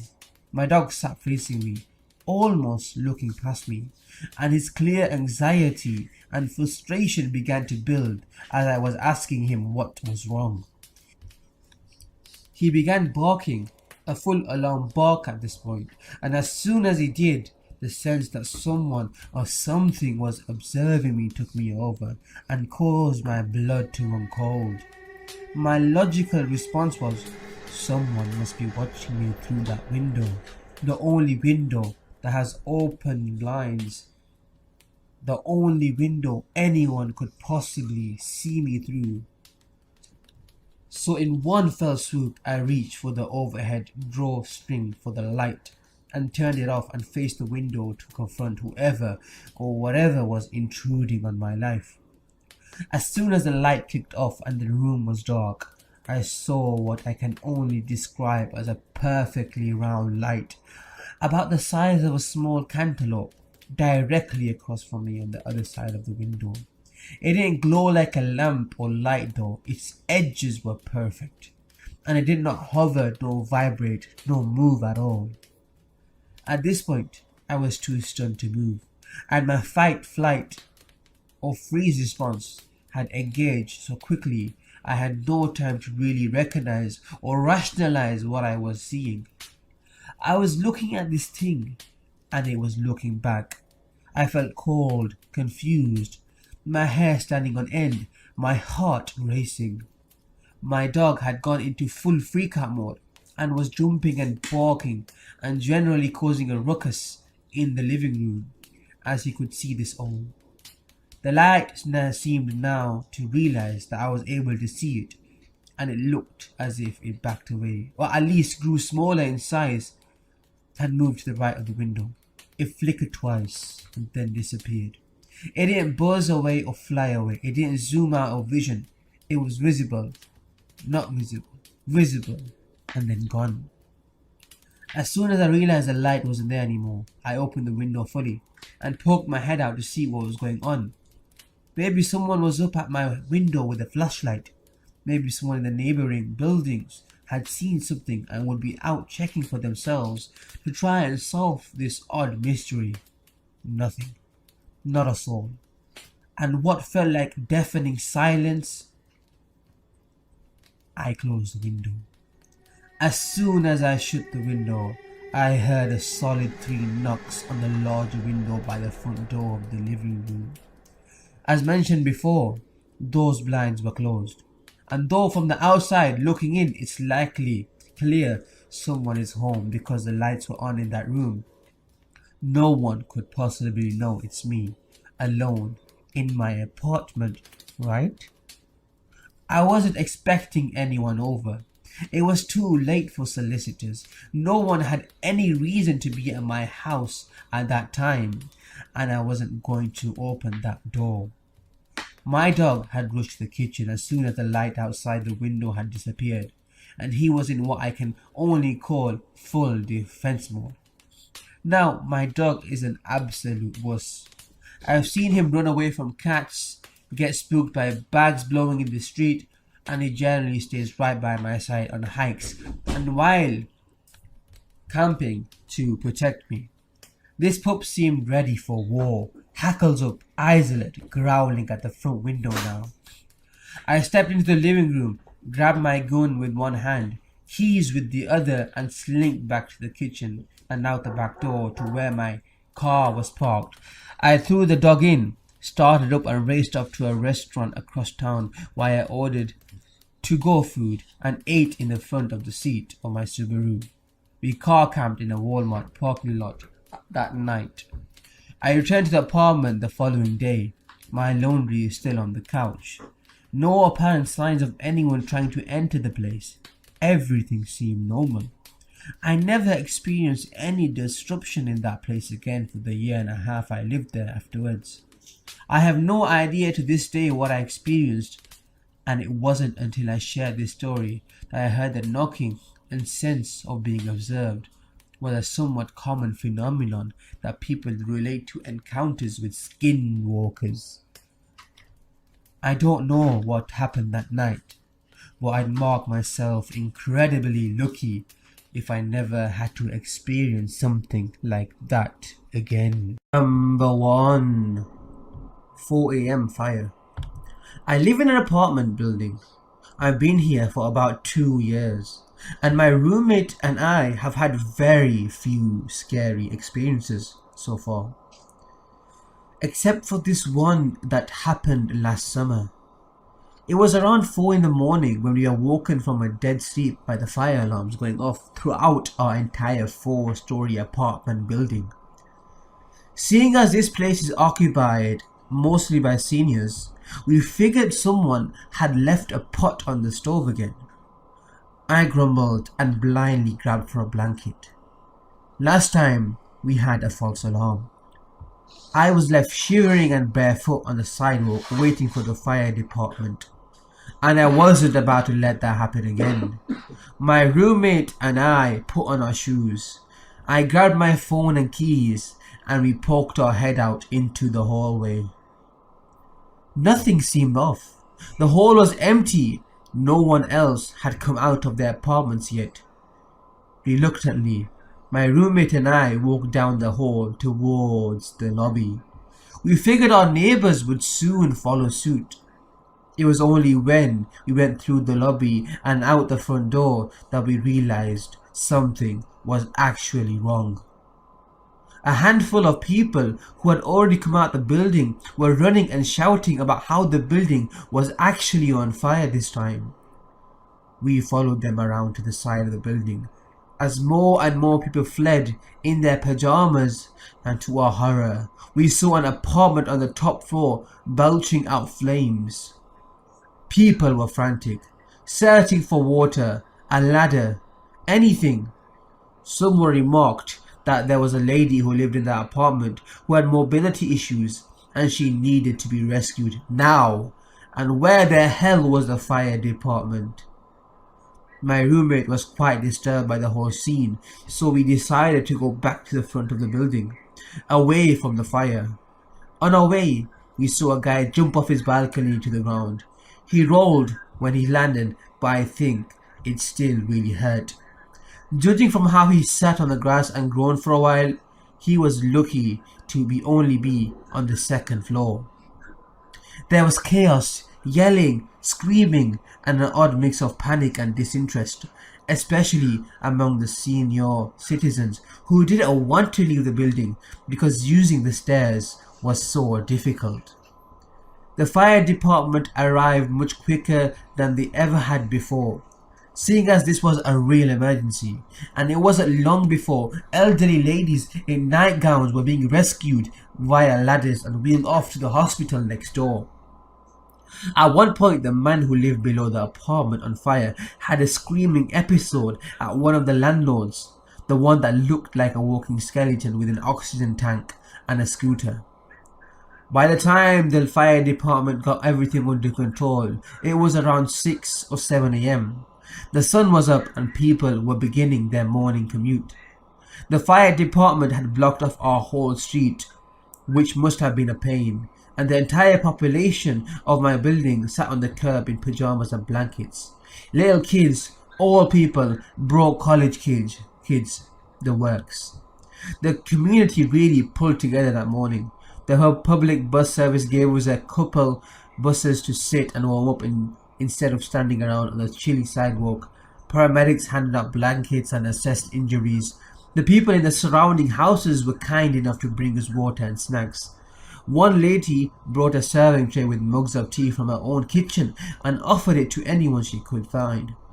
My mum came down to rescue my roommate and I, even though she lived an hour outside of town and hadn't even showered yet. She brought us breakfast and a change of clothes, as we didn't know when we'd be allowed back into the building. The most disturbing details of what had just taken place that morning came to us as we were waiting on the bus. Everyone was talking about the fire, of course, but one man had a particularly horrifying detail to add. He'd heard through the grapevine that the lady whose apartment caught fire never made it out the building. Sadly, we suspected as much, and had mobility issues and all, but there was more.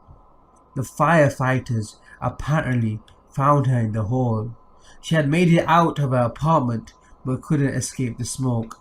Whether she died from smoke inhalation or from burns, we aren't sure, but one thing that man said that sticks with me is that someone said that as they stood outside and watched the flames, they heard the woman screaming, "Help me, I'm burning." I've always been afraid of burning to death, and the idea that my neighbor may have had such a horrifying end is deeply disturbing. I know the man who lived below her heard her screaming. He wouldn't stop talking about it. I think he ended up with a form of PTSD from this event, and I don't blame him. We were all brought to a community center where the fire department and emergency response volunteers helped bring some clarity to the situation and told us what to expect. Everyone was very kind and sympathetic to us. Whatever you needed, they provided for us. I think all of that is pretty standard procedure, but still, I was extremely thankful to the kindness of the volunteers, firefighters, paramedics, and Good Samaritans. It was pretty surreal to be in a situation like that. We had almost nothing on us. My roommate hadn't thought to grab her phone, so she had to borrow mine to let the family know she was okay. We had no money, no ID, none of the essentials, and we had no idea how long we would be homeless. I hadn't been so happy to have my mum with me in a long time. I felt like a scared little girl, even if I didn't show it. We were lucky. The fire happened on the opposite end of the building from us. Our unit was totally unaffected, and we were one of the few allowed back into our apartment the same day. The building stoked of smoke for weeks. Even though the fire took place on the 4th floor in a single apartment, the damage was extensive. Even on the ground floor, the walls were blackened with ash. When they attempted to start fixing up the building, they found asbestos in the walls. A few people were forced to move out of their apartments, and we're talking about people who have lived there for around 30 years. I remember the night we were allowed back into our apartment. I wanted to box up my most important possessions and keep them in my car, as if I thought the building was going to catch fire again. My home didn't feel safe anymore, and it wouldn't for several weeks. It would take a long time for us to hear anything about what caused the fire.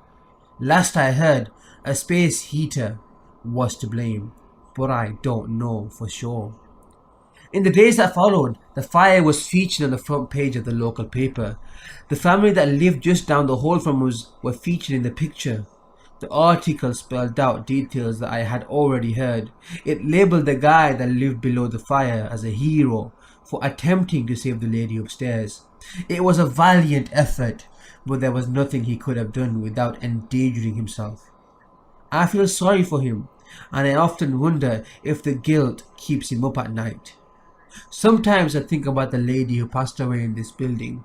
I listen to a lot of ghost stories, so I wonder if a spirit haunts this place. Her sudden and horrifying death would be the sort of thing to make a ghost linger on earth, wouldn't it? So many things left unfinished. Regardless, I hope she's at peace, and I hope that my neighbors have been able to find some semblance of peace as well. 4 months later, we've regained a sense of normalcy. Things are back to how they were before. If you ignore the orange tarps around the side of the exterior, the restoration vans that come and go every day, and the security guards stationed in the lobby, the damaged wing is still closed while they try and sort out the asbestos situation. But for those of us who live on the other end of the building, things are relatively normal. I hope they stay that way. Number 2. The glitch in the matrix in my school. This isn't exactly a horrifying story, so don't get disappointed if you're not terrified. For background, I'm a 15-year-old Irish fella called Ross. I go to school in Ireland.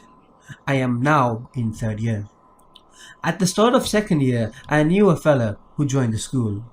I was in charge of showing him around, and we've been good friends ever since. He is Portuguese, and his name is Diego. I call him Tig for this story. His school bag is fairly small, bright red bag. He is a bit shorter than me. His hair is quite short and brown in colour. This will become important momentarily. One day, I was upstairs in my school. It was break time, and I was going to my group's usual spot. I turned in corner and saw Tig walking along the hallway.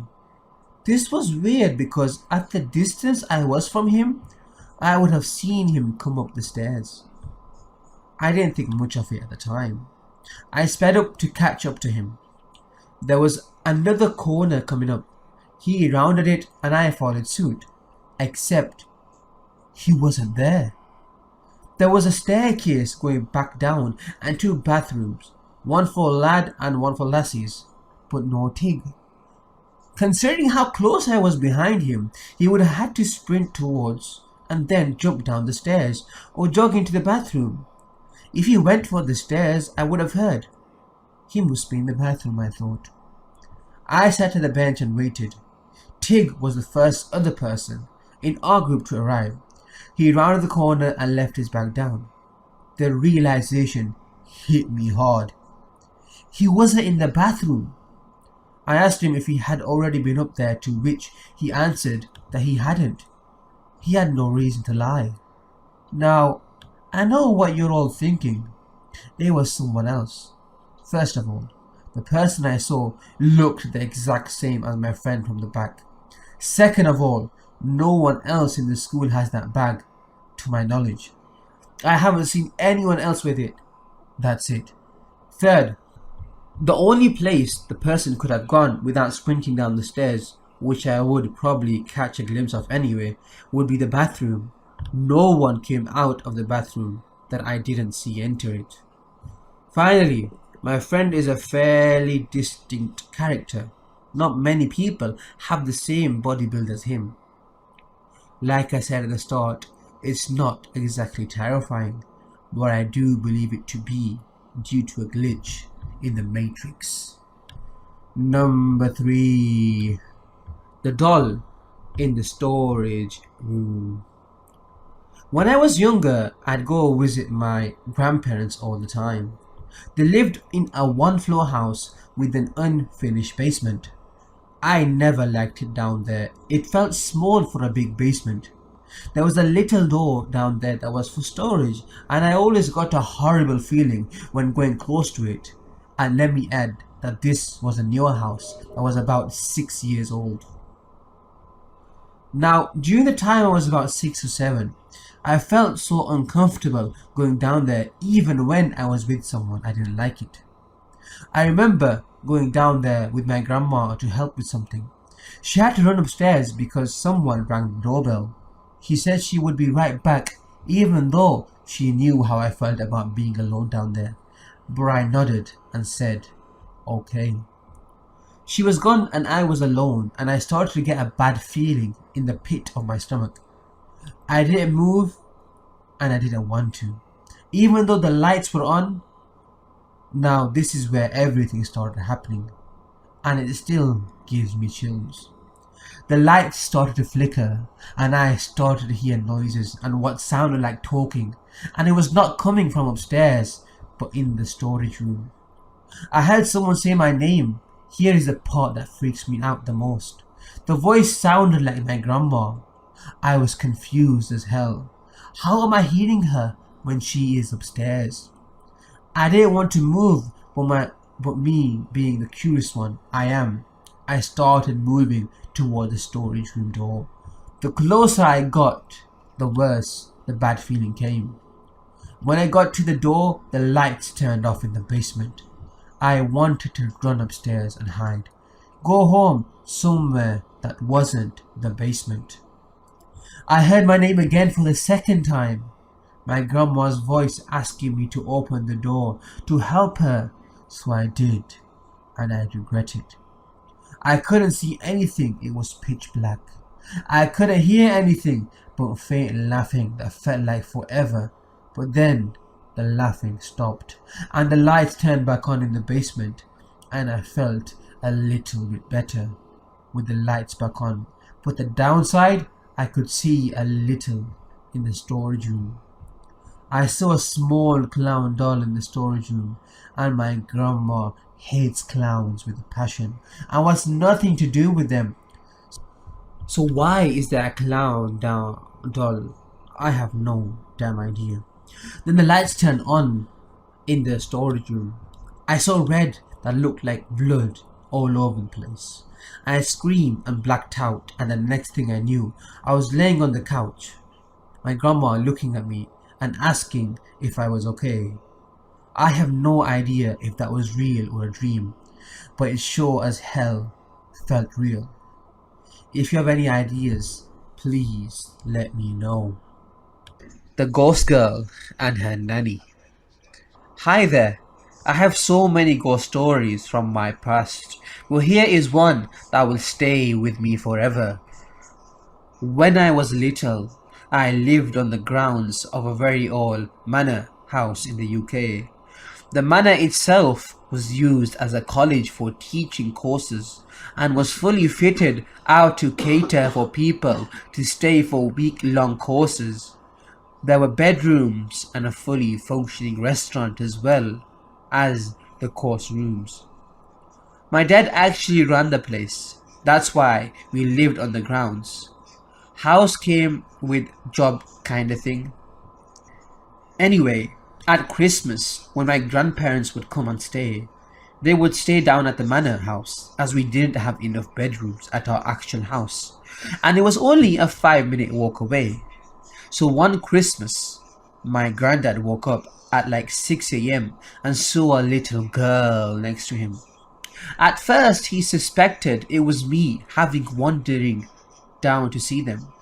But as he came to move, thinking he needed to get me home before my parents freaked out, he realized the little girl was wearing a bonnet and a long white old-fashioned night dress and looked nothing like me. She smiled at him and touched his head. Then a lady in old-fashioned clothes walked through a wall again, smiling at him, picked up the little girl and walked back through the wall. My grandma slept through the entire thing, and although he said he was never afraid, he knew she would be and would refuse to come for any future visits, so he never told her.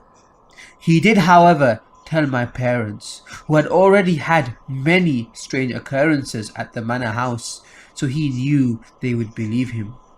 My dad said the thing that gives this story so much credibility is that the rooms they were staying in used to be the old nursery and the nanny's quarters. My grandparents had no knowledge of this at the time. He said it was all very calm and peaceful and not scary, but somewhat unnerving. So there it is, the first of my many ghost stories. Hope you liked it. Number 2. These are the rules of my house.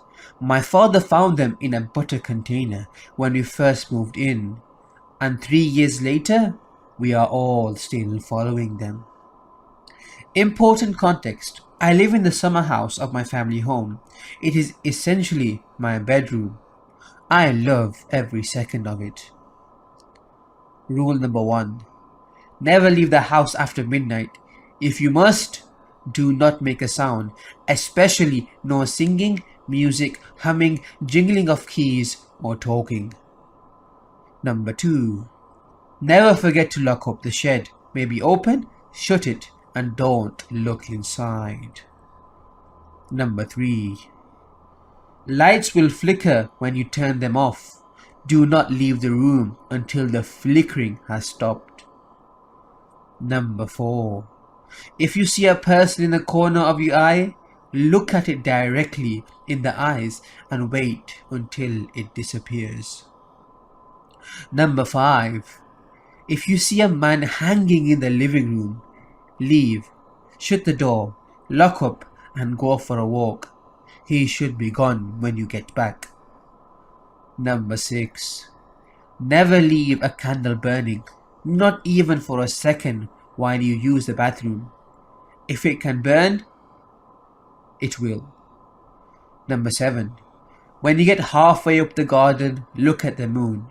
If it's full or waxing, you're safe. Anything else, refer to Rule 8. Number 8. If anything goes wrong, run to the summer house. Lock the door without jingling the keys. They hate that noise. And close all blinds. Put a movie on and watch it its entirety. Number 9. Fall asleep with the video on. It will be switched off at the plug by morning. Ignore this. That means you please them. Number 10. The fridge is never to be turned on, nor opened. Either will attract them. Refer to Rule 8 if you can. Number 11. If there is a light on in the house, go inside and turn it off. Refer to Rule 3. Number 12. You will need to drink during the night. Your throat will be scratchy and dry. Only carbonated beverages are to be drank after 12. Number 13. Any open containers will become dangerous after 11 p.m. Ensure all lids are firmly screwed on. Number 14. Moths and spiders will appear around 1 a.m. Catch and release every single one. Do not fall asleep until you do this. Number 15. Take the pills with your name on it. Make sure your name is spelled correctly. If it is not, throw them over your left shoulder. Number 16. You may see graffiti on the sides of the house. The hooded figure drawing it is not friendly, and it must not see you under any circumstances. If it does, climb underneath the storage unit and close your eyes. If you're lucky, it won't remember where you were. Number 17. If you wake up between 2 to 4 a.m., do not open your eyes. Do not open your eyes. If you fell asleep with a night mask on, do not trust it. Number 18. If you feel nauseous, light a candle. If it goes out on its own, go back to sleep. Number 19. If the bin is full, start a new one. If the place is not clean, it will attract them. Number 20. Do not eat anything in this room. It will taste like mold, and it will make you bedridden for upwards of a week. rendering you unable to complete these rules. Number 21. There have been 3 suicides, 2 murders, and 5 deaths in this house, and the previous tenants do not recall ever living here. Document all rules and all sightings and pray the next tenants listen. So these were the rules for the house. A few months ago, I made a mistake. I broke rule 17. I always set an alarm for 7 AM to make sure that I don't open my eyes before then. But this faithful night, I had convinced myself that I simply snoozed my alarm. I opened my eyes. My breath quickly became shallow and labored. I couldn't breathe. I remember thinking that this is the end. I screwed up. I broke a rule. This is it. My eyes adjusted to the darkness to find a bucket on my chest. It was filled with an off-green coloured fluid, dripping in from somewhere. The dripping slowed nearly to a stop, and my eyes adjusted to a semi-normal level of vision. I glanced up at the ceiling, and my eyes became glued to the creature. A mass of dead flies, moths, and spiders. The ooze dripping from its protruding hip bone directly into the bucket. It crudely resembles a young child with no facial features but what appears to be a complete skeleton. I blinked hard, hoping that this was just another one of those figures you can stare at until they disappear. It was not. It lunged at me and picked up its bucket. I could finally breathe. It picks up an amount of the sludge and applies it like moisturizer on its body, regenerating the areas where its skeleton was unsure. Its legs were stuck to the ceiling, its upper body hanging upside down from the ceiling. I needed to get rid of it. It was toying with me and had regenerative abilities. There's no way I could possibly outsmart it. I shook my eyes as tightly as possible as it replaced its bucket on my chest. And I hear that nauseating dripping noise again. As my chest goes heavier, I somehow fall asleep. I'm not religious, but that day I thanked every god I could think of. I had woken up and I was seemingly unharmed, other than a cracked rib. I told my parents and they smiled. "They must like you," my dad said nonchalantly. I didn't feel lucky. I didn't feel much at all. Of course I was grateful. Anyone would be. But why didn't they kill me? Why did they choose to save me? Am I more valuable alive to them? I don't think I'll ever find out. I'm hoping to move out soon. The previous tenants have been sanctioned under the Mental Health Act recently, apparently suffering from paranoia. They sent us a cease and desist order after we asked them how long they lived here. According to the landlord's bank, all of their checks never existed. There is no evidence they ever were here, even though they left family photos in a box in the attic, and the landlord still has the money. My parents act like this is normal. They don't seem concerned at all. My brother seems unbothered. There's something off with them. I hope my summer house keeps me sane. But I can't help but feel this is the only good way to live. Maybe I should join them in the house. Maybe you should join us too. The house knows best. They know best. Number 3. My grandmother's haunted house. This happened in 2011 when I was 7. I am a girl, now 14, and I just talked to my mother about this incident and decided to share it. So I lived with my grandmother, father, mother, and 2 dogs, quite far from any town. The house was big, so I usually played hide and seek with my mum a lot. I don't remember which month it was, so my mum filled me in on this. She said it was October during the holidays. This one particular day, my dad was out driving my grandma to the hospital as she had an appointment with the doctor. So I was left alone with my mum. After several rounds of hide and seek and watching a movie with my mum, it began to get dark outside, and my dad still wasn't home. I've always been scared of potential home invaders, so I was paranoid all day because my dad wasn't with us. He made me feel very safe. Me and my mum decided to play Monopoly. Fast forward an hour. When I was 7, I thought I was very sly, so I kept stealing money from my mum's stash. Now that I look back, she was probably pretending not to see. As I was taking a $50 bill from my Monopoly cash, she said, "The power will go out soon." This left me completely puzzled, as I had no idea how she'd know this. But sure enough, it went out about 15 minutes later, and I started to panic because, as most little kids, I'm scared of the dark.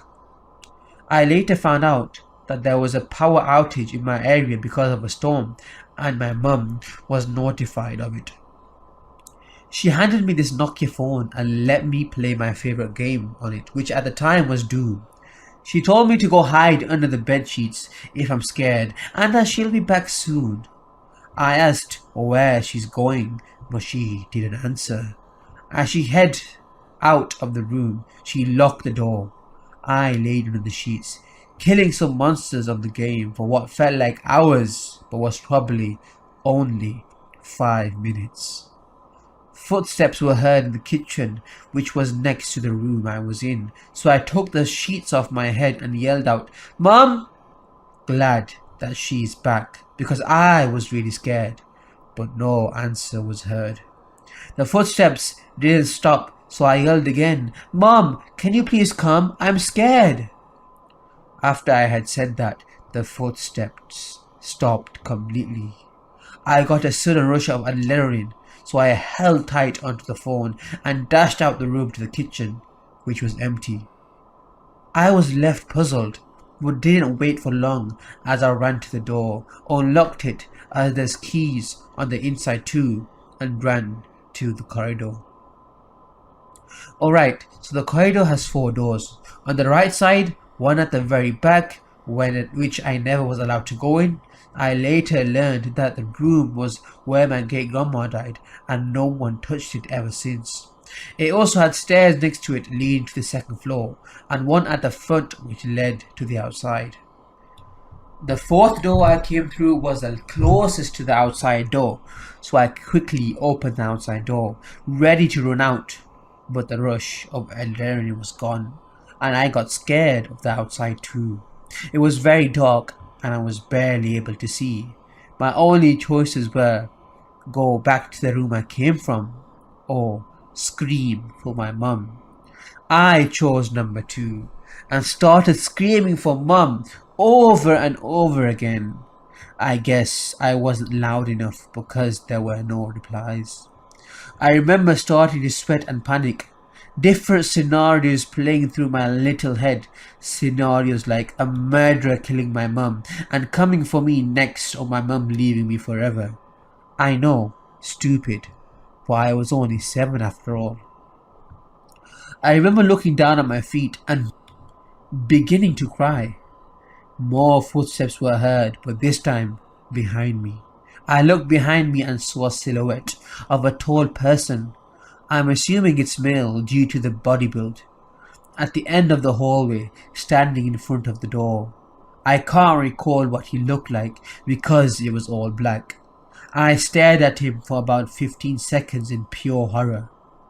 This got my adrenaline pumping again, and I ran out of the door towards the outside toilet, only to be greeted by my mum, who looked worried as hell. After I told her what happened, through uncontrollable sobs, my dad was in the driveway, already parking his car.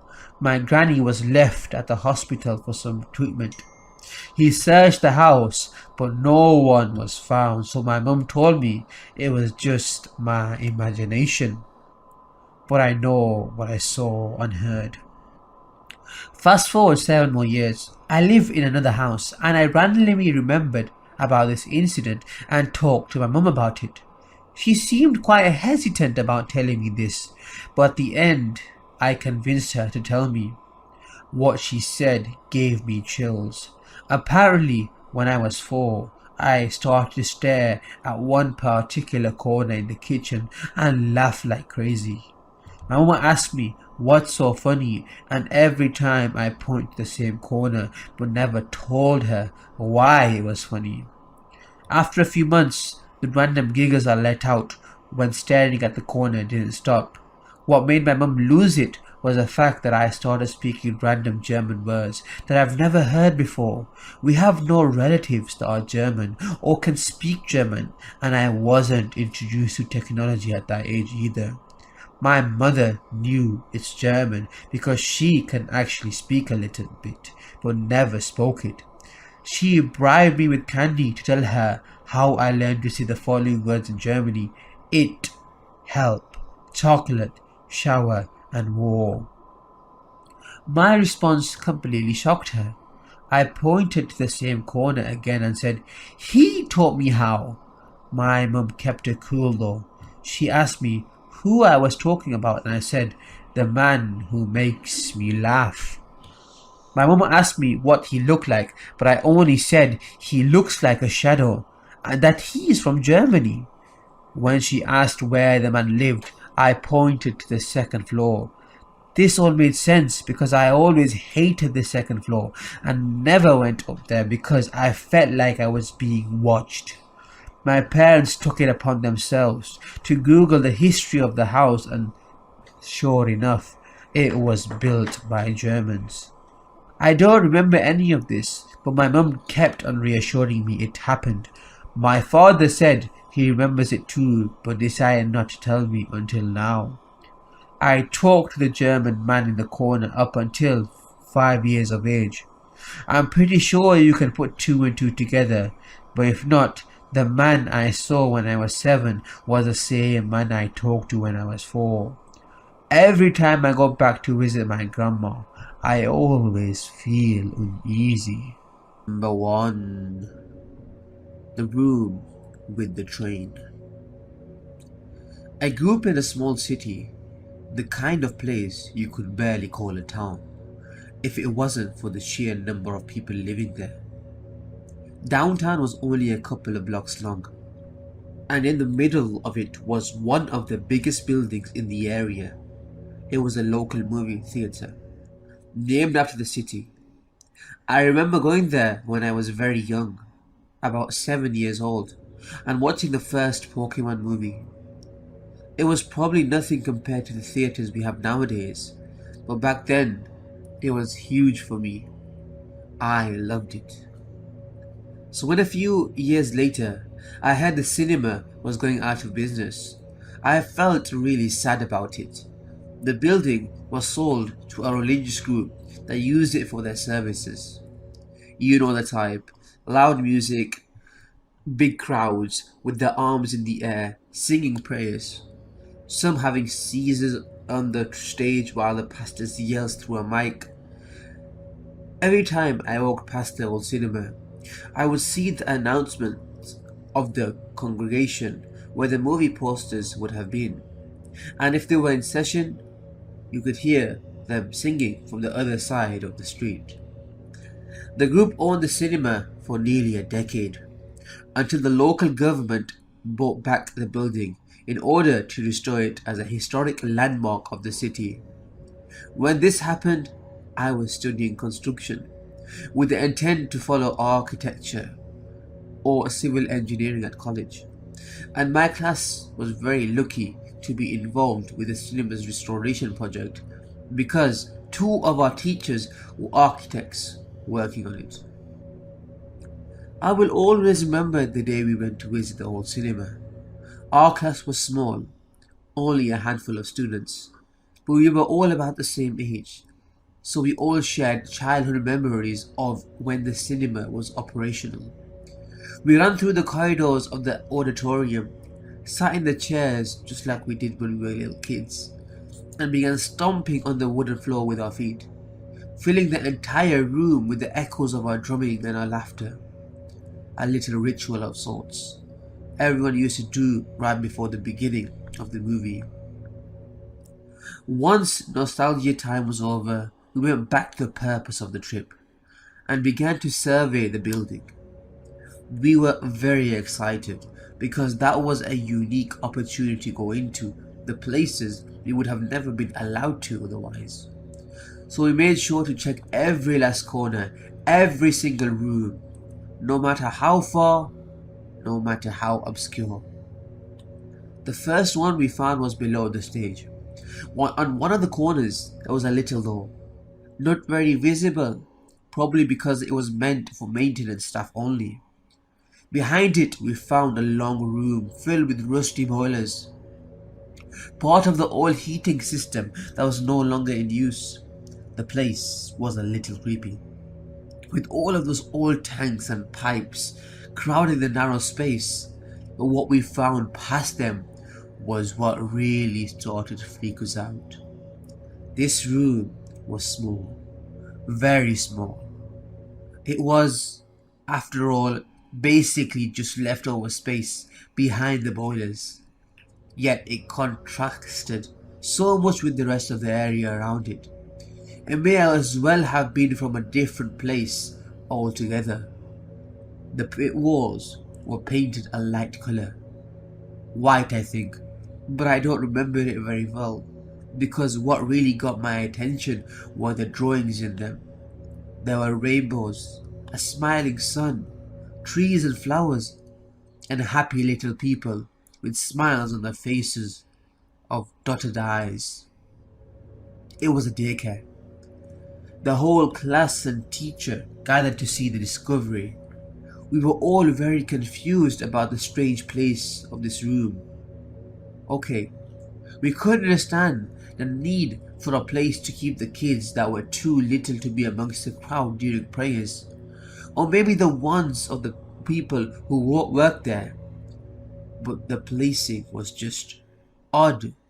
The stage was probably one of the loudest places in the auditorium during the services, and this was right below it, so there was no way it could be a quiet place for the children. We left the boiler's room and continued our tour through the theatre, a little puzzled about our finding, but not giving it too much thought. Outside of the auditorium, there were these bathrooms, both in terrible condition, the ticket sale booth, and a huge set of stairs that led to a mezzanine in the auditorium. Half of the seats there were totally ruined due to a water leak in the roof, and I cursed these people for not taking proper care of the building. With that part done, all that was left was a projection room. On the third floor, behind the tickets booth, there was a door that led to a spiral stair. I don't remember how tall it actually was, but it must have been over 10 meters of metallic steps without a single resting spot. I wasn't exactly an athlete, but I could walk several kilometers with no problem, and rode on a bike to and from school every single day. Yet by the time I reached the top of the stairs, I was exhausted. And I wasn't the only one. All of my classmates complained about how hard it was to walk up there. After a short break to catch our breath, we moved on to explore the third floor. It was roughly a narrow passageway with a couple of divisions to form different rooms, but it was more than enough for what it was made for. The first room from the stairs was a storage deposit, probably where they kept the movies and other equipment, and except for some trash, it was mostly empty. The second room was the one we were all excited to see, the projector room. The old machine was so big that it was still there, and there were even some pieces scattered around. It was quite a piece of history. We were all very thrilled to check it out, so no one really bothered to move on to the very last room until we were about to leave. And there we saw it again. There was a train in this one instead of a rainbow. Something was written on it in big, colourful letters. Something about Christ. I can't remember it well. The drawings were a bit old. The paint slightly peeled from the walls. But the colours were just as cheerful as you would expect for a place where children play. My heart sank to my stomach as I came to the realization of what that place really was. The one behind the boilers probably serving the same purpose. I took notice of how isolated that room was. Literally the furthest away you could possibly get from everyone else. I thought about the 3 floors of stairs and imagined what it would have been like to a child to walk all the way up only to end up in that room, the room with the colourful train in the wall. My classmates and I exchanged horrified expressions, as I knew they were thinking the same. We never visited the theatre again, even though we continued with the restoration project for several months, and we never talked about those 2 rooms. Cases of molestation in the church are well known by everyone, to the point that the pedo priest is practically a cliche. But this is the kind of thing you think happens in some place far away, in another city, even in another country. You'd never imagine it can happen in the very same town you live in, the place where you grew up, in the very same building where you once watched a Pokemon movie when you were 7 years old. Number 2. My first sleep paralysis story. I don't remember exactly when this was. I'm pretty sure it was around March of 2018. I was 12 years old and in 7th grade. I often listened to, read scary stories online about things like sleep paralysis, but I never thought it would happen to me. So before I had woken up, I was having a strange dream. I was playing Counter-Strike, but it felt like I wasn't playing and it was real. I was shooting some targets and then I blacked out for a second. I woke up on the main road that goes into my neighborhood and saw that the road was gone. The houses on my street were very small, 2-story box houses. There were elderly people standing out front of the houses, all reading a newspaper, and the sign at the front of my neighborhood only read Brook, with the rest crumbling off. I then appeared at my morning bus for school, looking at my phone. Everything was normal until a bush that normally isn't there screwed at me. I remember clearly feeling as though this was normal, so I screamed back. We went back and forth until I woke up with the scream echoing in my ears. I was in my bed looking against the wall, unable to move. I hadn't realized that I was experiencing sleep paralysis, but was still freaked out by that screaming to fall back asleep. I lay there, not hearing anything for about 5 minutes. I then heard what sounded like heavy boots hitting the ground out in my living room, coming towards my bedroom. Just so you know, outside my bedroom there is a hallway. On the left is a bathroom, at the end is my parents' room, and at the end of the right is a door that goes to my living room. The footsteps grew closer, coming to the hallway and then my parents' room. At that moment, I remember my dad was out of town on a business trip, so my mum, who is a nice small lady, was defenseless. I heard the walking start up again and come towards my room. The door opened and whatever was out there came in, walked to the side of my bed and stared at me. I closed my eyes and began to pray. I'm not very religious, but it's the only thing I can think to do. After what felt like hours, I try to turn over to look and see if anyone is there. I roll over with my eyes, still close to appear to anyone that is there that I'm still asleep. I open my eyes and begin to squint. The coast is clear. I crawl out my bed slowly and look at the clock. 4:40 a.m. Dang, I got school tomorrow, I thought. I tiptoed over to my bedroom. I grabbed a decorative orb my mum put on the wall in my room and walked out into the hall.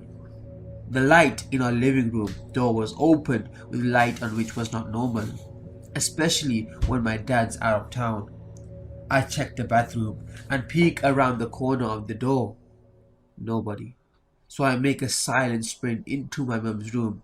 Putting the oar down on the floor, I shake her awake, quietly whispering her name.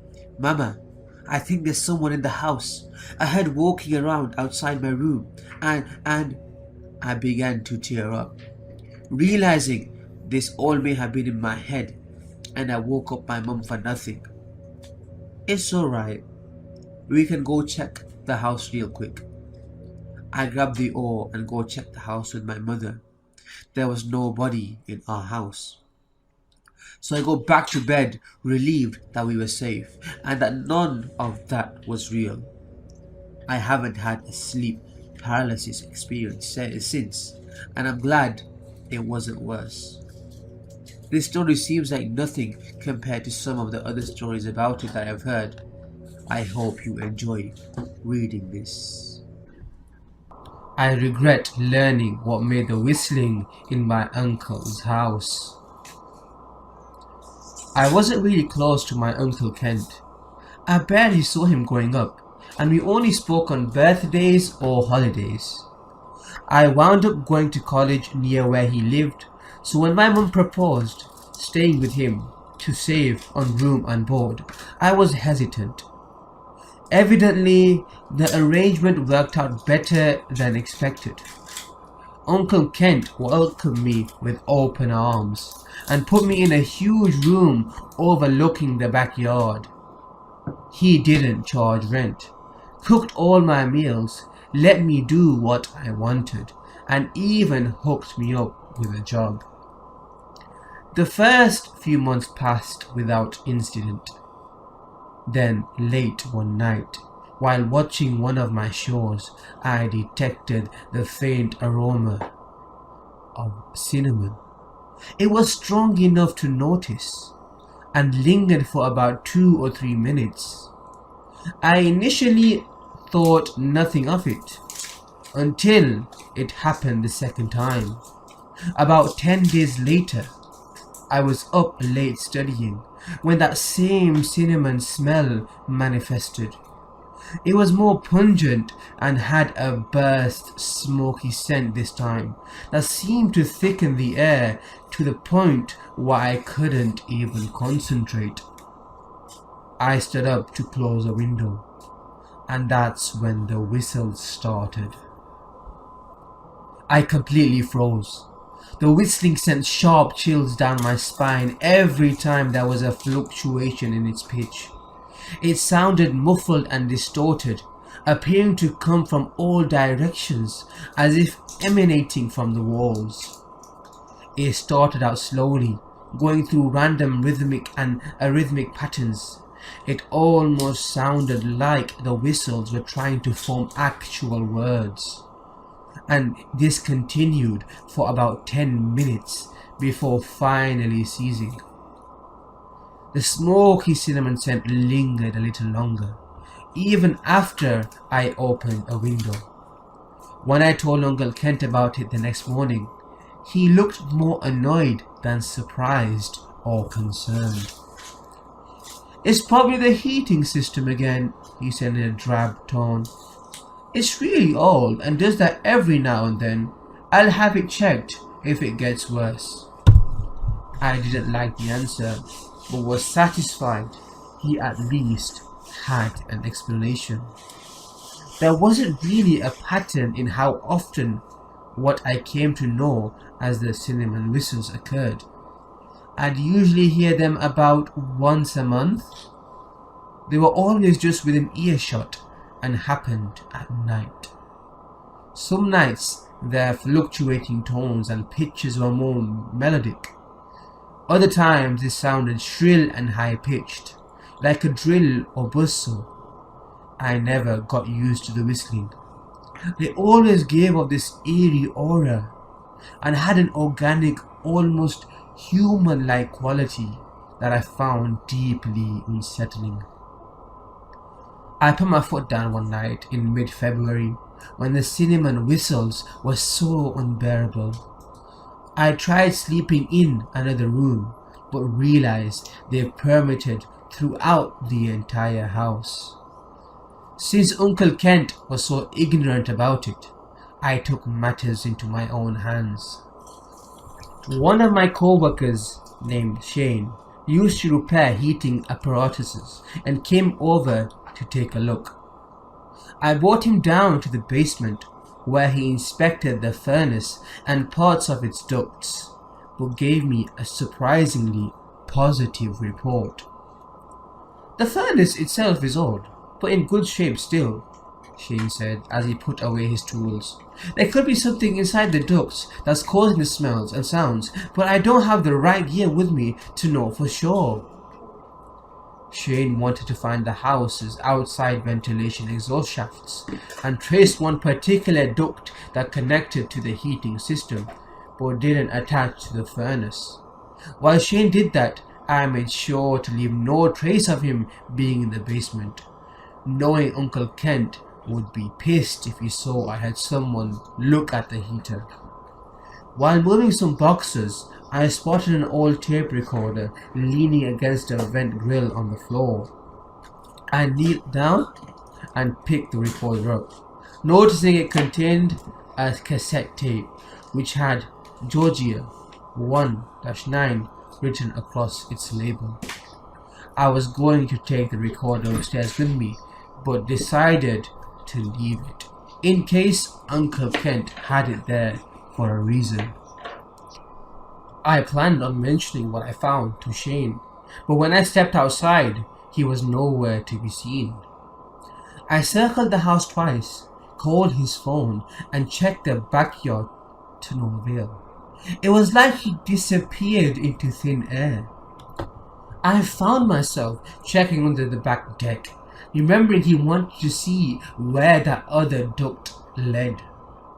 Way in the back, obscured by a pile of discarded junk, I came upon a narrow vertical opening in the house's side that was wide enough for someone to enter and exit.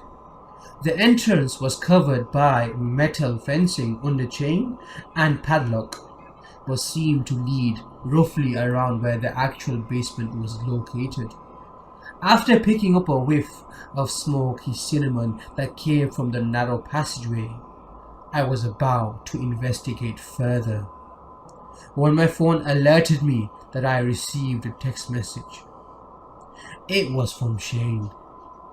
Gotta run, something came up. Talk later. I tried calling, but Shane didn't answer, so I texted him to meet me in front of the house. However, when I arrived, he was still nowhere to be seen. I called out Shane's name a few times before realizing his car was also gone. Your friend just left. He said to me to tell you something came up, Uncle Kent said as he stepped outside. I just got home, bumped into him on his way out. He actually looked at the furnace, said it was still in good shape, but thinks the whistling and smell is coming from inside the ducts. I awkwardly blurted, thinking he may have kicked Shane out if he told my uncle the reason for his visit. So you're not gonna need a new heater or anything like that to fix this? Uncle Kent just nodded, appearing neither amused nor angry by my remarks. I'll call someone to get it done, he replied flatly before re-entering the house. I never heard back from Shane, thinking he was either angry about my uncle kicking him out, if that happened, or he was in fact dealing with a serious matter. Whatever the case, I figured it'd be best to give him his space and try him the next day. I was awoken by the cinnamon whistles that night around 2:30 a.m., preceded by the scent of burnt cinnamon. They sounded particularly intense that night and filled me with a strong sense of dread, lasting about 10 to 15 minutes before abruptly ceasing. Despite every instinct telling me otherwise, I returned to investigate that gated entrance I found on the deck the next day. I cut the padlock with bolt cutters and had to squeeze through the slim corridor which contained that overpowering cinnamon scent. The passage grew wider and led to a steep, narrow staircase that brought me into a windowless concrete room. The smell of burnt cinnamon was overwhelming. The air was heavy, stagnant, and I started perspiring from the sweltering temperature. A single bulb hung from the ceiling that gave off dim flickering light. I first spotted a wooden desk with a small shelf installed directly above it that was linked with black cassette tapes. I focused on the desk and slowly walked towards it before noticing the room's main feature, a metal capsule-shaped enclosure that stood on four legs in the room center. It was placed directly over a circular depression in the floor, which was filled with ashes and charred chunks of wood, presumably a hearth. An intricate network of different sized pipes and tubes protruded from the enclosure's top and funneled into a metal duct that looked exactly like the one Shane was trying to track yesterday. I looked back and forth between the desk and enclosure, unsure which to investigate first. I wound up approaching the desk after noticing a pile of burlap sacks stacked against it with cinnamon written across each one. My eyes were drawn towards the desk's messy surface. There were cassette tapes scattered across it, along with another tape recorder. The cassette tape it held had Ash 1129 written on its table label. Despite every fiber in my body urging me not to, I pressed the play button. I heard faint static at first, before it played something that made my blood run cold. A symphony of cinnamon whistles rang out, sounding distant but clear enough to distinguish their choppy high-pitched melody. I started trembling as the audio played, but continued scanning the desk until I spotted one particular tape whose label read Shane 216. Despite dreading what I'd hear, I shakily swapped out the tapes as expected. The Shane 216 tape played more cinnamon whistles. What was most disturbing, I immediately recognized them as the same ones I heard last night. My nausea worsened as I sifted through a few other tapes on the shelf, noticing they were all labeled similarly: Willard 3-1, Daphne 724, Cora 1031, Janice 11-5. They had to be names and dates, I thought, but if that was the case, then Shane's tape was made yesterday. I quickly tried calling his phone, but as it rang, I noticed something written on one of the cassette tapes that almost made me faint. As I processed this horror, I began hearing a set of rhythmic vibrations that coincided with Sean's ring-back tone. I slowly faced the direction it came from, finding myself gazing at one of the room's darkened corners, where I spotted the light blue glow of a flashing phone screen. "Shane," I whispered, as my phone slipped from my sweaty, trembling hand. I stood anchored in place as the glowing phone screen moved towards me, accompanied by the sound of slow, heavy footsteps. My stomach sank. Someone else was here, I thought. That was Shane's phone, but that wasn't Shane. The approaching figure was definitely taller. The person was shirtless. Their arms and torso were coated in what looked like grey and red paint, which glistened in the room's dim flickering light. The individual wore dark cargo pants and had two curved horns protruding from their head, along with a long snout-like nose that was a lot stiffer than the rest of its body. It was a mask, I quickly realized. Either a mask, or by the looks of it, the actual head of a cow or bull. Who's there? I weakly mumbled, stepping back against the desk, while my eyes widened with horror as the bull-headed figure paused right at the light's edge. After releasing a deep exhale, it walked up to the metal enclosure and opened a square hatch. I was hit with a fresh wave of that burnt cinnamon aroma, which had something gamey mixed with it that reminded me of overcooked beef. It reached inside the hollow enclosure, completely submerging its head and upper body, which was when I took my chance to run. Before racing up the staircase, I looked back once more to see the bull-headed figure now facing me, holding a human skull in one of its hands that it pulled from the enclosure. I squeezed through the passageway in seconds, screaming frantically as I burst out from under the deck, ran to the front yard and collapsed in a heap against my car. I wasn't going back inside the house, and I didn't know what to do next. Call Uncle Kent? The police? Or just get somewhere safe? I went into the latter option, got in my car and called for help at a neighbor's house. I still can't fathom what the police uncovered.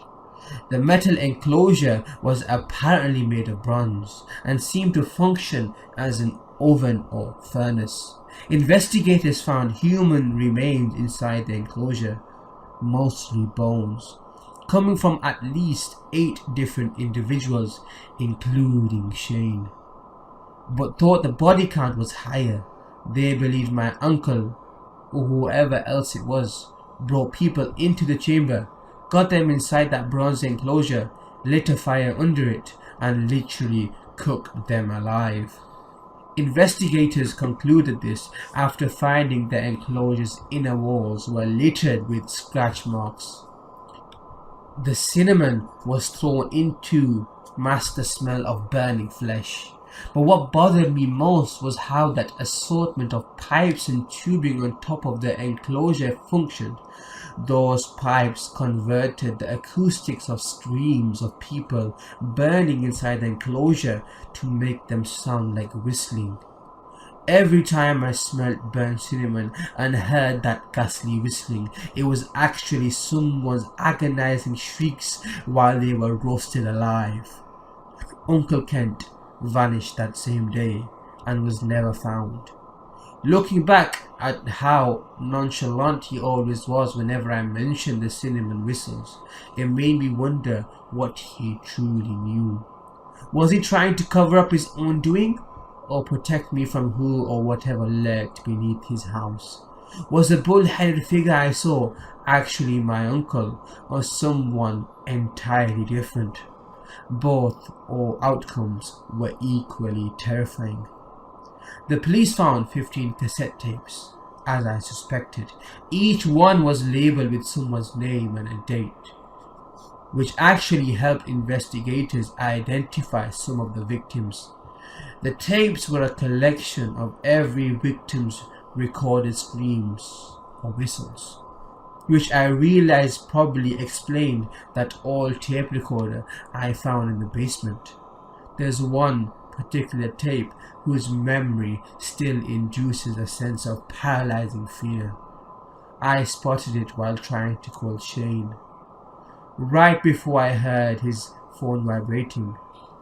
The cassette tape in question had my name written on it, along with a date of 2/18. Happened on New Year's Eve 2016 in Uxtapa, Mexico. My family and I go there every year to spend the holidays, since we own an apartment there, and it allows my dad to escape his work environment for a little bit. The apartment we own is in an apartment complex which has 24 apartments, total divided into 4 towers.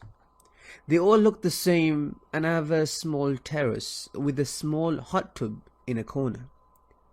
Since we have owned that apartment for a few years, my parents became close friends with a lot of the other residents, which created a nice environment to be in during the holidays.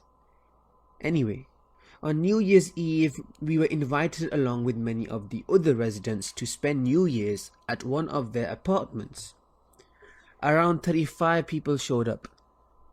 The apartment is on the 4th floor, and we arrived there at around 10 p.m.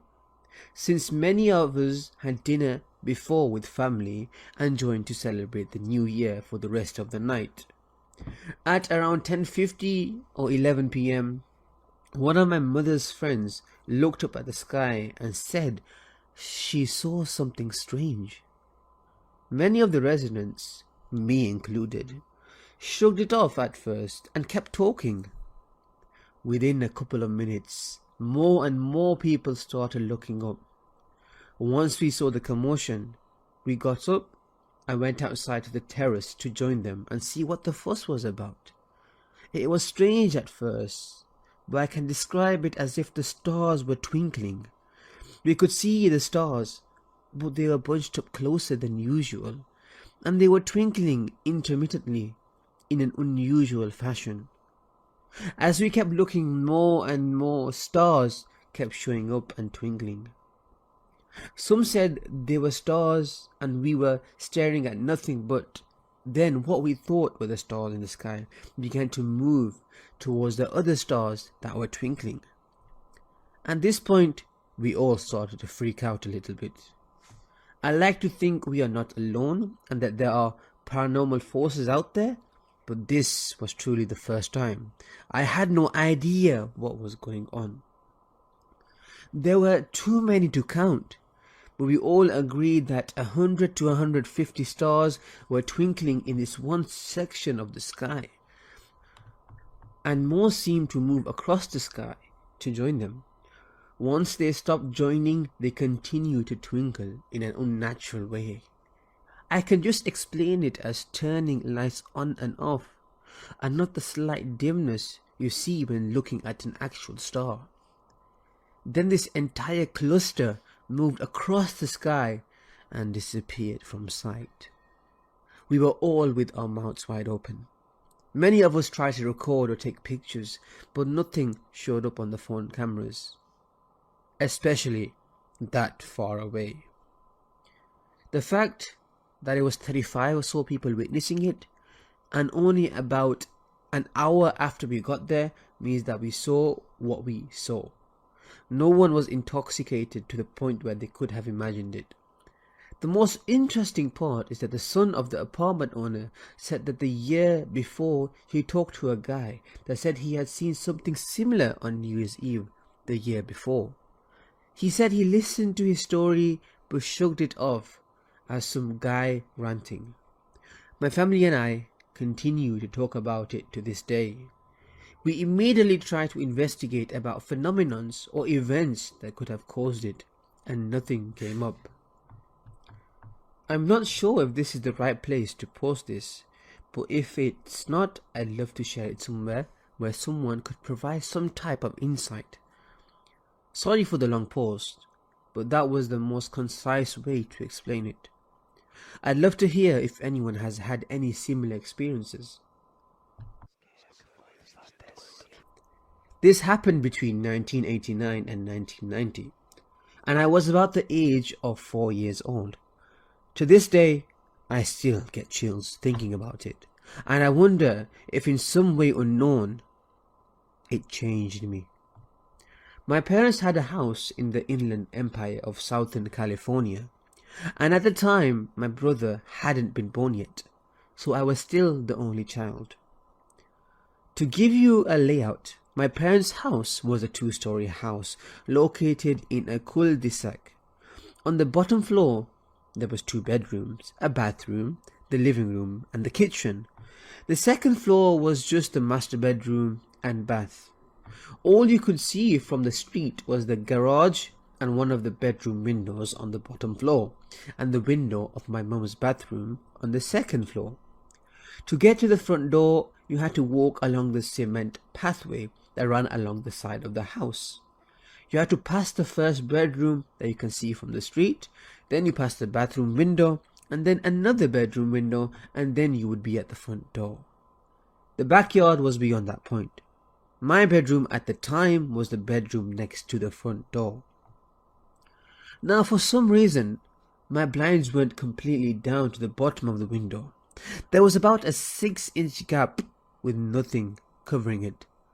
I was pretty young, so I didn't really care much about it then. The bed was in the middle of the wall, across from my bedroom door, and to the left was the window.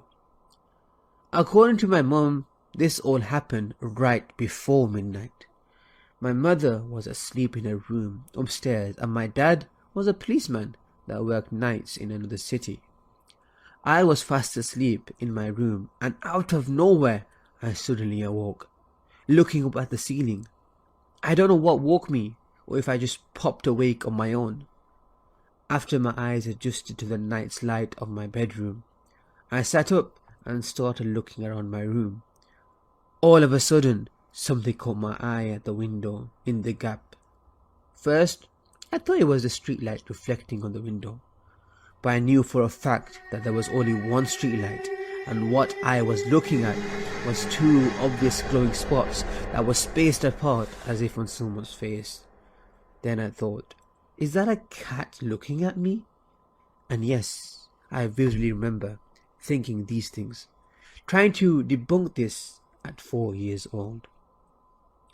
I had remembered then that my cat's Chelsea's eyes would reflect at night, but this looked different than that. The cat's eyes would almost have different colours when reflecting. These were 2 very solid, bright, white, glowing eyes, looking straight at me. I just stared at them, frozen stiff, trying to make sense of what I am seeing. I couldn't see a face at all. The eyes were just so bright, nothing else stood out. That void, or face, around the eyes looked blacker than the night. I thought again, well, if this is a cat, how could a cat be big like a person? And why would a cat stand up to stare in my bedroom? The curiosity got me, and I went for it. I flipped my covers off, turned my little 4-year-old body towards the window, and put my feet on the floor. This is the moment the creepiest thing happened, and it will forever be burned into my brain. I got off the bed and got on my knees to get a closer look at this so-called cat, when at this very moment, this faceless pair of glowing white eyes begins to slowly and steadily tilt to the side, very similar to Michael Myers in Halloween. Eyes still locked on me, not blinking once. The feeling of dread and fear shot through my body. Completely terrified, I burst into tears immediately and booked it down the hallway, through the living room and up the stairs to tell my mum. Although I was going as fast as I could, it felt like it took forever. When I got to my mum, I was so upset. I couldn't get any words out. Tears were streaming down my face, and my mum was becoming seriously concerned at this point. She was able to calm me down just enough for me to get out the words. There is white eyes looking at me through my window, on the bottom. Stutter, crying hard. Are you sure? My mum asked. I crowed, yes. She didn't even go down to look. She just called the police. I don't remember the time it took for them to arrive or what they said because I finally fell asleep in my mum's bed. I do remember faintly waking up to a knock on the door and my mum going to open it. The cop speaks to her and I hear her say, "Okay, thank you, good night." And she shuts the door. "Did they find it, Mummy?" I asked, half asleep. "No, honey, he said they couldn't find anyone."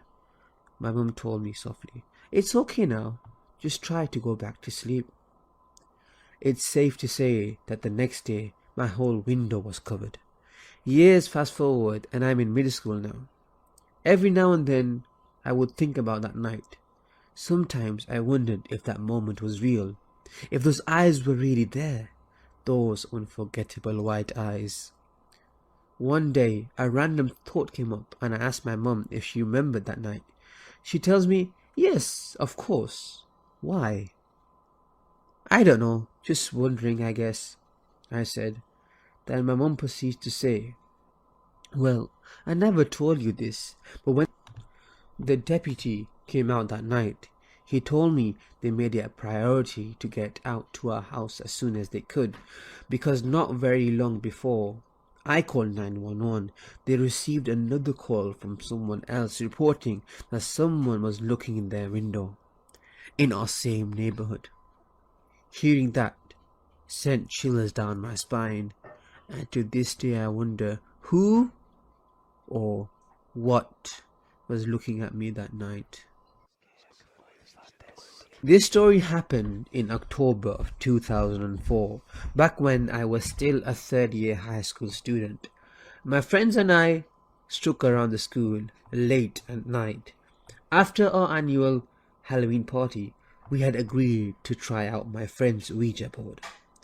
It wasn't the brightest idea, but we needed a thrill. We found a nice spot under a huge narrow tree and proceeded with a half-hour's ritual. There were 5 of us, 2 boys and 3 girls. We were all expecting some kind of paranormal contact. Rumors had it our school was haunted, but we've never really experienced anything firsthand, and it was Halloween when all the spirits came out to play. We all wanted to get spooked. Also, we've never seen a Ouija board firsthand before, so we were pretty excited. Our school was an old Spanish colonial house, built in the 80s, when the Spaniards still occupied the Philippines. We were in a section of the school that doesn't get used often, located beside a creepy old Jesuit house. People only go there when they needed to use the restroom, store equipment on one of the sheds, or make out with their boyfriends or girlfriends. We sat down in the middle of an open space with only an exposed bare bulb nearby illuminating the surroundings. We were all having a laugh, scaring each other with what-if scenarios. It was your typical dumb kids doing dumb things. My friend who bought the Ouija board proceeded to place it in the middle of a circle. If I remember correctly, it was the glow-in-the-dark version, which we found hilarious, but it gave us the ability to see what was written in the dark. Not knowing what to do, and going after what we've seen in movies, we all proceeded to place our index finger on top of the planchette. We sat there looking at each other, until one of us said, "What's next?" We didn't know if there was a proper way to start the ritual, plus the board didn't come with instructions, so we decided to just throw in a question. "Is anyone there?" I called out into the darkness. "If there are spirits living here, please talk to us."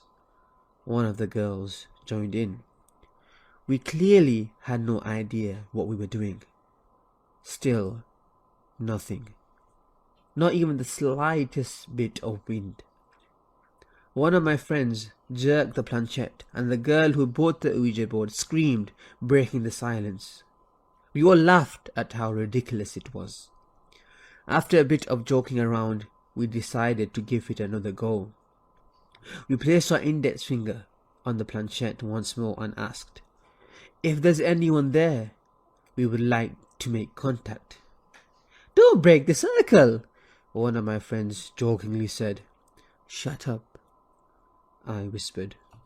We were just about to give up when the wind started to pick up. The stillness broke and the darkness around us seemed to move. Just a coincidence, we thought. Okay, don't break the circle, I yelled out. Is anyone there? I was excited. It was like a scene from the movie with dirt and dead leaves swirling around us. Guys, I'm scared, my friend sitting behind me said. My mum warned me about playing with forces we don't know. Did you die here? Were you killed during the war? Are you the headless priest that roams these halls? You know Jose, our national hero? Are you a hottie? My friend giggled. At this point, we were all throwing random, stupid questions. And nothing. This is bullshit. I don't want to do this anymore, my friend said. We were all thinking the same. Just then, a group of dogs from a neighbouring house started barking at us through the chain link fence. These 6 dogs were growling and showing teeth. We all screamed and without finishing the ritual, bolted right out of there. We didn't see each other until after Halloween break, and this is where the story gets creepy. One of the girls told us about a weird experience she had the night after playing with the Ouija board. She had gotten home late after hanging out with her friends from the neighborhood when she realized she forgot the keys to her house. So she called her brother up, who was then still sharing a room with her. And what he said creeped the hell out of all of us. He swore she was already home. He claimed to have seen her walk in a while ago and that she looked really tired and saw her head straight to bed. Creepy, but no need to freak out, was all we thought. Besides, her brother must have been tired and been seeing things. But then my other friend started telling us about an encounter she had that Halloween night. She was going up to her room when the lights started flickering as she was ascending the staircase. Your typical horror movie visuals. Shrug it off to faulty wiring. But just then, she saw the door to her room open and a dark figure stepped out and stood atop of the staircase. She couldn't make out the entity's face, but she counted that she couldn't move and felt utter dread as the figure stared down at her. No way! My best friend, who just joined in the conversation, said in disbelief. Something happened to me as well. He recalled that he was sleeping one night when he woke up feeling really uncomfortable. He described his vision as having TV-like static and a feeling of heaviness surrounded him. He looked around the room and that's when he saw a bloody, charred face with piercing red eyes grinning at him through the window. I couldn't believe what I was hearing because I had almost run in with death that night. After the ritual, I was sleeping in our sedan on the way home after fooling around with the Ouija board. When I felt our car jerk, I woke up instantly. Looking out the window, I found that we've been hit by a huge oil tanker. I panicked and leaped out of the car. Luckily, my mum and I survived the crash since the front of the car was a total wreck. I still don't have an explanation why those things happened to us, but thank God nothing happened after that. I never played or got near a Ouija board ever since. This happened just yesterday, so it's fresh in my mind. I'm not quite sure what to think of it because it was just so bizarre and unbelievable. I might have just been sleep deprived. So last night at maybe 11 p.m, I was walking around my block. My town is relatively safe, so I didn't feel in any danger. Plus, it was a beautiful night. I had been walking for around 5 minutes when a pale woman with blonde hair and a white dress caught my eye from across the street. She was about my height and looked to be around my age too. I didn't actually pay attention to her after I first noticed her. When I circled the block again, she was on the same street, a couple feet in front of me. She was standing on the curb, staring at the cars passing by. It was a main road, so even that late, people were still driving on it. I said hello to her and she turned her gaze to me. I couldn't see her face super well, but from what I think I saw, she had no pupils or colour in her eyes, and she just stared at me. After a while, I asked if she was okay. She didn't respond again and simply pointed at the road. I was really confused, and I didn't understand. Right as a red car started coming down the road, she stepped into the road. The car slammed into her, and it was a bloody mess. The driver immediately stopped and jumped out. It was a man in his mid-20s. We both spoke about it, freaked out. He called the police and I went around the car to see the state of the girl. Once I circled around the car, she was gone. Not gone as in dead. Gone as in she just wasn't there. The blood on the road was gone too, but not gone from the man's car.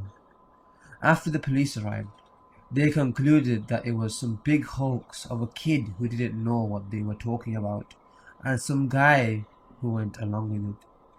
The blood in the truck was brought to investigation, only to be found as paint. Nothing else was put up about it. I'm still not sure if what happened was real. It felt so real, but I don't believe in the paranormal. I don't know what it was. If it was just a demon, or if it was real. I remember it like it was real. I feel like I can't leave the house now. I don't understand anything now, and I kind of feel like I'm going crazy. Has anyone else experienced something like this? This is the first time I'm posting anything online about this. I am a 31-year-old woman, married, and I recently moved back in with my parents due to moving back to the town I grew up. My husband and I are taking our time looking for our own place due to wanting something nice in the area, and that is usually hard to find. This story takes place in my parents' house, starting back 10 years ago. A description of the house for a bit of context. It's a 2-story brickstone house in city limits, but still surrounded by nothing but woods. You have to go through a garage that leads into the kitchen with the first bedroom to your left. Past the kitchen is the main living room, and to the right is the hall that is very open. In this area you will find the main dining room and the second living area. But if you continue straight, you will see the staircase to your left, and even further straight is my parents' bedroom and bathroom. Going up the stairs, you will come to the third living area. Yes, this is a huge house, with 2 sets of French doors side by side that lead to the outside balcony. Going straight, a sharp left leads you to the other 3 bedrooms and 2 bathrooms. This is where the story takes place. The first time I stepped foot into this house, I immediately felt off, like something just wasn't right. I felt a presence, but I didn't know what or who it was. I brushed it off, thinking I was just reading too much into it. I continued to feel this for the next couple of years, and because of this, I didn't much enjoy visiting them. My parents liked to gamble a lot back then, so they would ask me to babysit my baby brother and sister one day on the weekend. My boyfriend, now husband, loved them, so he could always babysit with me. The first few times I really didn't pay attention to the feeling I would get, because we would be busy playing or eating with the kids. After that, things kinda chilled out, and we would end up watching movies until it was time for us to go to bed. Now my husband is a freak of nature, lol. It's like he falls asleep the second his eyes are closed. Me, on the other hand, it takes me forever to get comfortable enough to wind down my mind. I also don't sleep well, even when I do finally get to sleep. This night was the first time I saw and heard something in this brand new house. In this room, the bed is facing the doorway, but not directly in front of it. With the double doors open, you can see the front of the staircase and all the way down the hallway. As long as the light is on, that is. This night, only one of the hallway lights were on. I was laying in bed with the TV on, with the volume down low so I could hear if one of the kids called me. I was almost asleep when I hear one of my siblings coming down the stairs. I open my eyes a bit and wait for them to get to the bottom, but they never do. I don't think anything of it. Close my eyes and begin to drift off again. A few minutes later, I hear again. So I open my eyes and wait, but again, they never get to the bottom. This time I sit up and listen. A bit spooked, but nothing I cannot handle. I get a bit nervous, but still I go check to see if they are there. And maybe they are scared to come all the way down or something. No one is there. Confused and thinking I must be dreaming it up, I go back to bed, this time closing one of the double doors. It was a few hours later, around 2:30 a.m, when I feel like someone is very near me, as if they are standing next to the bed right in front of me. Usually, when I open my eyes, I would see the green glow of the alarm clock on the bedside table, but this time, I saw nothing. It was pitch black. I couldn't even see the hallway light on, and the TV had turned off on its own. I felt like I couldn't move. I was awake now, and scared to my bones. I was finally able to call out my husband's name loud enough to wake him. He reached over and turned on the light. And right then, the scared feeling went away and I was able to move. I freaked out and started to cry. I couldn't begin to explain to him what happened because even if I had, he didn't believe in those things. So I told him I was having a nightmare and asked him to go check on the kids. When he came back, he said the kids were fine and got back in bed with the light on. I was able to fall back to sleep, but it took me forever. The next day, I told my mum about what had happened, and that's when she told me she had been hearing footsteps on the stairs at night and even saw someone standing by the door at times. She didn't tell anyone because she did not want to scare the kids. This is when she told me what she had done.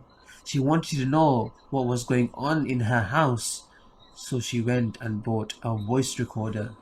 One day, she decided to use it and went upstairs while everyone was gone.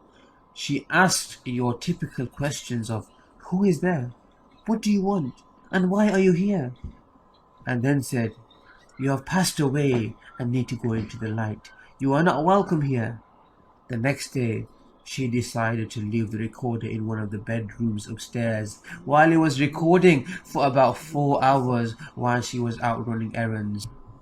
I asked if she had checked it, and to my surprise, she said she was too afraid to listen to it alone. I want to listen to it. Off we went to the computer and began listening to it after it was uploaded.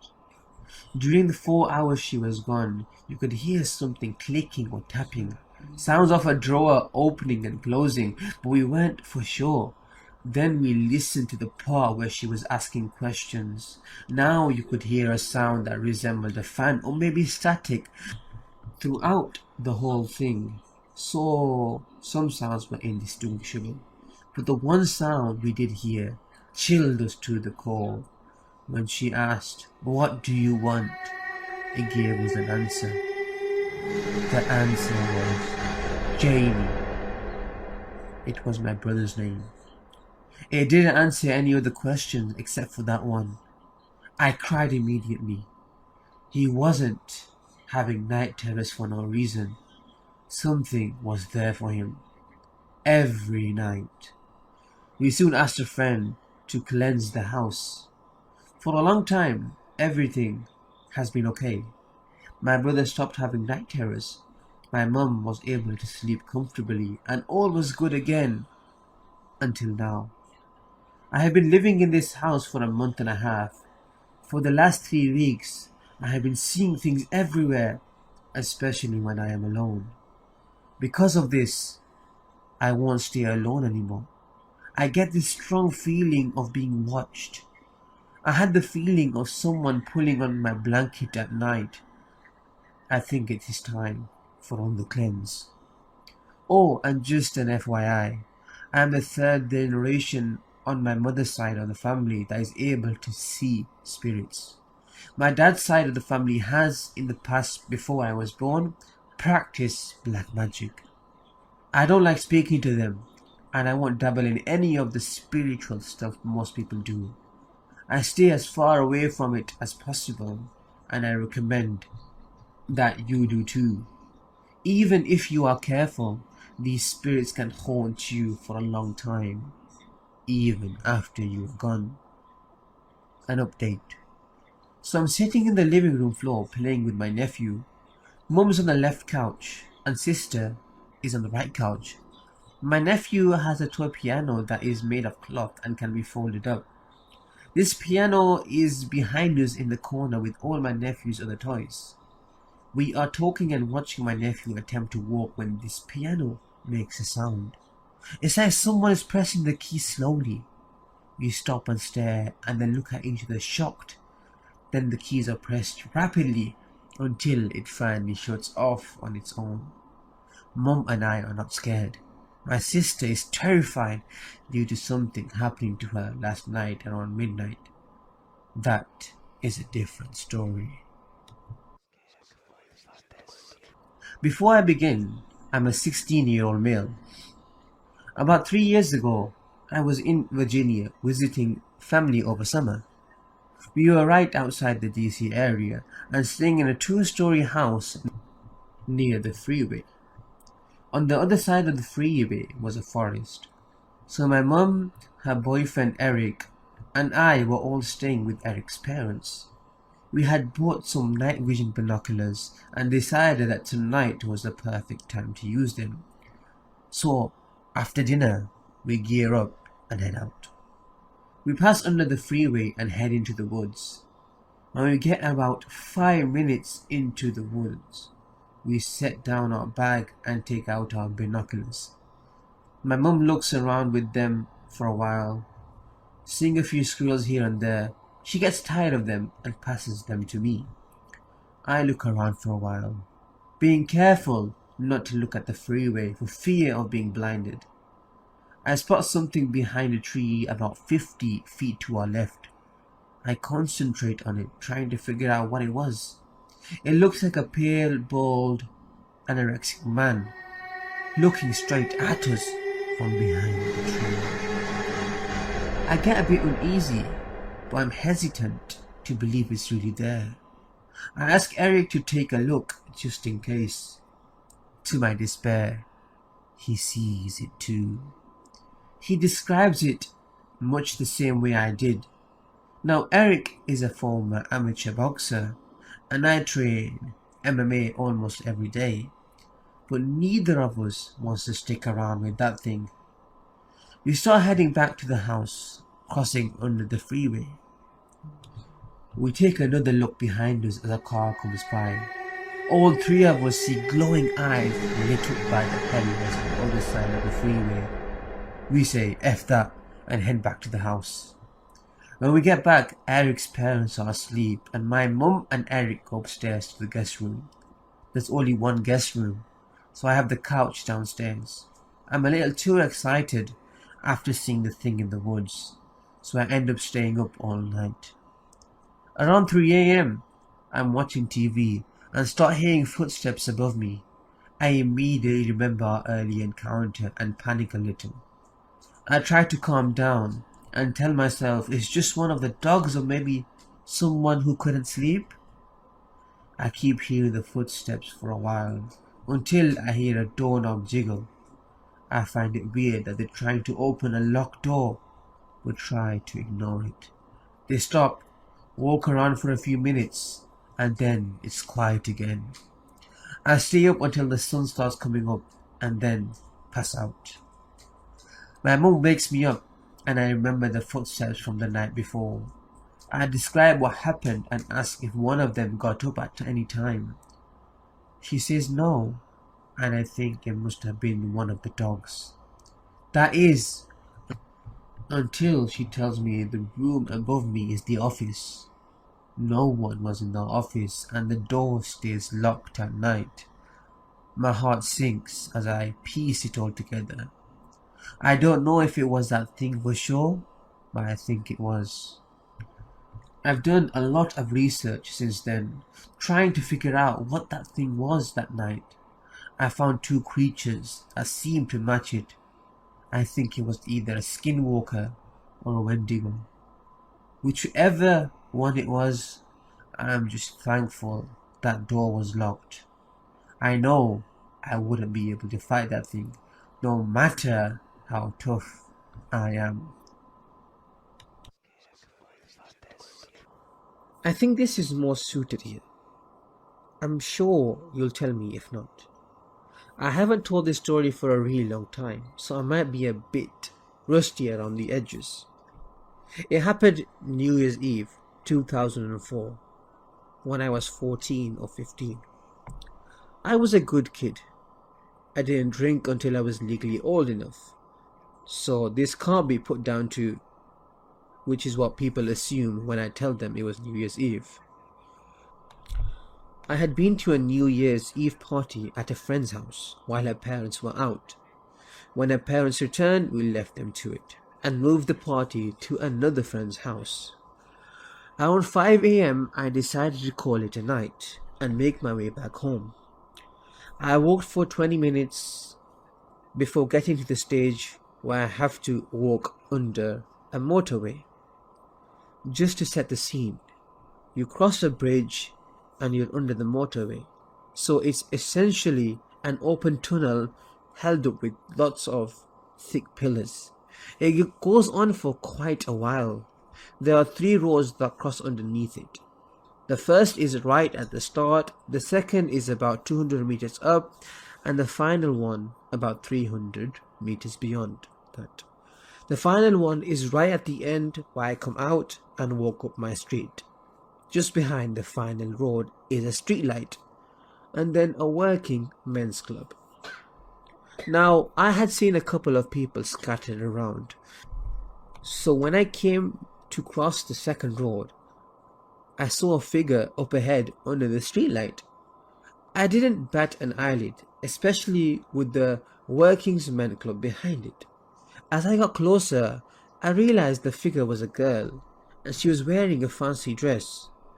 She had a costume that would have fitted somewhere between the 1900s and the 1920s. It was a light color, but our streetlights are orange, so everything was disguised by the orange glow, and I couldn't say for certain what color it was. She was standing, looking to her right, up the road, into what would be oncoming traffic. I remember thinking it was an odd costume for a New Year Eve's party, but each to their own. I stared at her right up until I was standing directly opposite, the other side of the final road. I looked left and right and across the road, and the girl wasn't there anymore. No car had passed, so she couldn't have gotten in her lift. The club behind her was shuttered up and bolted, and I looked away for about 2 seconds. Where did you go, mysterious girl? I'm a long-time reader, first time poster, so I don't even know if this is the right place to post this on. But it was incredibly terrifying, and it still gives me chills, as cliche as that sounds. I know some people say these stories are 100% true for immersion, but believe me when I say that this is 100% true. 3 of my friends and I were spending the night together on New Year's Eve about a year ago, and we decided we wanted to spend the night in a tent outside, really close to the woods. We were laughing and messing about, normal teenage things. Then we heard this rustling outside in the leaves. Figuring it was just an animal or something, we shrugged it off. At this point, it was nearing midnight, and we had a flashlight on in the tent, and we were blasting music. That's when all hell broke loose. We heard this chirping noise outside. When I say chirping, I don't mean it was like a bird or a raccoon, but this unearthly chirping that didn't sound like any animal at all. In fear we were about to be ambushed, I demanded my friends temporarily turn off the lights and the music. At first they looked at me like I was crazy, but I strengthened my tone. Turn it all off now. At this point, they knew I was serious, so they turned it all off and listened carefully. There it was again, this unearthly chirping that didn't sound like anything. My friends and I were scared, but I was a little bit braver than the rest of them. I had been taking karate for about 4 years, and I'm a very tall female capable of taking down a grown man.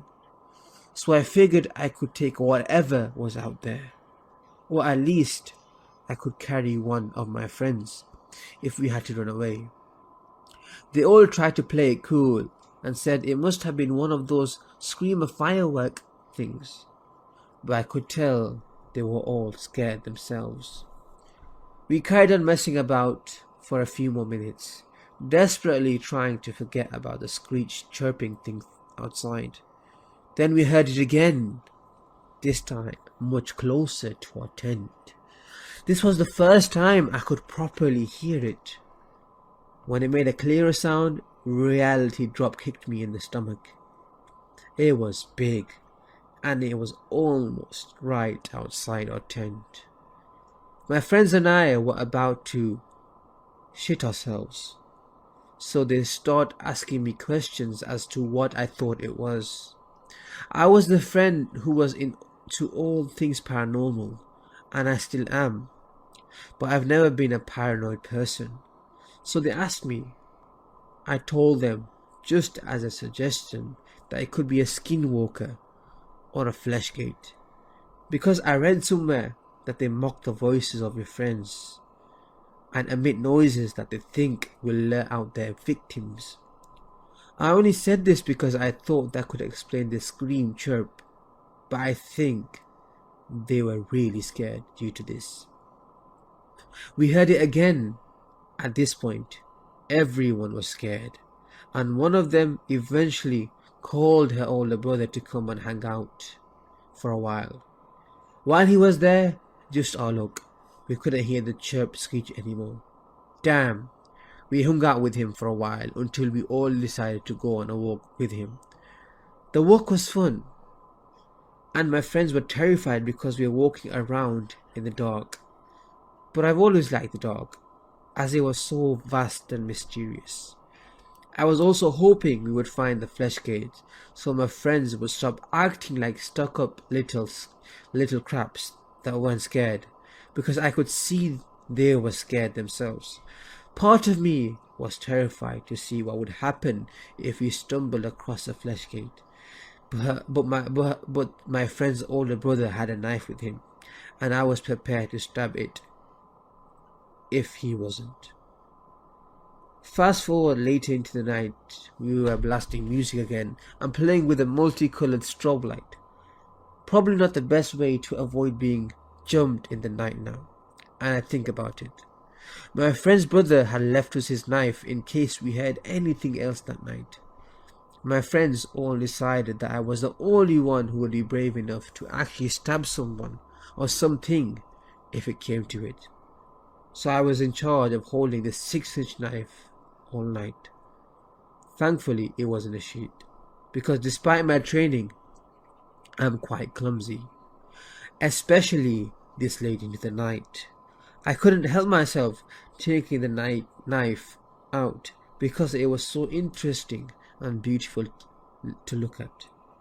There it was again, the same chirp screech. I unzipped the tent to look, knife drawn, and had something scurry away quickly into the woods. Since my friends didn't hear it, I left it alone. Everything was fine for the rest of the night. That is, until I was the only one awake. I heard this horrible scream, howl, much more blood-curdling than the chirps. It kept getting closer to the tent and then backing away, like it somehow knew I was the only one awake. It circled us, made itself sound distant, then come back with another howl. One of my friends briefly awoke and told me it was probably someone having a party, but I could tell she was just saying that so she could get the sleep she desperately needed. Me, however, I could go for 3 days straight without having to sleep once. I was perfectly fine without sleep, unless I had a long day of school the next day or something. Believe me when I say, I didn't let my guard down once. I listened to this thing and the location the cries took place. I wasn't about to let some fleshgate or some skinwalker come and kill my friends, and I on the night that was supposed to be fun. I drew the knife a few times and practiced slashing the air in case he attacked, but it never did. It just spent hours taunting me, trying to draw me out. I was incredibly tempted to run out there, just to get a look at it, but I knew that was exactly what it wanted. Waiting for me not to be in a group, so it could pick the threat off, and then my friends. There was no way in hell I would let it anywhere near my friends. The older brother had left to go to a friend's house later that night as well, and the friend we were all staying with lived with her grandma. I lived around the neighborhood, and both my mum and my dad were home. My dad is a big guy, standing at 6'2" and very strong, but it would be too far to run and ask for help. I couldn't go out there to see what it was even if I wanted to. Even though I'm pretty damn fast, I was weak considering how late it was. And I would become this thing's prey knowing this. I just laid back, knife at the ready, listening in absolute horror. You don't know what true vulnerability is until you're on the outskirts of the woods in a tent that 3 lives are in your hands, while some paranormal creature is hunting you, teasing you, and you only have a close combat weapon that you're not even certain would put a scratch on it. I sat there in silence until around 6 in the morning, when I was certain it had stopped. I couldn't take it anymore. The damn thing had driven me crazy. My work there was done, as I was certain it was gone. I left the knife on my pillow and a note that said I went home and I wasn't dead, so I could reassure my friends when they woke up later on. So I began to walk home to my house with the streets poorly illuminated by street lamps. There weren't that many, leaving a lot of dark spaces that I couldn't even see if I tried. To make matters 10 times worse, my glasses were smudged and I could barely see anything. I knew it was better to my advantage if I kept them on though, because I'm blind as a bat. I scanned my surrounding, my whole way there, keeping my eyes on every direction this thing could attack me from.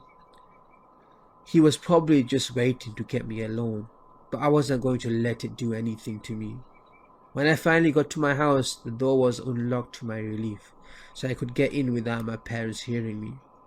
Unfortunately, this was 5 in the morning, And as I mentioned before, clumsy as ever, so I bumped into everything as I tried to navigate myself to my room, where I forced myself to go sleep. After that, when asked, my friends would say it was a screamer, firework, or some animal, but I can tell they were scared, and they just were trying to make sense of it all. I tried to make sense of it too, but I just couldn't. I knew what I heard, and it was much worse than what they could have imagined. They probably thought I mentioned Fleshgate and Skinwalkers just to scare them, but I truly believe it was one of the two. Nothing like this has ever happened again, but there's a reason we haven't been sleeping outside in a while. So, thank you for listening and reading this long story of mine. Christmas Eve Drive. This happened over 20 years ago. I was driving back home with my girlfriend at the time. It was Christmas Eve, and my mother's family used to hold a large celebration at my aunt's house in Estocada. This was my girlfriend's first time meeting with my extended family, but she got on quite well with them. We spent the majority of the afternoon and evening talking, playing poker, and opening presents. My girlfriend had been quite inebriated by the time we had to leave. Therefore, I'd be driving us home.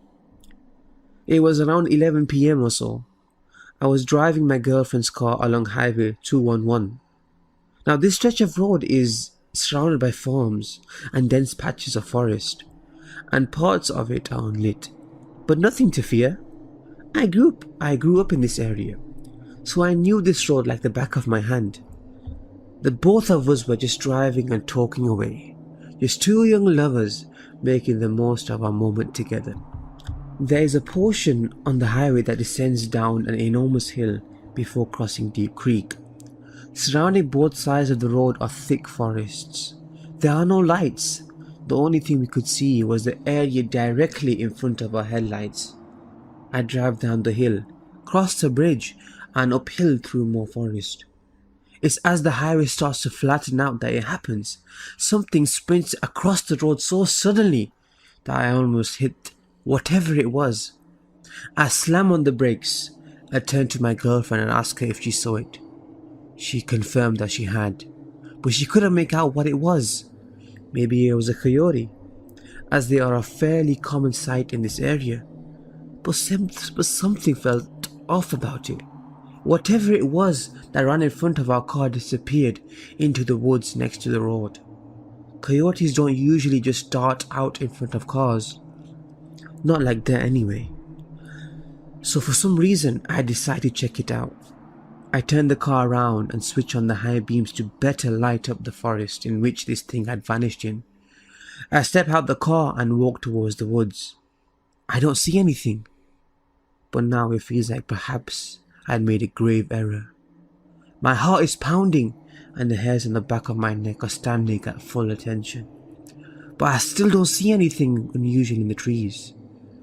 Suddenly the car's horn blasts. It's not a beep beep beep that you'd get if, say, your driver or passenger wanted you to hurry up and get in the car. No.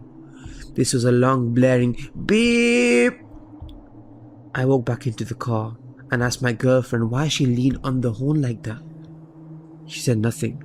Instead, she pointed to a spot about 50 feet from where I was standing. I looked over in that direction, and that's when I saw it. Surely this was the thing that ran in front of our car. It was a man. He was completely naked. His skin was covered in dirt and mud, and in one of his hands he was holding a hatchet. He looked back at us, and then he smiled and waved to us just before turning around and walking back into the forest. Needless to say, we got the hell out of there. Once we were safely driving away, my girlfriend explained what had just happened.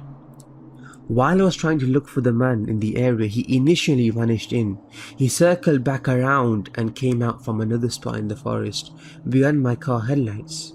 My girlfriend had seen something out of the corner of her eye, and that's when she saw him.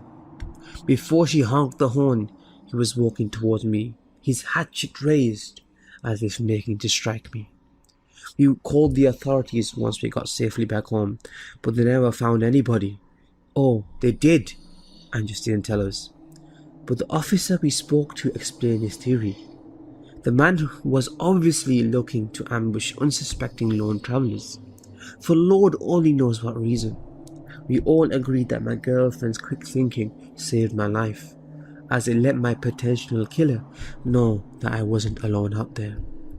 I moved back into the area recently, so I now drive that highway often.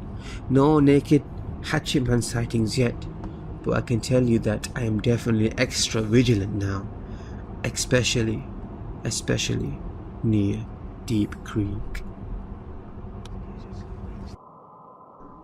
I'm a 22-year-old male, and I live in a large city in the Midwest. Now, I drive for Lyft while putting myself through trade school. I drive for other similar companies, but that's beside the point. I have many horror stories from those as well, but I'll tell those another time. It was Christmas Eve, 2020. I was out running Lyft for a few hours before heading to my mum's with my new baby and wife. Nothing special going on for the night, just the usual. I get a ride request. It was a pickup from this kinda lower income apartment complex. No big deal. I arrive and I find my passenger. He has all his belongings, several boxes of stuff. Now, my car is a 2006 Chevy Impala, so it's not too big. We get all his stuff loaded up, barely, and are on our way. During the ride he's crying, saying his girlfriend was cheating on him and he had walked in on them earlier that night. He couldn't stay there because it was her name on the lease, so I was taking him to a hotel. Now, in my city we have a street that is well known for having vices. Hookers, drugs, gangs, weapons and shady motels. The works. We get to the motel. He asks me to wait for him to check in and get his key. No problem, man, I say. I'll confess. I break the rules a little when it comes to Lyft. I have a gun hidden in a concealed holster, secured to the underside of my driver's seat for protection. Reason being, driving Lyft and other contract apps, I have had knives and guns pulled on me, as well as people have tried to fight me, rob me, and all kinds of other things. But, like I said, another time. The motel was on that street I mentioned before. Homeless people were everywhere. There was a dude on the far corner of the complex that still had a needle in his arm, passed out against the building. And I'm a big fan of true crime and horror narration, so I'm on edge.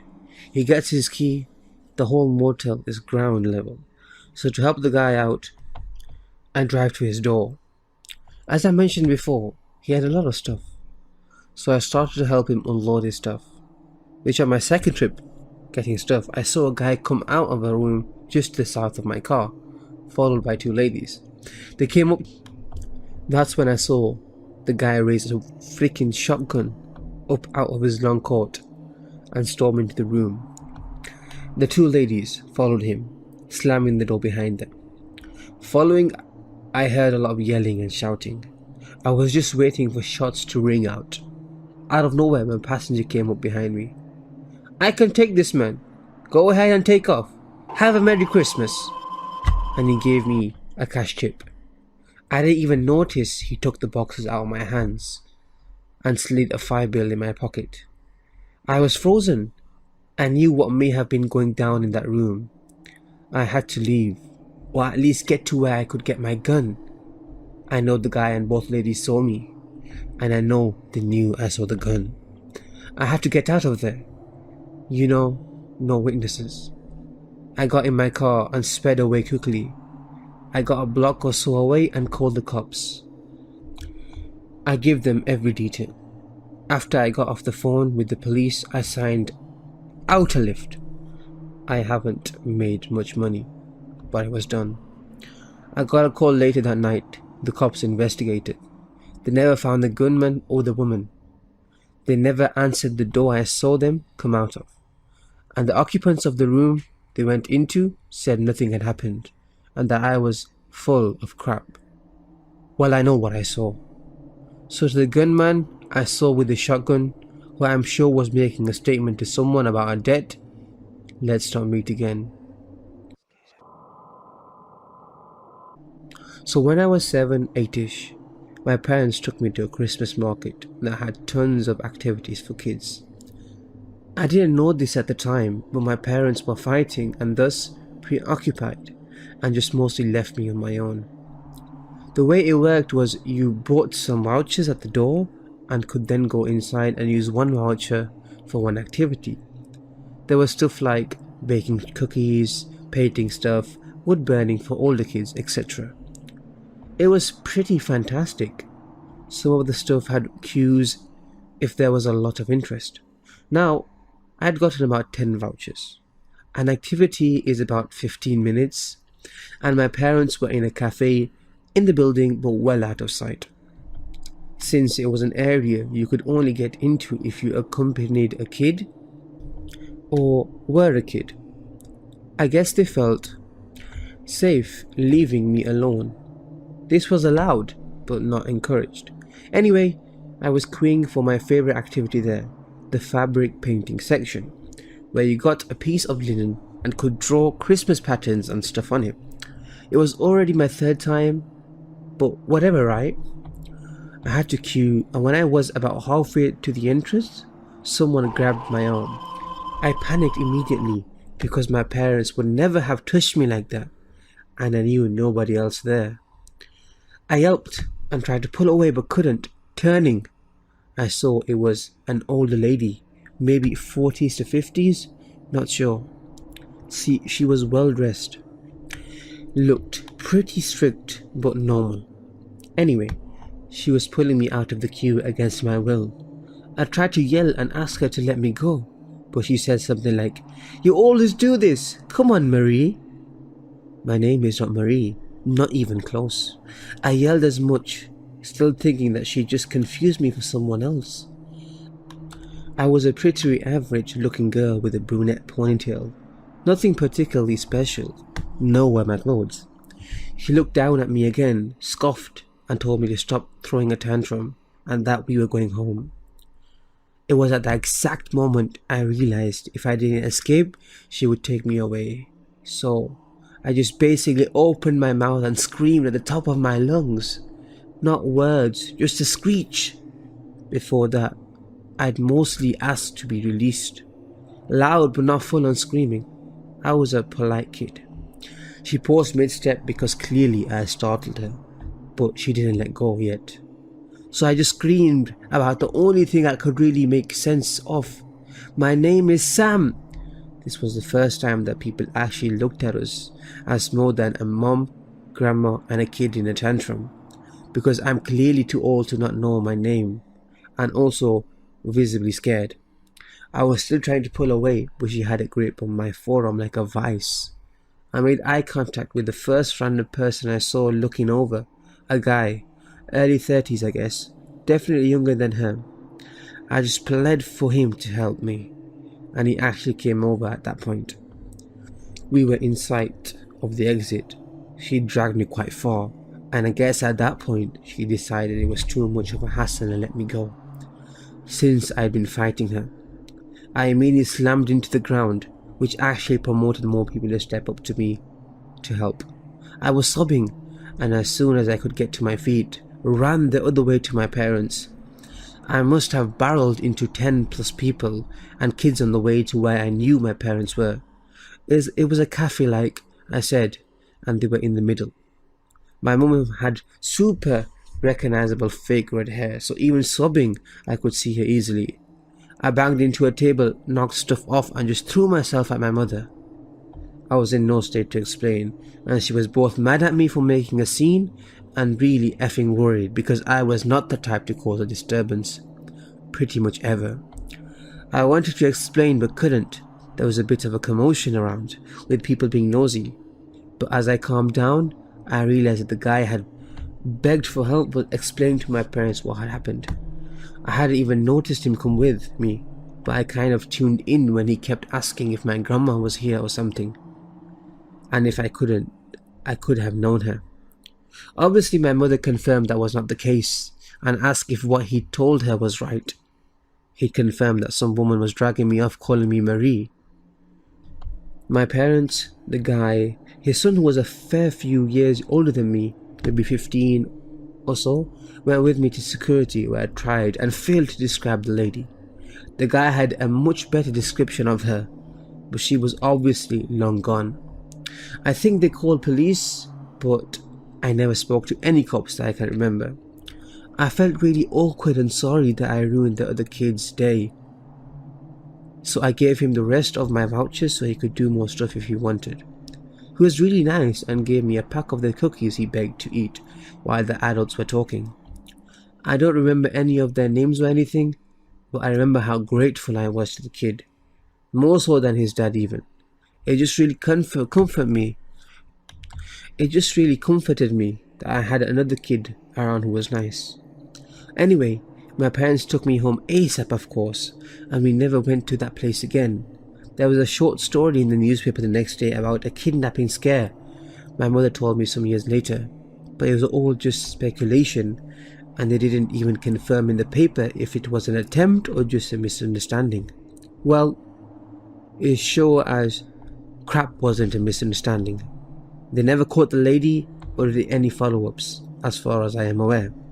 I actually had bruises on my arm where she gripped me through my sweater, and I still don't like Christmas markets much. When I was around 12 years old, I was at my cousin's house for a party. It was around Christmas time. We were hanging out in their backyard and woods. Part of their backyard is wooded area, and we came to this tree that used to have a tree house in it. All that is left of that tree house is some steps leading to it, and a few platforms, which is not safe.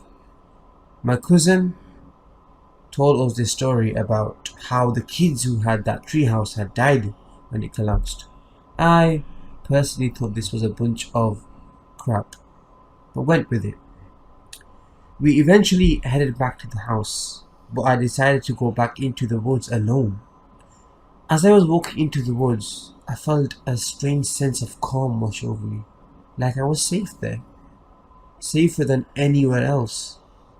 As I'm walking, I'm looking around and I see a light blue and white checkered flag up in a super thin tree that I didn't notice before.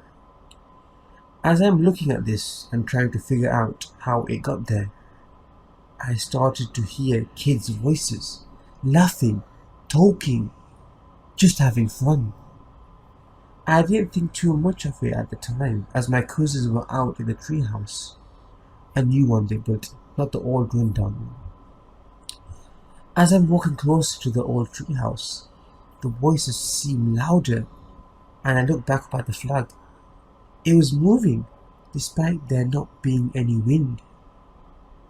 I shook it off as I couldn't feel the wind from down here, but up there was wind, and looked back down. That's when I saw them. 6 children with white skin, like snow white skin. They all seemed to be wearing winter gear, though dull and dirty looking. They were walking towards me, but I didn't run. I wasn't afraid for some reason.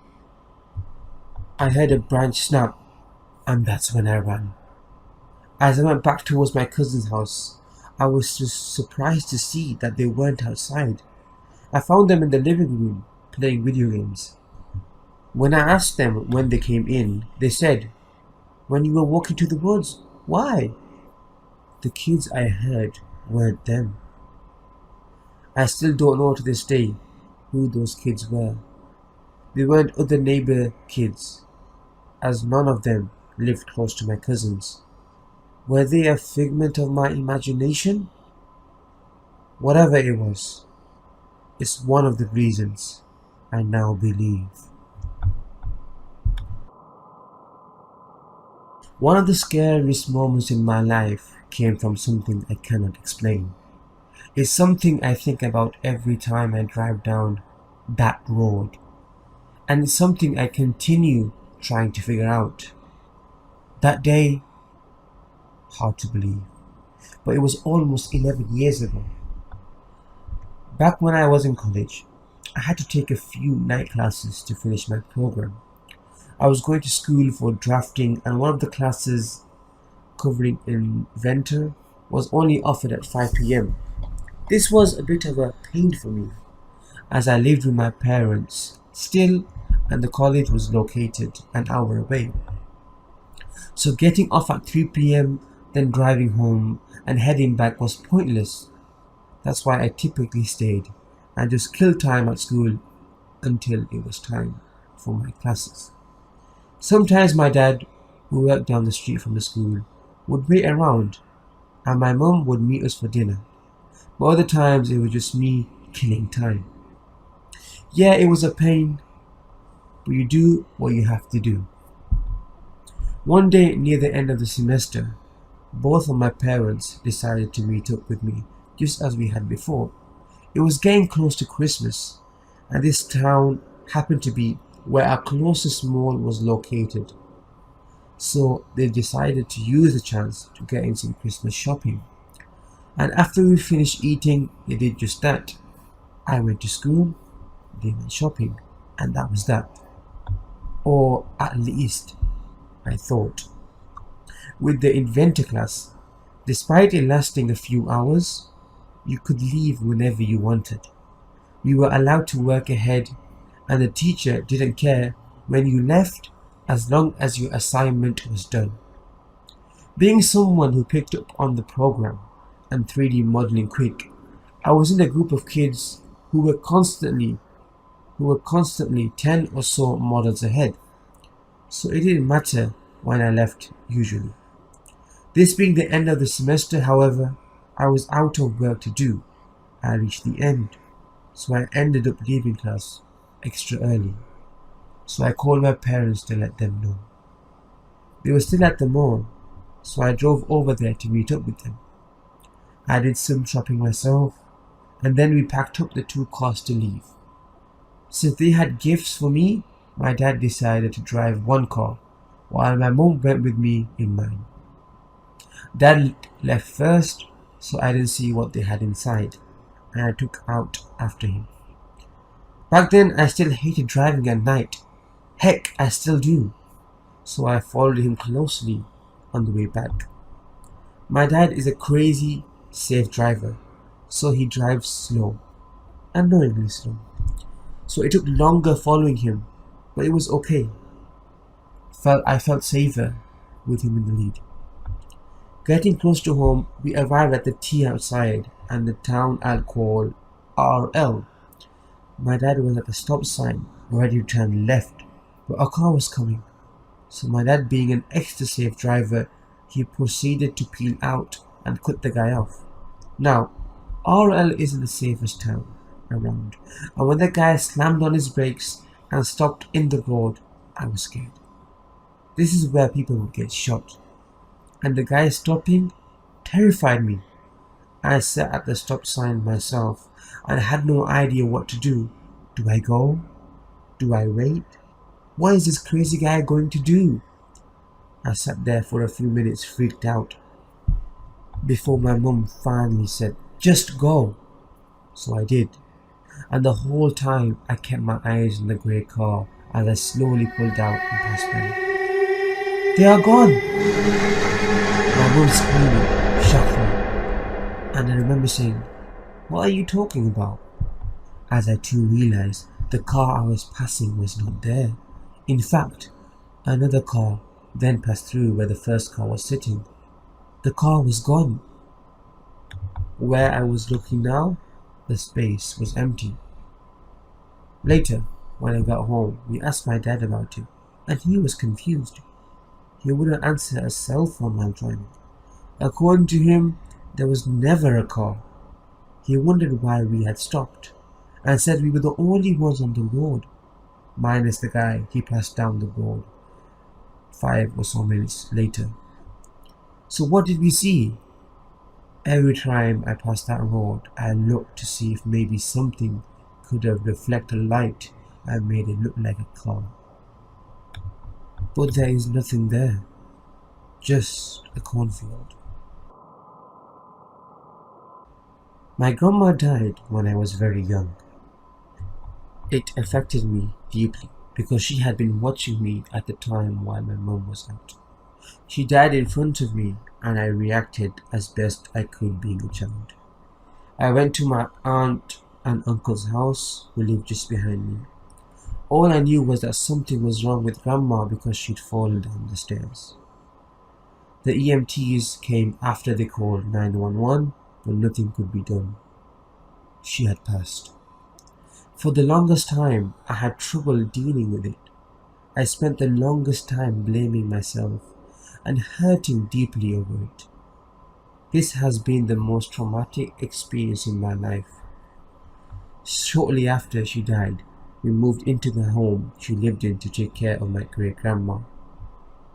Though with time, it has healed as best it can. The one thing I do think about when I think of my grandma is Christmas. If there was ever a truer person that embodied love and the spirit of the season, it was my grandma. She would gather all my relatives, aunts, uncles and cousins to her house for a holiday feast and gathering everyone from far and near. Because my grandma was pretty much the matriarch of the family. The entire glue that was our family was held together by her hands, not to mention her food. If there's one thing she could do well, it was cook. But her expertise, I think, was baking. I have fond and vivid memories of gathering apples from the apple tree in the backyard for her, where she would bake pies, crisps, and whatever else she could do with them, though her cookies were the best. I loved my grandma's cookies and she made the best chocolate chip in the world. I staked my life on it, and I remember her kitchen always being filled with the most wonderful smells imaginable. I recall a time during the holiday season when I was really missing her. It had been many years since she had passed and I was trying to come to grips with her dying when I was so young. I was sitting in my bedroom thinking about it and talking to her in my head. I was feeling rather upset over it, really. I miss you, Grandma. It was the thought in my head that came, and shortly after it did, there was a loud sound in the kitchen. The sound was a clash of pots and pans, almost like someone was getting them out and tossing them on the countertops. We had cats at the time, so I assumed they were being ornery and had knocked things over. So I went into the kitchen to investigate. There was nothing, not a cupboard open or anything strewn about, nor was there a pot or pan out of place, and as well as nothing at all on the countertops themselves. It was confusing to say the least. I shrugged it off as an odd occurrence and went back to my room. Though it was then that the whole house filled with the most pungent and wonderful smell of someone baking. Not just the kitchen, but the entire house itself permeated with what smelled like a mix of brownies and cookies being made. My heart was strangely warmed by it. I had forgotten about being sad, though it dawned on me that it wasn't just a weird occurrence. I am convinced that it was my grandmother coming back to comfort me, to let me know she was still around and tell me she loved me in the best way she knew how. The story doesn't end on that note, however. When my mum came home from work that day, as soon as she walked through the door, she said, "It smells like someone's been baking in here. Merry Christmas, Grandma." It is a hard story to tell because it was my best and worst experience dealing with the supernatural. It's the best because it proves not all ghost stories are about vengeful spirits and the dark shadows that go bump in the night. It's the worst because, just listen for yourselves. It was a week before the first Christmas after my grandpa died, and I had stayed the night at my grandma's after we'd gone Christmas shopping the day before. My grandma was still taking it hard, and I had been trying to help cheer her up. We had just gone out to do some more shopping for gifts, boxes, and paper, the usual wrapping stuff. Then we went to McDonald's to grab some takeout for lunch. When we got back, We ate lunch and watched Christmas movies in the living room till my mum got there to pick me up. I guess all that shopping wore her out, 'cause halfway through the movie we were watching my grandma fall asleep. As I was sitting there, I started to think about my grandpa. We were always really close, and his passing really hit me hard, and I was trying to not show it around my grandma. I was missing him a lot, and I didn't actually want to stay over at my grandma's house as much as I used to, because being there brought up all the memories of him, and just it made me miss him more. I never even went into his bedroom anymore because it was just too sad. While my grandma was sleeping, I tried to pay attention to the movie, but all I could think about was my grandpa and all the fun stuff we did for Christmas and how I just wanted to see him again. Then all of a sudden, the room started to feel cold. At first, I thought it was a draft, but then everything felt heavy and it got quite real quiet. The clock stopped ticking. There were no car noises, no nothing. It was like the whole world had just stopped. It looked as if the colour had started to fade away till everything just turned grey. Then my whole body felt like pinprickles, and it felt like someone was watching me. As I looked up, I almost screamed in shock. There in the doorway that led into the hall was my grandpa. He was just standing there, smiling at me, wearing his favourite cream colour, brown pinstripe shirt sleeve button-up shirt, blue jeans, brown belt, white socks, brown loafers and brown glasses. The only thing different was a kind of glow around him. I sat there frozen for what seemed like an hour. Then I started to stand up. I don't know why, but maybe to hug him, or maybe just to touch him to see if actually he was there. I don't know, but the second I got to my feet, he was gone. And the world went back to normal with all the sounds and colour back, like someone had just hit the unpause button. I just stood there for a second, then realised I was crying and I went to get a tissue. An hour later, my mum came and got me. She and my grandma talked for a bit, while I stood quiet debating on whether or not to tell them what happened. I decided not to say anything to my grandma just yet, but told my mum everything on the car ride home when she noticed I was nervous about something. My mum was so shocked she had to pull the car over. She asked me like a million questions, mostly if I was positive on what I saw, and each time I told her yes, and describing the whole thing over and over again. And then I started to cry as she hugged me to calm me down, even though she was crying too. When we calmed down, she told me it was okay, but never to tell my grandma about what I saw that day. After that, I still visited my grandma, but never by myself, and I didn't stay overnight again. The weirdest part of it all was that even though I was freaking out at what I saw, a part of me wanted to see him again. This is my first post here. This just happened about an hour ago, so my memory is fresh. First off, I am living very rural, in a small village with maybe 10 to 15 houses, but close to the highway, and also about 10 minutes away from the town. If you cross the street, it just takes you about 10 minutes walk to reach the forest. This is the first Christmas day. In the afternoon, my partner and I decided to go for a little digestive walk, as we were really stuffed from all the food. It was about 5 p.m. and already dark when we left, and we had a big and bright LED flashlight with us. I also took my camera and my flash, as I love taking pictures of nature at night. We decided to walk on a little country road towards the forest and then turn right, following a small gravel cycle track close to the forest border, which connects our village and the next. In the middle part of the track, you have to walk through a small bit of forest. It's rather dark and the trees are very high and quite dense. When we entered, I saw a flashlight reflecting on something and recognized a car being parked there on the side of the track, close to the trees.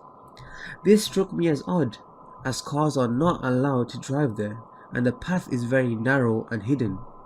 So I was a bit cautious. My partner pointed the light inside of the car and it seemed to be empty. I also noticed the windows were frozen, so it must have been parked there for a while.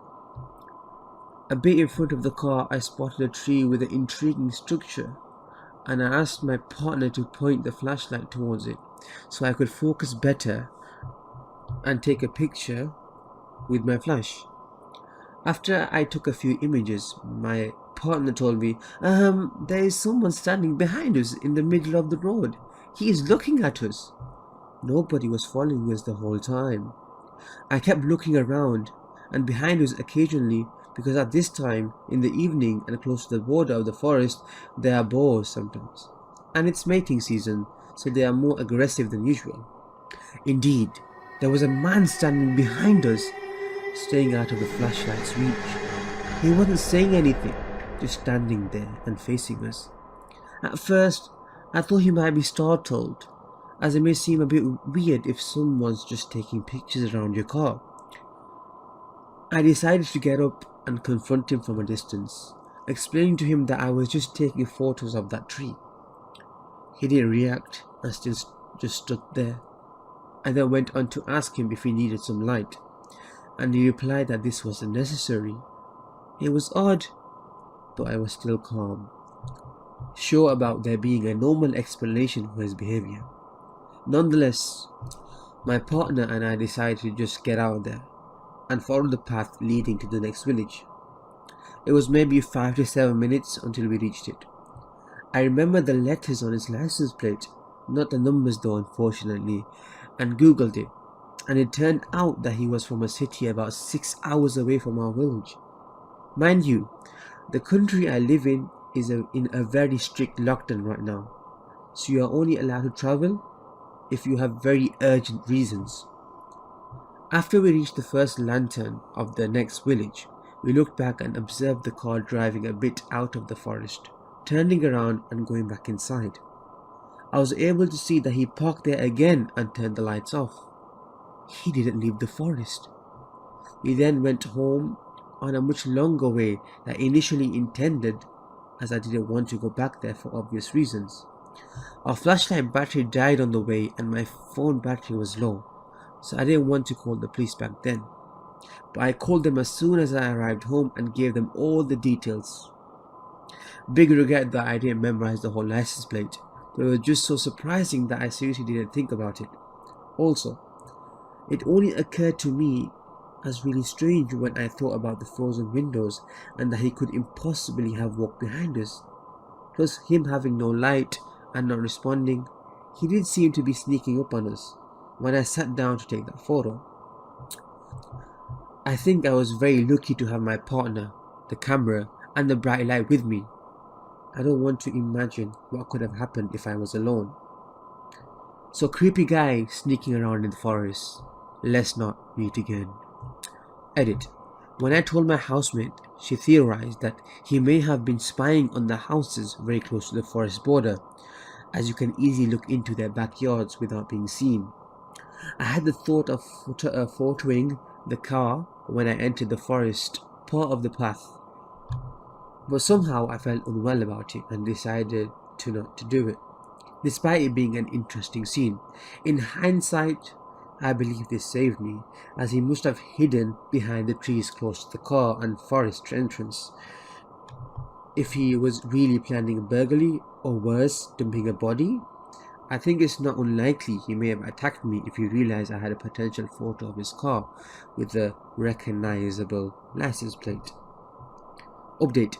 Went back and found a tape marking on one of the trees, a very small hideout, more to store things than to sit in, as well as some cut-off part of a backpack. Not sure if this was paranormal or not, but this morning my mum and I were in her car driving to work for a Christmas thing. where the locks in her car started locking and unlocking quickly and repeatedly, as though someone was playing with the locks. It could probably be explained as a car malfunction, but it's never done that before. And the creepy thing is that we were passing an area where there was a bad accident a day or two prior, and as soon as we were away from the area, the lock stopped. In the moment, we didn't know how to react, so we paused our conversation and just looked at each other like, what? Then turned the radio up and pretended like it wasn't happening. My friend left another friend's house about 4 a.m. It's dark, the street lights have just come back on. They get turned off at 1 a.m. every day, they come back on at 4 a.m. every day to save money.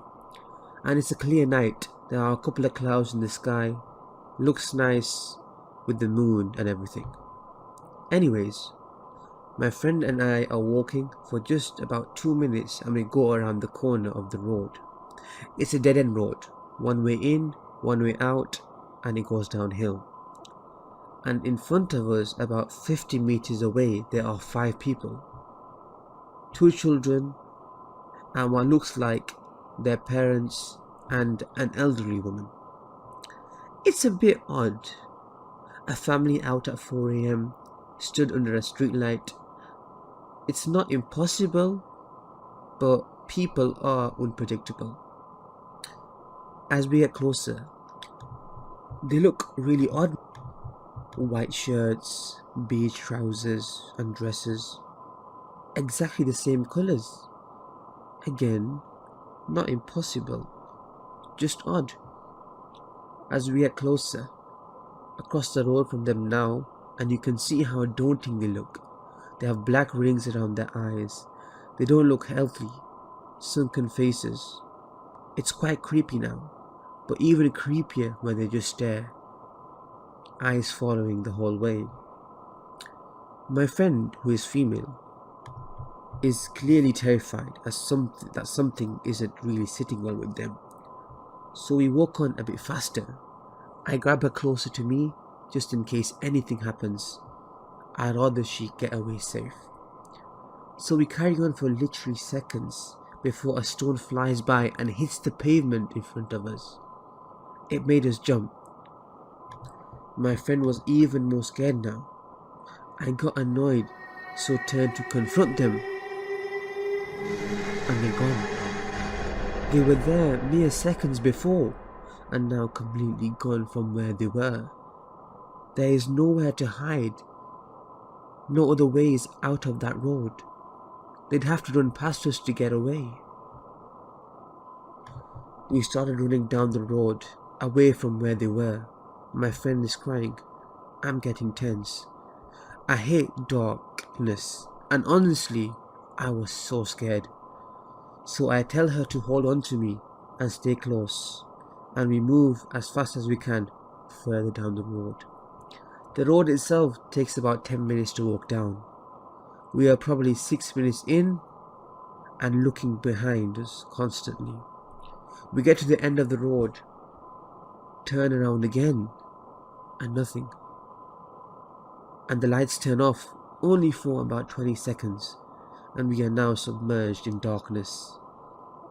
We cannot see much, but we see at the end of the road a bus stop. And at that bus stop, we see 5 people. 2 children, their parents, and the elderly lady. Just standing there, staring. We have nowhere else to go now. I tried calling my friends to see if they were awake, but their phones were dead, so I couldn't contact anyone. My friend was still scared, and so was I, but I started to get angry, so I marched towards them to ask them what are they playing at. The lights turn back on, which makes me jump. I look around me, I grab my friend, and I head towards them, but they are gone. I still have their faces and clothing all imprinted in my mind. This was Christmas Day morning, so 4 a.m. Christmas Day. My friend doesn't understand what happened, and I for sure don't. We've tried to talk to friends about it. but they think the darkness tricked our minds. It's something I can't stop thinking about, and I dream about it. I dream about it. More nightmares. And I can barely sleep since. Any suggestions? It sounds crazy, but I don't care. This happened. Something appeared in the woods. An ex-girlfriend of mine used to live on this small rural island in Minnesota called Grey Cloud Island. At one point, the island had the highest concentration of Indian burial mounds in the country. There is a lot of history there, and it, at one time, was considered sacred. I'm sure you all know how that went. At any rate, across the street from my ex's mailbox was a long, overgrown gravel driveway blocked off by a rusty chain. On one of our late evening jots, we decided to step over the chain and make our way down this driveway, which was a good quarter of a mile long, if not more. The driveway opened up into a small clearing of sorts, in the center of which was all that remained of our home's foundation. Then little more than a rectangular patch of concrete. The trees which ringed the clearing were sparse in some places, thicker in others. But even so, we could see a lot of the ground beyond the clearing. Grassy, humped ground. Trees, nothing else. The ex-girlfriend had a blanket, which she spread out on the patch of concrete. We lay down together and talked for some space, the while listening to the chirr of the crickets. Dusk had just crept in, and we were still lying there when he heard movement in the woods nearby. The furtive crackle of branches, crunching leaves. It was very close, much too close for comfort. From the sound of it, it was no more than 20 yards away. Surely we would have heard its approach from a way off. After all, sound has a tendency to carry in the woods. We got up by mutual, unspoken agreement, and in the dark made our hasty but careful way to the driveway. The sound of something approaching from the woods changed. It was now in the clearing, where he had been only moments before.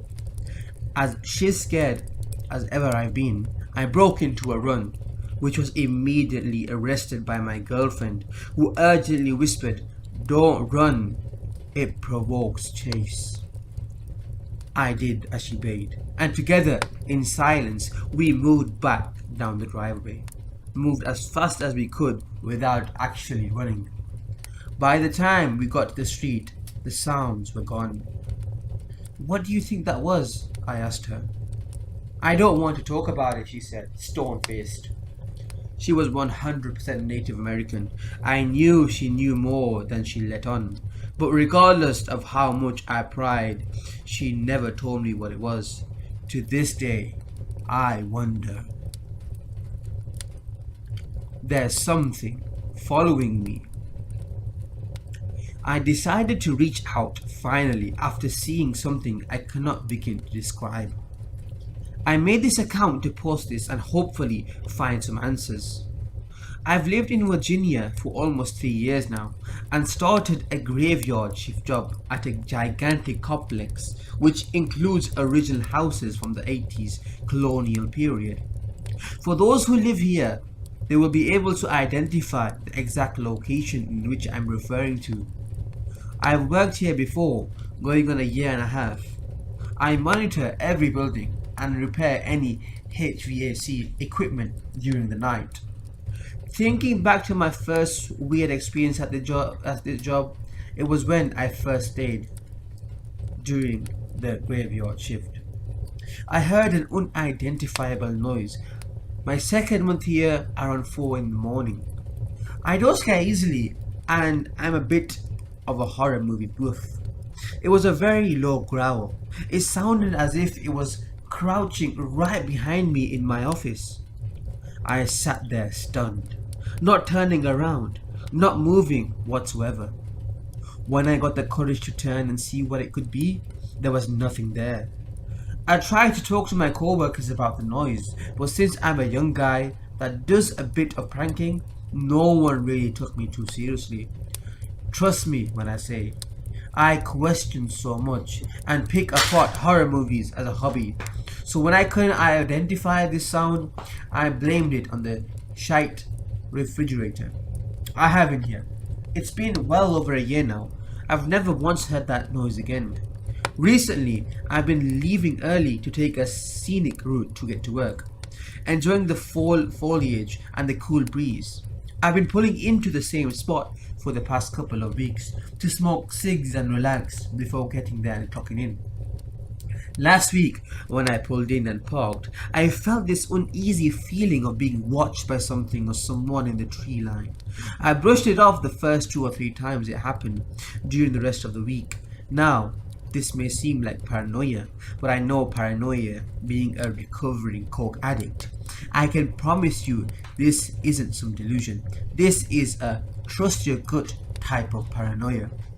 3 days ago, I went back to flash some headlights and try to establish some dominance to take back my spot and to get nosy, hoping to see something, if anything at all.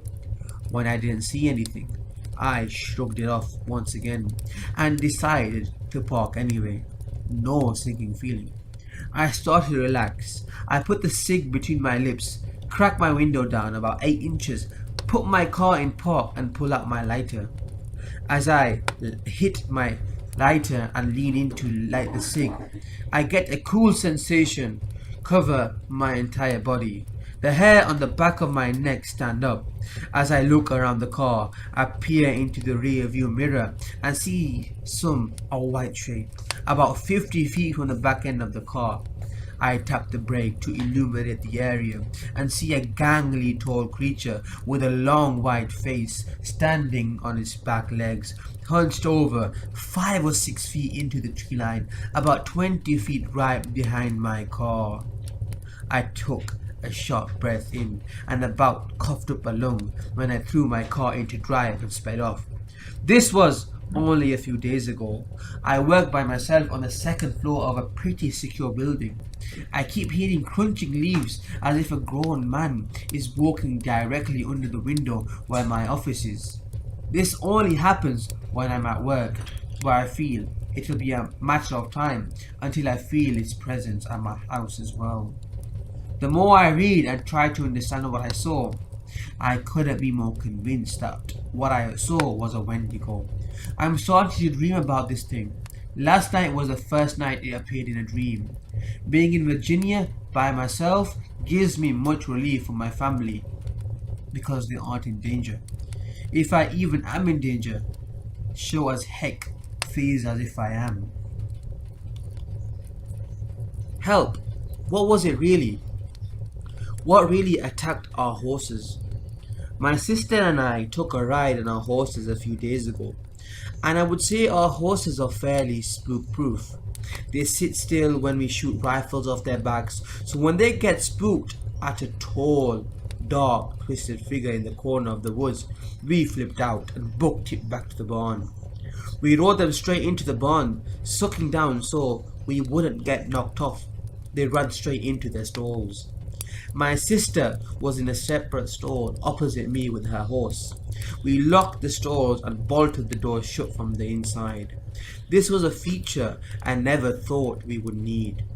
Dead bolts on the inside of a stall and wood windows covers. There was no way inside. I heard it chase us wherever it was had been following us closely through the field. I think we barely escaped.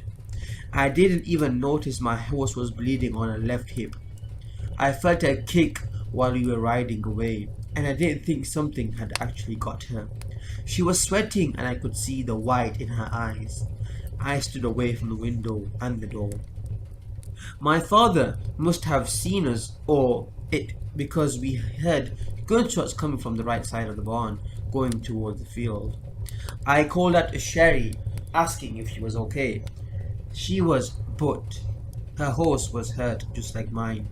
She asked if I saw what it was that scared the horses. I told her I barely saw anything. To be honest, I still don't know what it was, but it was thin and dark and smelled rotten. It left claw marks deep in our horse's backsides. They'll have matching scars, but I don't think they'll let us take them back to the woods. They haven't left their stall for 2 days. My dad described it as really mutated and mangled dog. He shot at it when it started to run into the barn. He made it bleed, but we hadn't found the body. To be fair, he was pretty far away from it, so he didn't see it really good. What is it? I've heard of skinwalkers and wendigos, so I thought I'd post my story and ask. We have no clue to this day, but it always comes back at the end of every month without fail and kills our livestock. It hasn't come this close to us before, but now it's become a scary problem. Any help would be appreciated. I'll update soon. It should be back and my brothers are going to kill it this time. Wendigo in my shed. So to let you all know, I live in Canada and I've seen drunk people and bears, but what I saw was neither.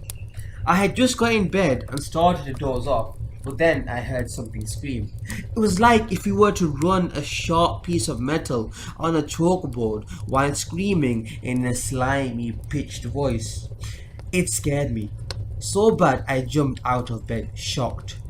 I looked out the window and what I saw was terrifying.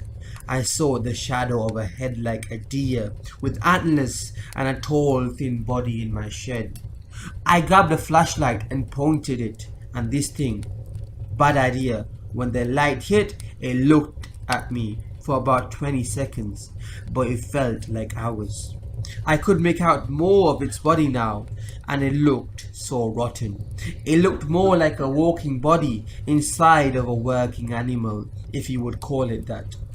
After a good stare off, it ran back into the forest. All I could see was a blur. I have had more incidents with it, but this was the scariest by far. Incident 2. If you haven't read my post, Wendigo in my shed, then I suggest you read it. Anyways, I had went to my friend's house for a party, and it was actually pretty fun, of course. I didn't drink and I was going to drive myself home. I'm the type of person who doesn't like to waste people's time, so when I go to parties, I don't want to have someone to drive in the snow at 9:30 in the middle of the woods. So I was going to drive myself home. I was about halfway to my house when something jumped in front of my car and on the other side of the road into the forest. But I didn't stop because this thing had antlers, so it could have been a deer. But it had long legs and arms, so that freaked me out enough to just keep on driving home. I got back home safe, but sadly that would not be the last time I saw this thing.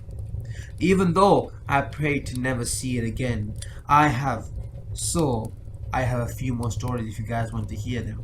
I do still live in the same house, but I haven't seen it in a few weeks, and I wonder, will I ever see it again? Who wants to hear my Wendigo story?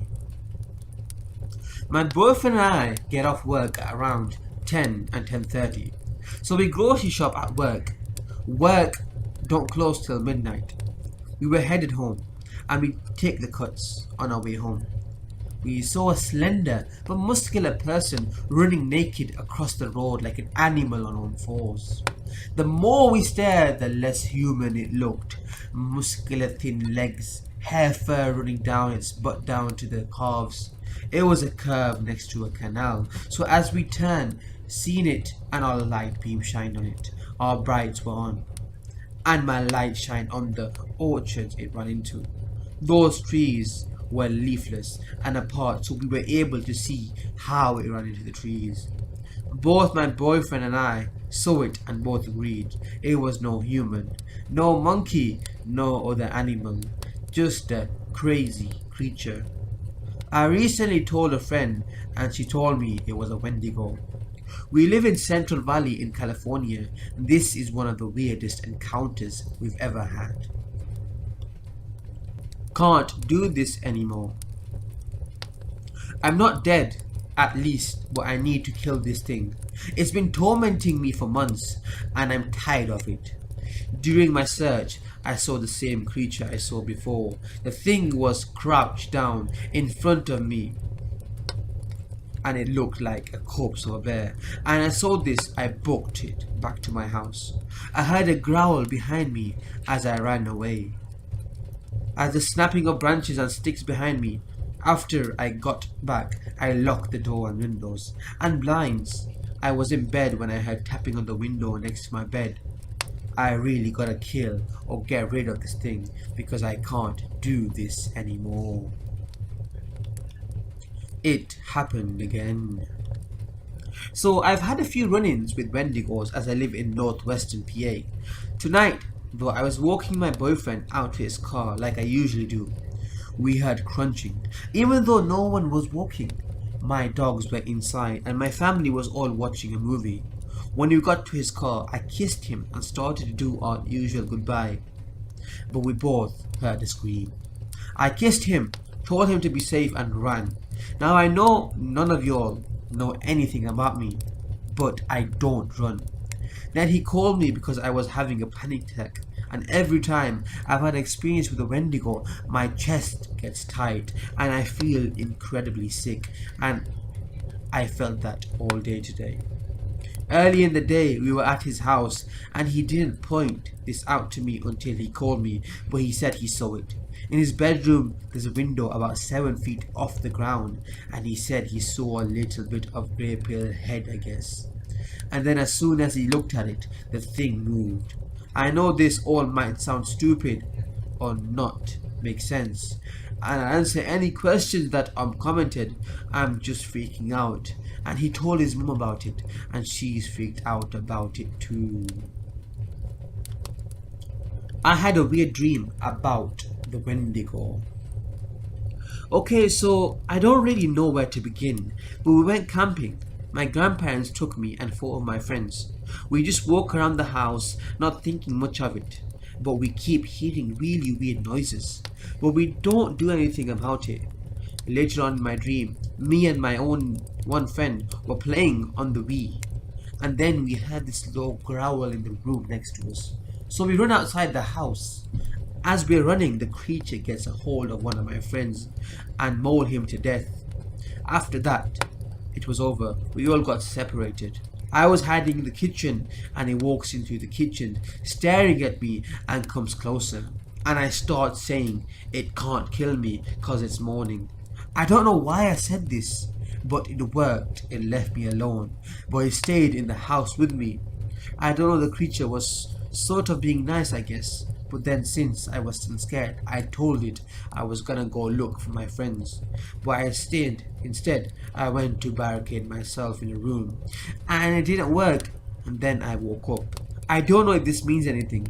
I've been reading stories about this, and I'm wondering if anyone can give me an answer to what this might be. And if I dream of this again, is this a bad sign?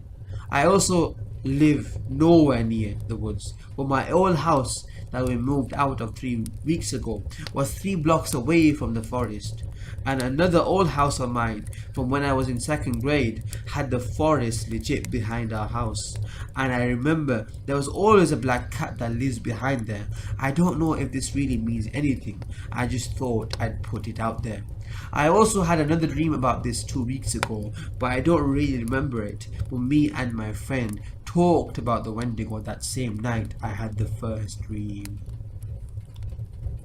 Call me a liar. I had a dream of a Wendigo. It killed almost everyone I know. I can remember it so vividly, and any time I woke up and went back to sleep, the dream would just continue. Once I remembered how to kill it, the way we've been told how to. The dream would stop and I'd wake up. Anytime I tried, I'd never finish the job, and the dream would pick back up and start at the point before I killed it. I can't hide from it. Literally, it'll find me anywhere. It was a big sob, very big. The ground boomed when it walked. I can remember a well in the dream too, and the well was connected to a tunnel system. I'll assume this is where it resides. It was about as tall as a common motorhome and as big as 2 standard white vans. You could blow up the well because it would relentlessly dig its way out to get you. He was big, red, and had no skin, just exposed muscle. Probably why he was red, but my mind told me it was a Wendigo. It still had the trademark antlers and skull. Its hands were large with daggers for claws. They'd challenge a modern blade for sure. I hope I don't have another dream of it. This dream gave me anxiety and sort of dread and paranoia. As for me, I only have a pinky width of Native American. I am a Texas-born man, still in Texas, 19 years old, white. I do fancy listening to stories about it often, and I've even talked about it. I guess I forgot that rule about talking about it. Comments, opinions, tips and other things. Or don't, I just felt I should post this. If I remember anything else important, I'll make a new post with the same title, but with a part 2 on it. So, what are Wendigos? In some traditions, humans that were overpowered by greed could turn into Wendigos. The myth thus served as a method of encouraging cooperation and moderation. Other sources say Wendigos were created when a human resorted to cannibalism to survive. Humans could also turn into Wendigos by being in contact with them for too long. So these were the 3 theories as to how Wendigos came about. Let's look at 3 stories now that contain Wendigos. Number 1. First encounter. Hello again. As I have seen some of you wanted to hear the stories I have to tell. I have one too many to post in just one paragraph, so I'll chop them up and let you guys decide whether or not you want more. I live in a small town in northeastern Pennsylvania that is surrounded by farms and endless forests. As a kid, I spent most of my time fishing for trout or building stick forts. Now I have bonfires and I deer hunt. So as you can imagine, I'm outside most of the time. At this point, I know almost every paw print or call of the local animals, and I can identify it almost immediately. At the age of 13, I went over to one of my friend's houses for his birthday party, mid-June, alongside another 2 guys. We used to hang out a lot, but after this incident, things happened and we broke apart and went our own ways. Anyways, we were crazy and imagining exploring abandoned places and finding paranormal spirits, as all the YouTubers did at the time. About 3 miles into the forest, there was an abandoned quarry. All of us were excited to explore it, so we got the birthday boy, his name is Aiden, to lie to his dad and say we were going for a walk through the woods. Aiden's dad said yes, but to not wander off too far, and to pay attention to the trees due to the number of mountain lion sightings in the area recently. Many say they don't live here in Pennsylvania, said to be a boogeyman of sorts, but I've seen one with my own eyes and I can tell you they're here along with wolves. We gear up and grabbed our phones and knives. Well, at the time I didn't have a knife, but I borrowed one from one of the big guys. His name was Clayton, and he's a little out of shape, putting it nicely. He usually brought up to 10 knives to our parties like some sort of serial killer. Sometimes he made me worry. He also gave one to our 4th guy named Marcellus. More ghetto than country boy, but it's okay, we got along at the time. As we packed our bags and got ready, we poked fun at each other. Me insulting Aiden's choice of footwear, wearing a pair of black and white Vans, while the rest of us wore boots. Clayton poking fun at me for being the smallest guy in the group, and Marcellus backing up Clayton's insults. As we headed out the door, excited for what we were going to find in the amazing abandoned quarry, imagining old mine shafts deep in the ground where coral was mined or copper, the air seemed to change. Change as in heavier, like when a kid in class threatens to kill everyone in the room. Yeah, that kind of heavy. Almost a primitive fear. As I eerily looked around, curious about what installed this primitive fear into my system, the others talked about what we were going to find. I think we are going to find some coal. Maybe we can sell it to some local farmer, commented Clayton in an almost wishful sort of way. It's a quarry, dumbass, not a mine shaft, yelled Aiden, furious with Clayton's idiotic comment. Aiden had a tendency to get angry over the stupidest of mistakes. Even a misspoken word was enough to set him off. Same thing, mine shaft, quarry, your mum's, all things worth exploring, Clayton said in a mocking tone. Shut the up before I rock your world, fat, Aiden yelled in rage, almost about to throw a fist and knock his teeth out. As Marcellus calmed down, both of them down, I zoned out. As we were walking into the woods, now after going through a long field, the feeling of dread was getting stronger, and I almost wanted to run. I knew I was being watched. I always know when someone stares at me in class. I usually look directly at them when I notice the feeling. I started to scan my surroundings. Maple trees, rocks, cliffs, bones, birds, beehives. Wait, bones? I backtracked to where I seen bones and looked a little closer. About 60 yards away, at the bottom of a cliff, was a dead deer. Fresh blood still on its bones, flesh hanging from its skull. I imagined the thing that could have mutilated it so badly, and thought of a 1,000-pound black bear with rabies. Honestly, now I wish it just was a bear. Hey, dipstick, I'm talking to you, Clayton pegged me with a rock and broke my trance. What do you want, man? I said, clearly annoyed. I said, what the hell are you looking at? Clayton barked, irritated that I didn't respond sooner. Nothing. Come on, let's get going. Still another 2.5 miles till we reach the quarry.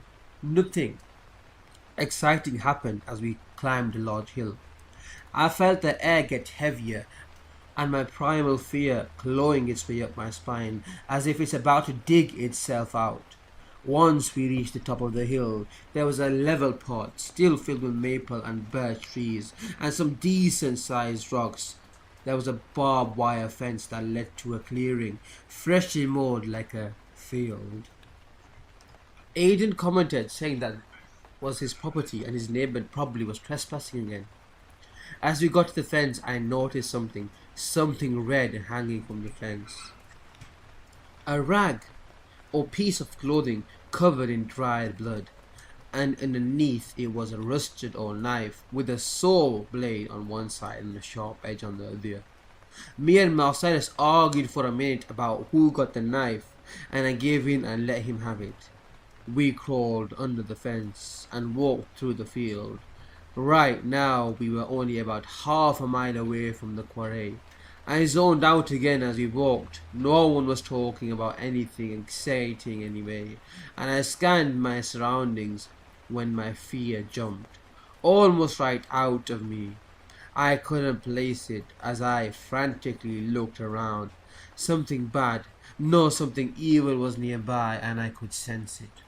I was at the back of the line so no one noticed my panic.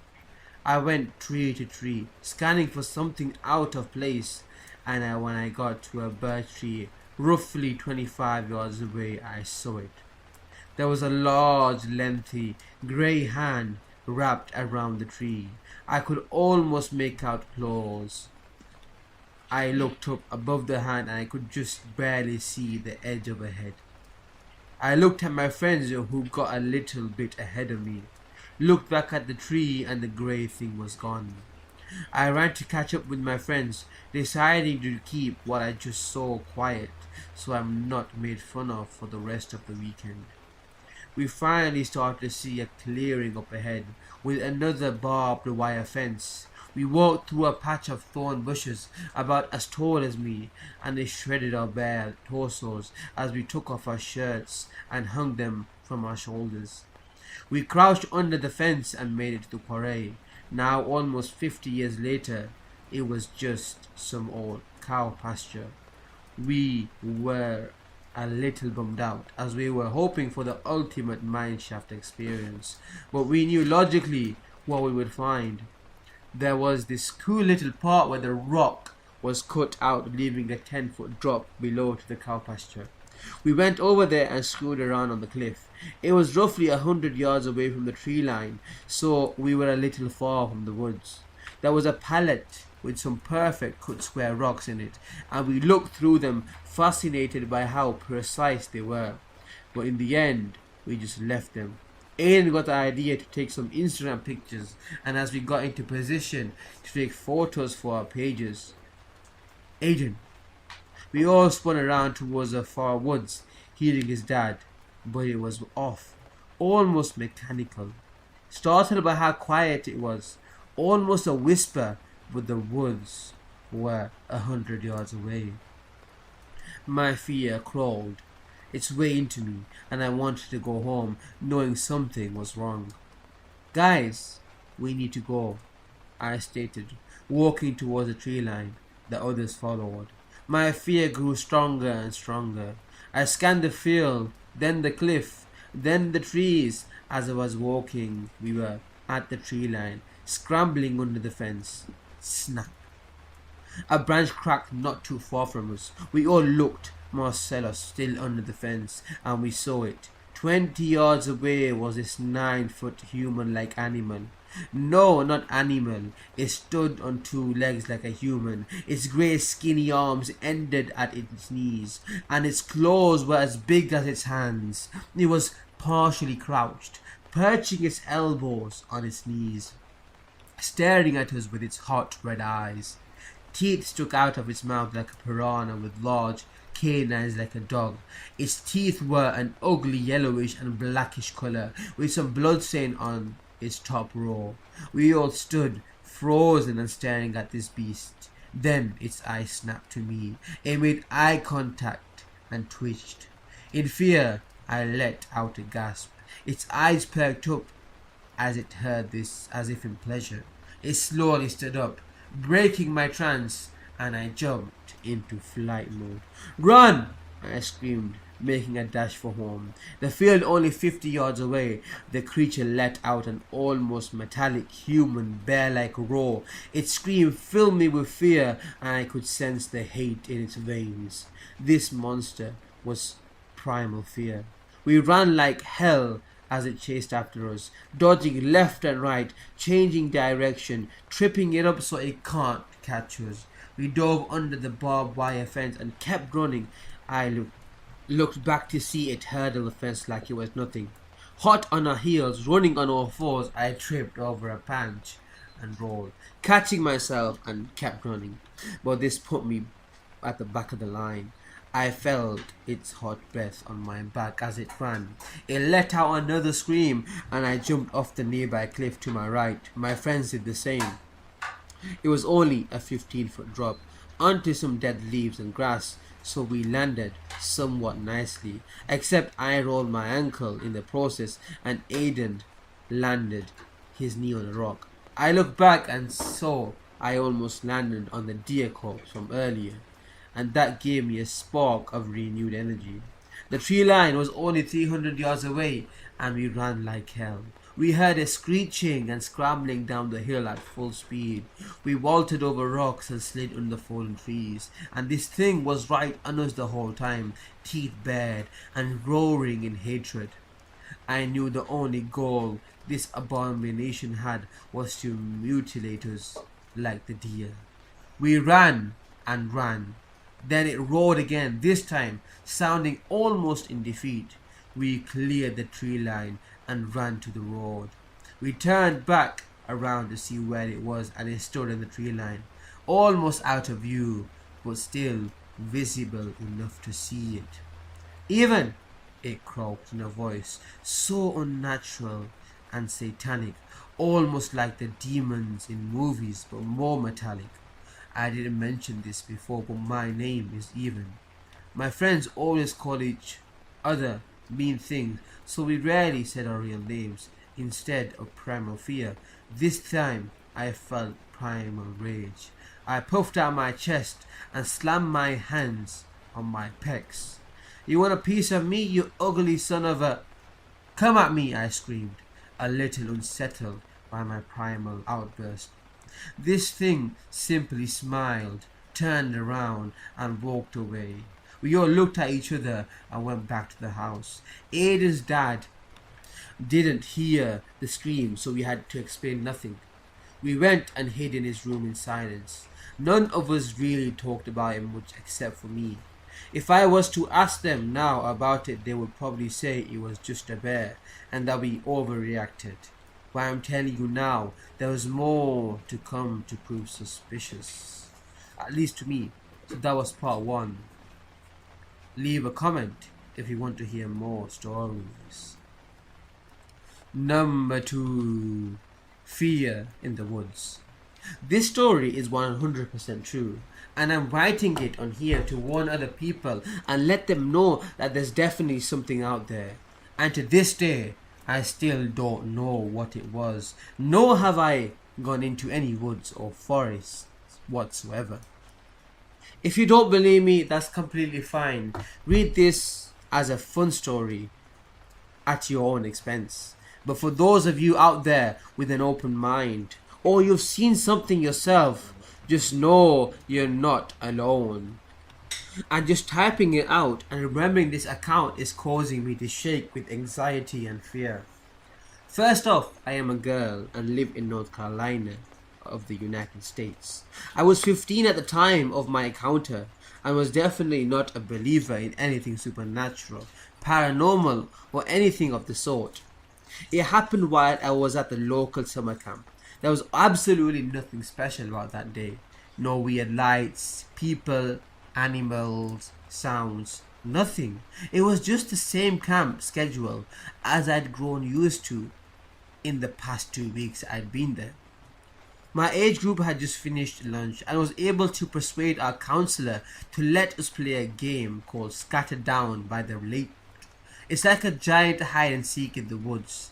Now, we had played this at least 20 times before that day, and nothing weird had happened to any of us, and we all grew up playing in the woods, so it's not like we had an aversion of fear of it. But for some reason that day, when our counselor shouted scatter and I ran to find a hiding place, it became a whole new ball game. I had run as far as I could while still being able to see the lake, as were the rules, and had found a large old uprooted tree that I decided would be the perfect hiding place. So I laid down as close as I could against the ground and waited. I had been there for about 5 minutes when I suddenly heard a voice calling my name in a weird, dreamy-like voice, and not just any voice, my mum's.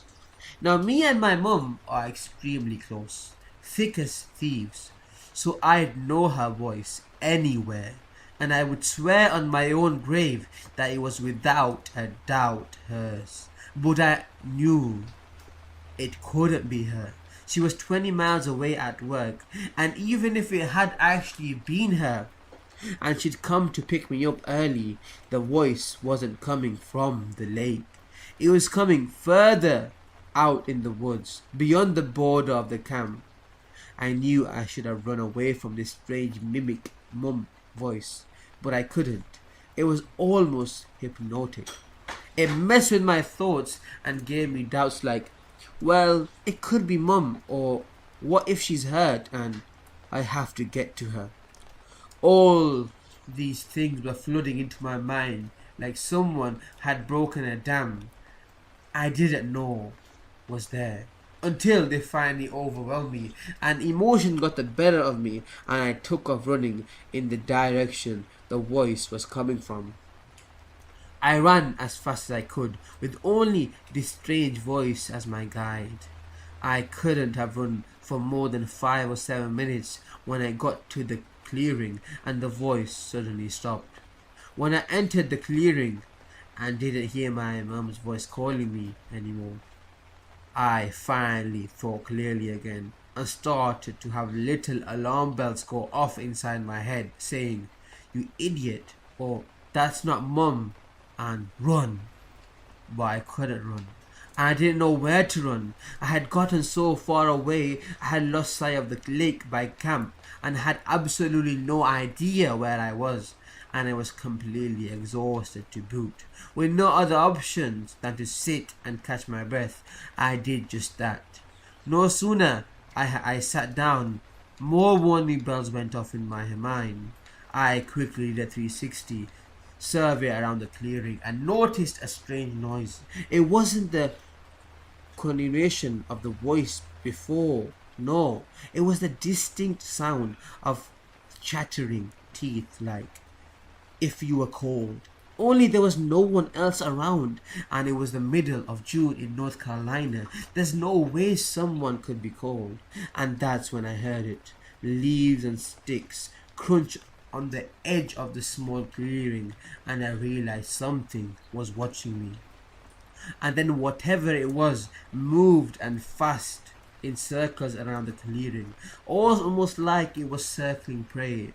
And it was at that moment I knew whatever it was had led me out there, away from the rest of my group, exactly like the predator.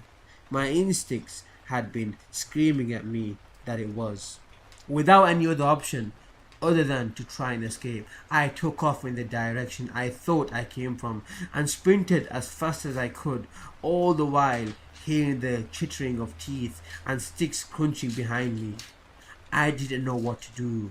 I didn't dare turn around, see what was chasing me. I knew that if I did, I would slow down, and I absolutely would not.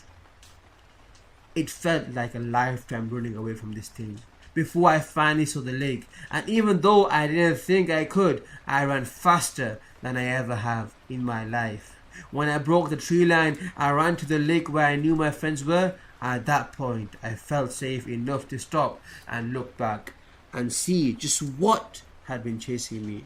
But when I did, I only saw a fleeting form running back the way I had come, and the distinct sound of chittering teeth. When I finally found my counselor, I was hysterical with fear and hugged her as tight as I could. When I finally calmed down, she tried to get me to tell her what happened, but I just asked, "Why are you calling my name?" Before she even said anything, I already knew the answer.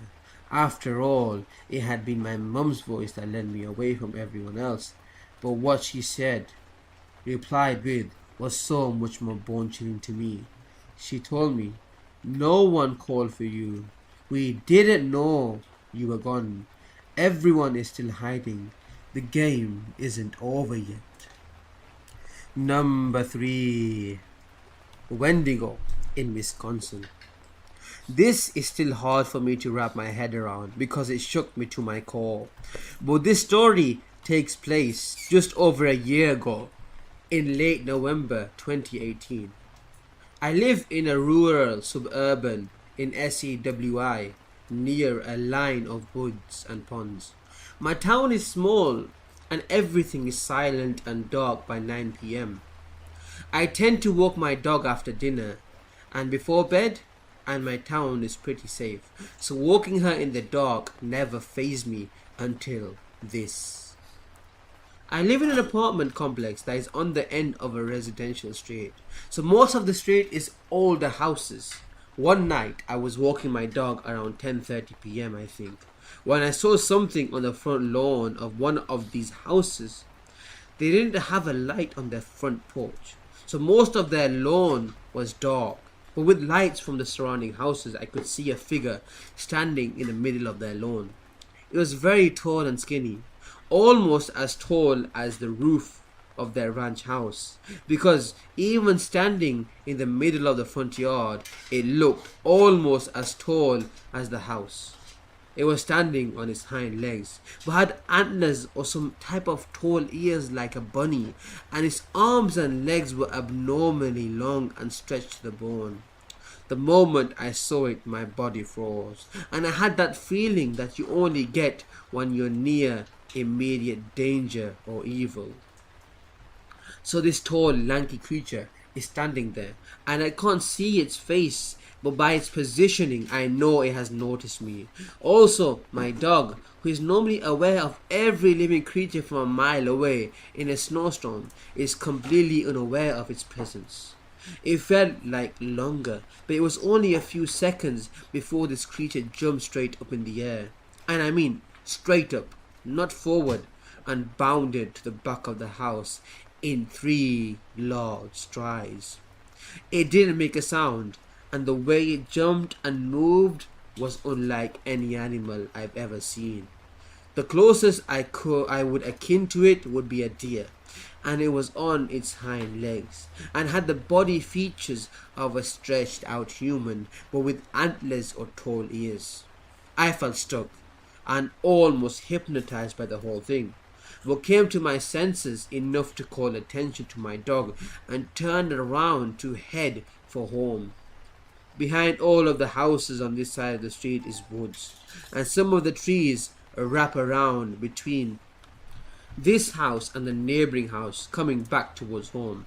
We turned around, my eyes glued to the trees, and when we got to the middle of the houses, I could see 2 eyes watching me through the 2 houses. The presence and overall weight of the feeling this whole encounter gave me still sticks with me as clearly as the night it happened. I can remember it all so vividly and still feel the weight. Ever since that night, I've been thinking about it and running through all of the possibilities of what it could be, but always coming up with no explanation. It wasn't until about a month ago that I was watching a special on supernatural encounters that I heard about Wendigos. The description fit perfectly and made my blood run even colder. I'm fully convinced that what I saw that night had to have been a Wendigo. I made a point to only walk my dog during the daylight during the summer months and on the connecting street that is the main road of my town, that is at least lit with streetlights in the winter when it gets dark before I'm even home from work. Since that night, I haven't had any other direct encounter with it, except one event that I'm not sure is related, but feels the same. The same feeling of being watched. Across from my apartment complex, there is a small pond surrounded by trees. A few weeks ago, my brother was over and he was outside smoking when he came in quickly and locked the door behind him. I had mentioned my encounter to him when it first happened, but he shrugged it off like most people I told, and likely didn't give it a second thought. He looked shaken and kept looking through the peephole in my door and not saying anything. He finally got out that he was outside smoking and heard loud dragging and rustling sounds coming from the wooded pond area. He said he was listening for about a minute and thought he caught a glimpse of something very tall near the tree line. He described it as a sound they would make if someone were dragging a heavy animal or body through rough brush woods, and he had a feeling of dread and heaviness, like he couldn't look away and was being honed in on by something. Normally, I'm the type of person that would go out and look for myself, maybe even going down by the pond to explore and find something, but this case shuts all of that down. There's something viscerally evil about this creature that not even I care to explore further. I've tried telling people in my life about all of this, but as most people do with this type of stuff, none of them really put any stock into it, except my brother now that he's had this experience. I'm of the mind that things beyond our comprehension and everyday scope absolutely do exist, and this is one I won't be messing with or going on adventures to see again. Legends and beliefs exist for a reason, and this is one I don't want to mess with. So Wendigo in my neighborhood, let's not meet.